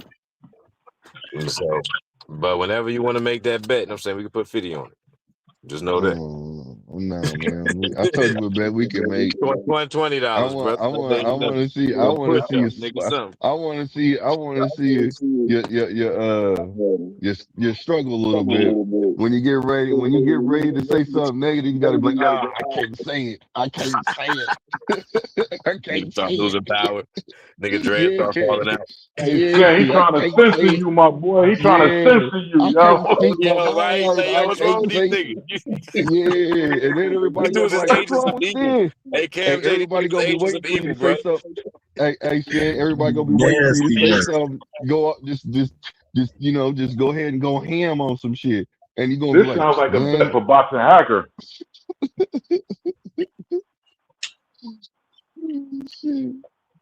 That'd be wild though, but nah, that ain't happening. But you see, that's fun right there, man. I think that kind of stuff is fun. You know what I mean? But yeah, we had to fashion it, man. It got to be realistic. But as far as the particular scenario, can't nobody pull no wins for those niggas. They got to get their own respect. You know what I'm saying? Like they gotta shut me the fuck up. They gotta do something with integrity, and you know that's not gonna happen. You trying to find No. somebody else to fight for their integrity that they ain't got. Type nigga is you, man. I know you've been raised better than this. Where you from, Blue? Who, me? Where you Nah, from? see, don't try to put that jacket on me, my I man. just want to know where you from. I just want to see if it's anywhere in you know by Nebraska. Nah, don't put that. Nah, ain't about no Bert Nebraska, Dennis must be nigga. TV. Nah. But see that's what I'm trying to do is get you to where you can't say what you want to say. And then you have to watch what you say. That might make you come around and actually start respecting them fighters. Instead of talking some ill will. I respect the sport too much to not, you know what I'm saying, to you know, like kind of withdraw my tongue on that note, bro. I'm just a fan of the sport, man, and that's what I'm speaking from the spirit of, man. We can't have I can sucking dig it. I can and dig be it. But see that integrity. hurts you more. That makes you feel more some kind of way than betting. Like $50, you know that ain't nothing. $100 that ain't nothing, bro. But not being able to say what you want to say is something when you're But used to not doing being what you able to want to say do. the truth is evil. And Nah, it you're ain't the truth. That's your trying to do that. opinion. You know what I'm saying? Nah, that's your opinion. That's your The opinion truth. speaking. I lay out the points that can't nobody defend, man. Like ain't nobody stop defending nothing that I said about this man. And like that's why I'm saying you can't call me just a hate. I mean, you can call me a hater. I'll wear that. But if you ask me for articulated points of why I don't like somebody, I can do that. Some of y'all critique people that you don't even really have real reasons as to why you don't like them. Even some of like the Haney fan. Yeah, no, you're not a Haney fan, but for the Haney fans, like Devin Haney predicated his whole career on a rivalry against Tank Davis, and when they asked him who would he be friends with, and had an option to fight, this nigga said he want to be friends with Tank. Like so, even like the niggas that y'all be clamoring for is like they idolize the man that y'all act like y'all hate, and y'all subconsciously idolize. Oh, not y'all, pardon me, but you know. No, I know what you You know mean. what I'm saying. So, you know, I ain't got to paint the whole picture. Yeah, No, that's Big Supreme. What's the word, everybody? Everybody good? What's good with it? I don't We're critique talking, nobody, man. we're talking about this What's Xander happening? and What Boost y'all talking about? conference, man. The Xander and Boost press for today. Yeah, man, I'm excited, bro. I think it's a fantastic fight, bro. Anybody hating on it, like they don't like the sport, man. Great fight. Yo, but Tim, what you were saying Is what you were all saying to Blue about Hustle, two of man. the best in the 154-pound division squaring off for two versions of the 154-pound title.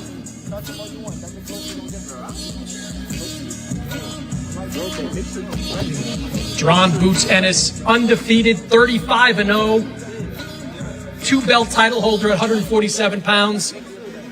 Xander Zayas, the young upstart, 23-0, already 23 years old, already a unified champion at 154.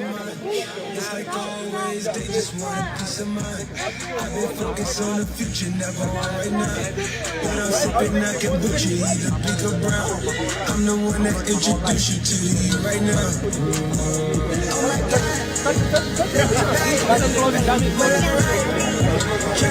You can see the size of both these guys. Xander, a true 154, nearly a career-long 154. Gerard Ennis in his second fight in the junior middleweight division.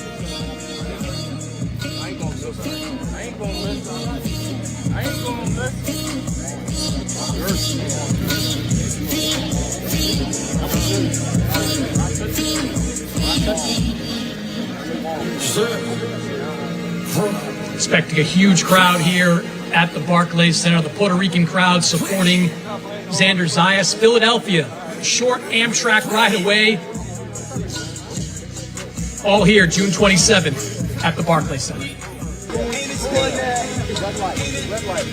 Gerard Ennis, widely considered right there on the fringes on the pound-for-pound list. Xander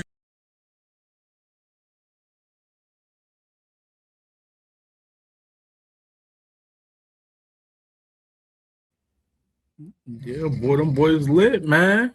You see the energy, man.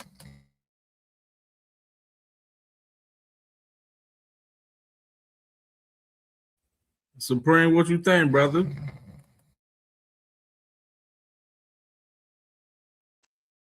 What the hell? Everybody fell asleep on the clip? You hear me? Yeah, we can hear you. Yeah, we on mute. He's muted. I was looking at some prop bets, but yeah, I think it's a great fight, man. I said earlier on Deem Channel, I feel like a lot of people think that he's just gonna wash Xander. That may or may not happen, but I feel like being 23 years old, being unified in the division, nobody wants to fight Boots. We've seen Virgil get a restraining order, lawsuit. Fundora says he's not leaving PBC Island. Josh Kelly reneged on his agreement to fight Boots if he was to beat Bakram. So like I feel like he deserves all the credit in the world for taking this fight. You did what I'm saying? So I feel like this is what boxing was built on, and this is what boxing is supposed to be about. So I got number of respect for Xander. Hey, yeah, we forgetting. Yeah, Motherfuckers was sucking let me Xander ask y'all this. What y'all think about this right here? Because I don't know what the player got I there, man. heard Eddie Hearn mentioned earlier. He sounded off and said that he confirmed this, that they're trying to make Josh Kelly and Fundora happen. And I got it. I'm doing this. Happen on the same day as June 27th. So that shit would be so weird. That don't make sense. We may see a unification, man, with Kelly and them too as well. With Kelly and Fundora, with fighting the winner of Boots and Why Xander. would she use this? That don't make sense. This will make it quicker and easier doing what I'm trying to do.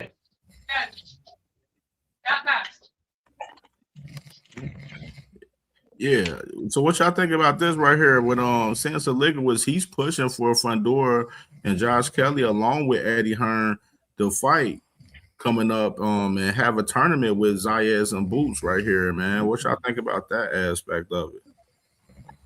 I think that shit dope as hell, yo. Yeah, that put me in mind of the Super Six.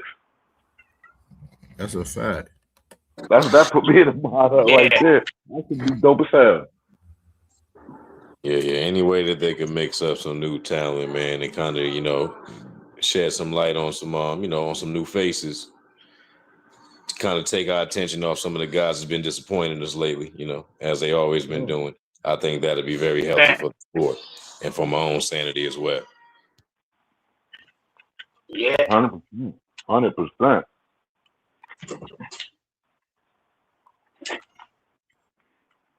Yeah, they talking about a whole 54 tournament, man, right here, man. I'm fucking with it, man. The vibe's crazy, bro, for sure. Yo, I said that shit before, though, Cam. I said that shit before. Like, a while ago, man. You know what I'm saying? They should have did that at 35. When Tank was there, Devin was there, Shakur was there. They should have did that shit then. Yeah, I mean, they did it. They just did it at Top Rank. They ain't involved nobody from PBC. That shit would have been crazy, man. But I think motherfucking Xander and Boots is steering boxing in the right direction, and I hope it keep going. I really do. I mean, yeah. I mean, you look at it right now, bro. You got Top Rank and Matchroom. They working on like 3 fights currently together on the zone, and you seeing PBC working together with Golden Boy, with DB and Zerto, and you're seeing a lot of the companies with Top Rank, PBC, Matchroom, Golden Boy. Even you can even add Queensberry. All of these companies are working together. You know what I'm saying, against what's going on over there at Zuffa. So, what I'm saying, took you out of there. The boxing war is crazy right now, but all 5 of those companies I named, they going right at Zuffa right now, bro, and they all joining together and they doing their thing. They putting on some of these fights together, man, and we gonna see more from them for sure. Word. Hey Cam, I seen some shit, right? Tell me if this shit is true. I'm not sure. That Richardson, Hitchins, and Edgar Berlanga went to Zuffa. Tell me that shit ain't true. Yeah, that's a fact. Yeah, they with them boys, man. They with Zuffa now, man. Y'all knew T.O. signed too. Nah, T.O. ain't signed yet. That's wild. Yet, but it's most likely gonna happen. Yeah. Good for him. Nah, T.O. ain't signed yet, but it's most likely gonna happen though next though with T.O. because I mean, T.O. really like. I mean, his fights for him at 147, he can do. You know what I'm saying? But at He the a free same agent. time, do we see T.O. being a champion again? Like, you know what I'm saying? I personally don't. You know what I'm saying? His best chance of being a champion is over there at Zuffa. You know what I mean? That's just my personal opinion. He can fight Richardson Hitchins on Zuffa. So how you gonna fight Ryan Garcia? Shit, Ryan said he about to put a poll up for his next fight right there. So I'm thinking T.O. is probably out the door now for Ryan now since he said that now. Yeah, they might as well fight him. They might as well fight him. They must be finna fight next because none of this making sense. I mean, right now the Haney's a little quiet. Maybe shit they didn't got on their knees with Turkey and Ryan behind the scenes and try to make this Ryan and Devin fight happen. Hopefully. So they did all of that talking just to not make the Rolly fight, and then don't say nothing. That's what it's weird. Yeah, this Ryan right here the other day, he said, should I do a poll on the next fight? The truth is all the fighters calling me out want a payday. I just want the fans to get the fight they want. That's it. I don't know. It seems slow right now, but it's not slow right now. Can y'all hear me? Yeah, we can. And it's just like you can't really desire a fight, so to speak, because you don't even know what's going on. You don't know what weight class people fighting at. You don't know what promote. Like, you don't know nothing. It's just like chaos. It's even more chaotic than it was before now. Yo, did I hear y'all say that Josh Kelly and Fondora's in negotiations? Yeah, they negotiating right now. Josh Kelly and Fundora, man, they trying to have a 154 tournament with them two and Boots and Xander right now, man. I think Josh Kelly's stupid if you take that fight because stylistically, I think he gets beat by both. But I think like he'll have not an easier time, but he can actually develop a game plan to try to beat Boots. I think Fundora gonna beat the shit out of him. In my personal opinion, I think that's dumb. I think he would have made a bigger bag than Boots. Nah, for real. Like, you're gonna go fight the 6'7". Hey, they both champions, bro. They both champions. I get it though. That's crazy. He said, if I beat Rockman, I'll fight Boots. Then got the belt and said, nah, I ain't fighting this nigga. That's crazy. He beat the boogeyman in Bakru. I ain't gonna beat the boogeyman in Pandora. Josh Kelly like that. Pandora gonna beat the shit out of that nigga, man. He's definitely. Hey, but what about this? What about the winner? Okay, so boom, they do the tournament. And what about the winner defend they undisputed against Jamel? That'd be fire, but I think they probably gonna box Jamel out, man. That's fucked. Jamel gotta get active. He gotta start. He gotta. I mean, he gonna have to do like a tune-up or two. He gonna have to do a tune-up or two.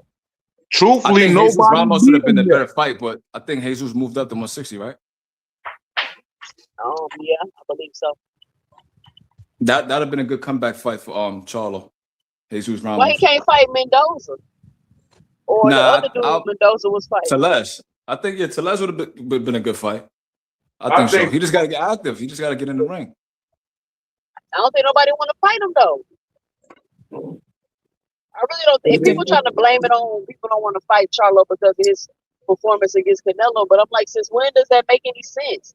If you beat Jamel Charlo, that's a good name on your resume. Why would you not want to fight him because of how he looked at 68? That doesn't make any sense. Nah, I don't. You're right. Maybe they probably blackballing him. That's what it looked like to me. Like. They trying to box the PBC. I don't know why people don't see it. Say that one more again. Say that one more again, 2 cents. Say that one more again. Box the PBC. I don't know why people don't see it. It ain't gonna work.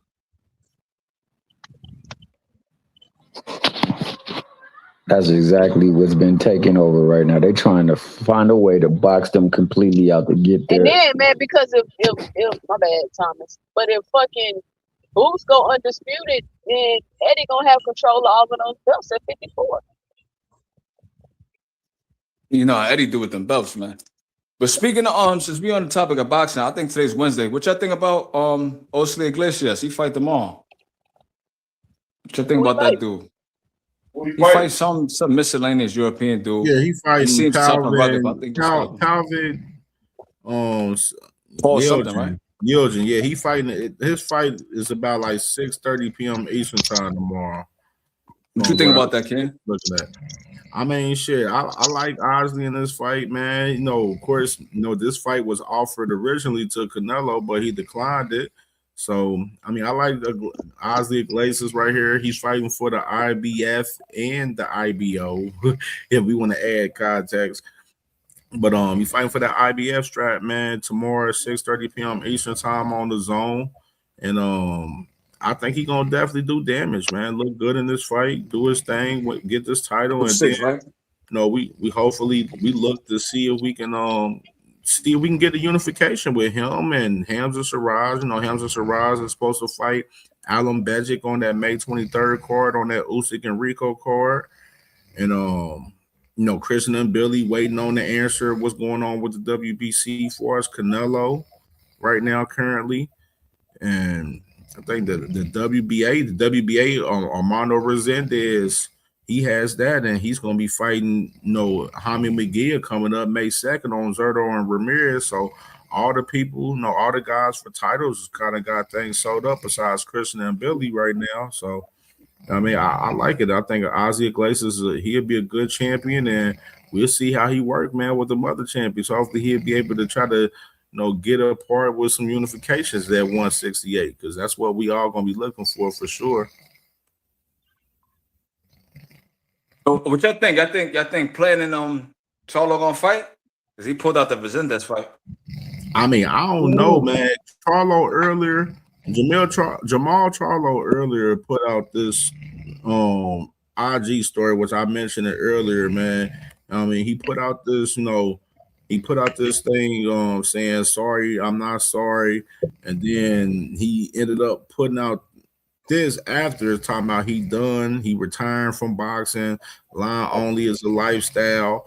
He put out this on his IG story, but then he deleted this. The picture of him is up still, but he deleted the post that he made on his IG story talking about retiring.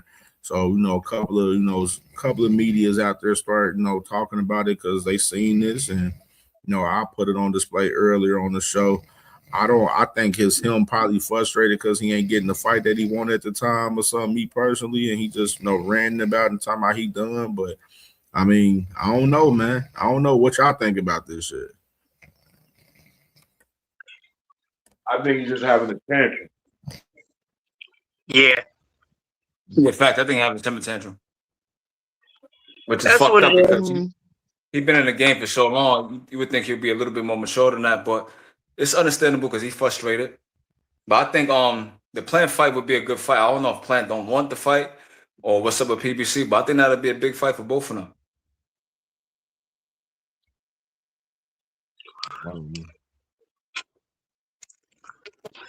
I'll land it on that.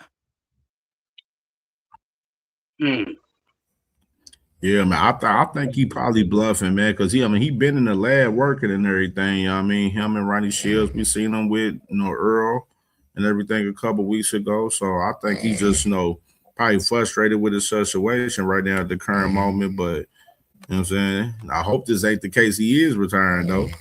I will say that and shit. So when he got some milk and cookies, man, he gonna have his energy gonna be different, man. You know what it is. These fucking dudes, they all doing the same thing. I just go from where I'm retired. I quit. And quit then. Don't come the fuck back if you really feel that way. But they're only crying because they're not getting what they want, and it might be the case with him. But we'll see. Time will tell. Time will tell. Hey Cam, what the fuck is going on with Moses Ntwama and Usyk? Yes. I mean, I ain't really shit for real. Atama ain't really.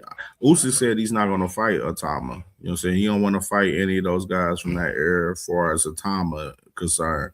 But right now, I mean, Usyk got Rico coming up May 23rd, and then, you know, hopefully we'll see if he ends up trying to fight the winner of Wardley or Dubois, or he ends up, you know, making this fight happen with Adjikabiel, or he tried to fuck around and go ahead and fight Wilder. And since Wilder just beat Chisora, you know what I'm saying? So, I mean, we just got to wait and see after what Usyk, what he does. Because right now you got Frank Warren. He's talking about suing the WBC for, as a caveat, not getting a shot at that title for the WBC right now. So, I mean, you got a lot of shit going on for us Usyk right now, man, as far as that concerns, because he's defending that WBC strap against Rico Verhoeven in that fight in Egypt, May 23rd. And a lot of people got a lot of problems with that right there, because you defended the strap against this guy that nobody wants to see you to fight, but everybody wants to see you fight Capiel, and that's your mandatory, and you ain't fighting him. And then we already seen Usyk not fight Parker, and then not fight Wardley. That's been his WBO mandatory and stuff. So you got a lot of people throwing a lot of flag at Usyk due to those reasons right there. Somebody fell asleep. Y'all hear that snoring? I think I know what that is. But yo, y'all think Thomas ready for Usyk? I don't think he is. Personal opinion. Yeah, I don't want to rush the young man. I think he's a great fighter in the making, but I think Usyk might be a little too much for him. At least right now. I'd rather see him against someone like Dubois or Wardley or something like that. But Wardley and him are stablemates, I heard. So I think Wardley came out and said that he wouldn't fight him because they different eras and stuff like that. So I think Tom is the future though, for sure, the heavyweight division. I wish motherfucking Jared Anderson get his head on straight and come back. He focused. I think he with Frank Warren. Like, cause I haven't given up on him. I still think dude is a hell of a talent, bro. Look, dude, solid, man, somewhat, but his confidence was already shaky. And that damn Bacoli fight, let me tell you, man, I'm not somebody, I believe that motherfuckers is, more resilient than a lot of people give credit for. But I think that he took some damage that's going to stick with him throughout his career from that one. Because that first knockdown, man, that man damn near broke his neck. And I just think that he took a lot of concussive damage for it to be a young, developing talent. I don't know how, Man, look, the heavyweight division could be unforgiving, man. That's all I'm going to say. And I think that he's already felt a blunt end of it. I agree with you, sir. Yeah, man, that's all I can say about that, man. Jared Anderson coming back, man. He fighting Jared Anderson back May 9th. He gonna be back May 9th on that Dubois Wardley card. And he's training with Bomac. Bomac is his trainer, man. Actually, on tomorrow's show, I'm gonna actually play react to his interview that he had with Cigar Talk, man, tomorrow. So like, he good, man. Jared back locked in, he looking good, man. He been streaming and doing his thing. I want to see my boy, yo. Fuck that. This $5 super chat from my boy Randall with the $5 super chat. Just giving some support to the channel. Salute to my boy Randall for sure, man. My dog. Hey, who sleep on the panel? I hear that. I'll be back though. I heard that shit too. Look, I fell asleep on Tuesday shit the other night. I was muted, thank God, but my ass was knocked out.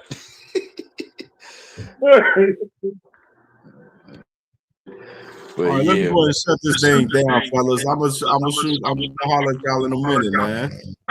For sure, brother. Hey, It's always a pleasure, Cam. You already know. Yeah, appreciate you. Peace, love, and hair grace, everybody. Hit that like button. Right.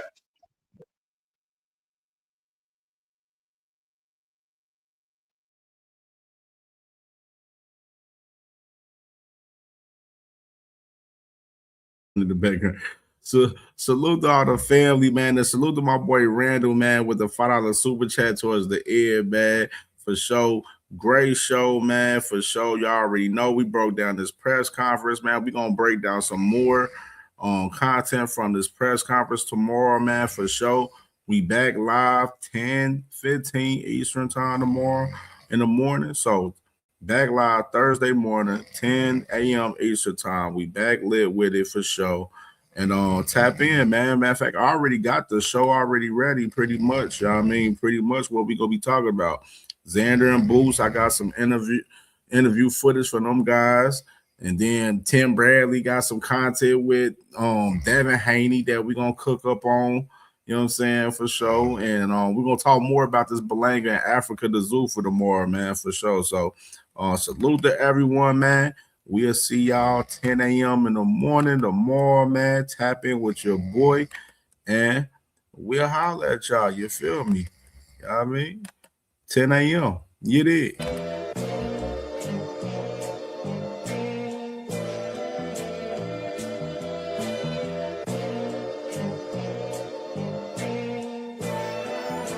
All my life I had to be patient.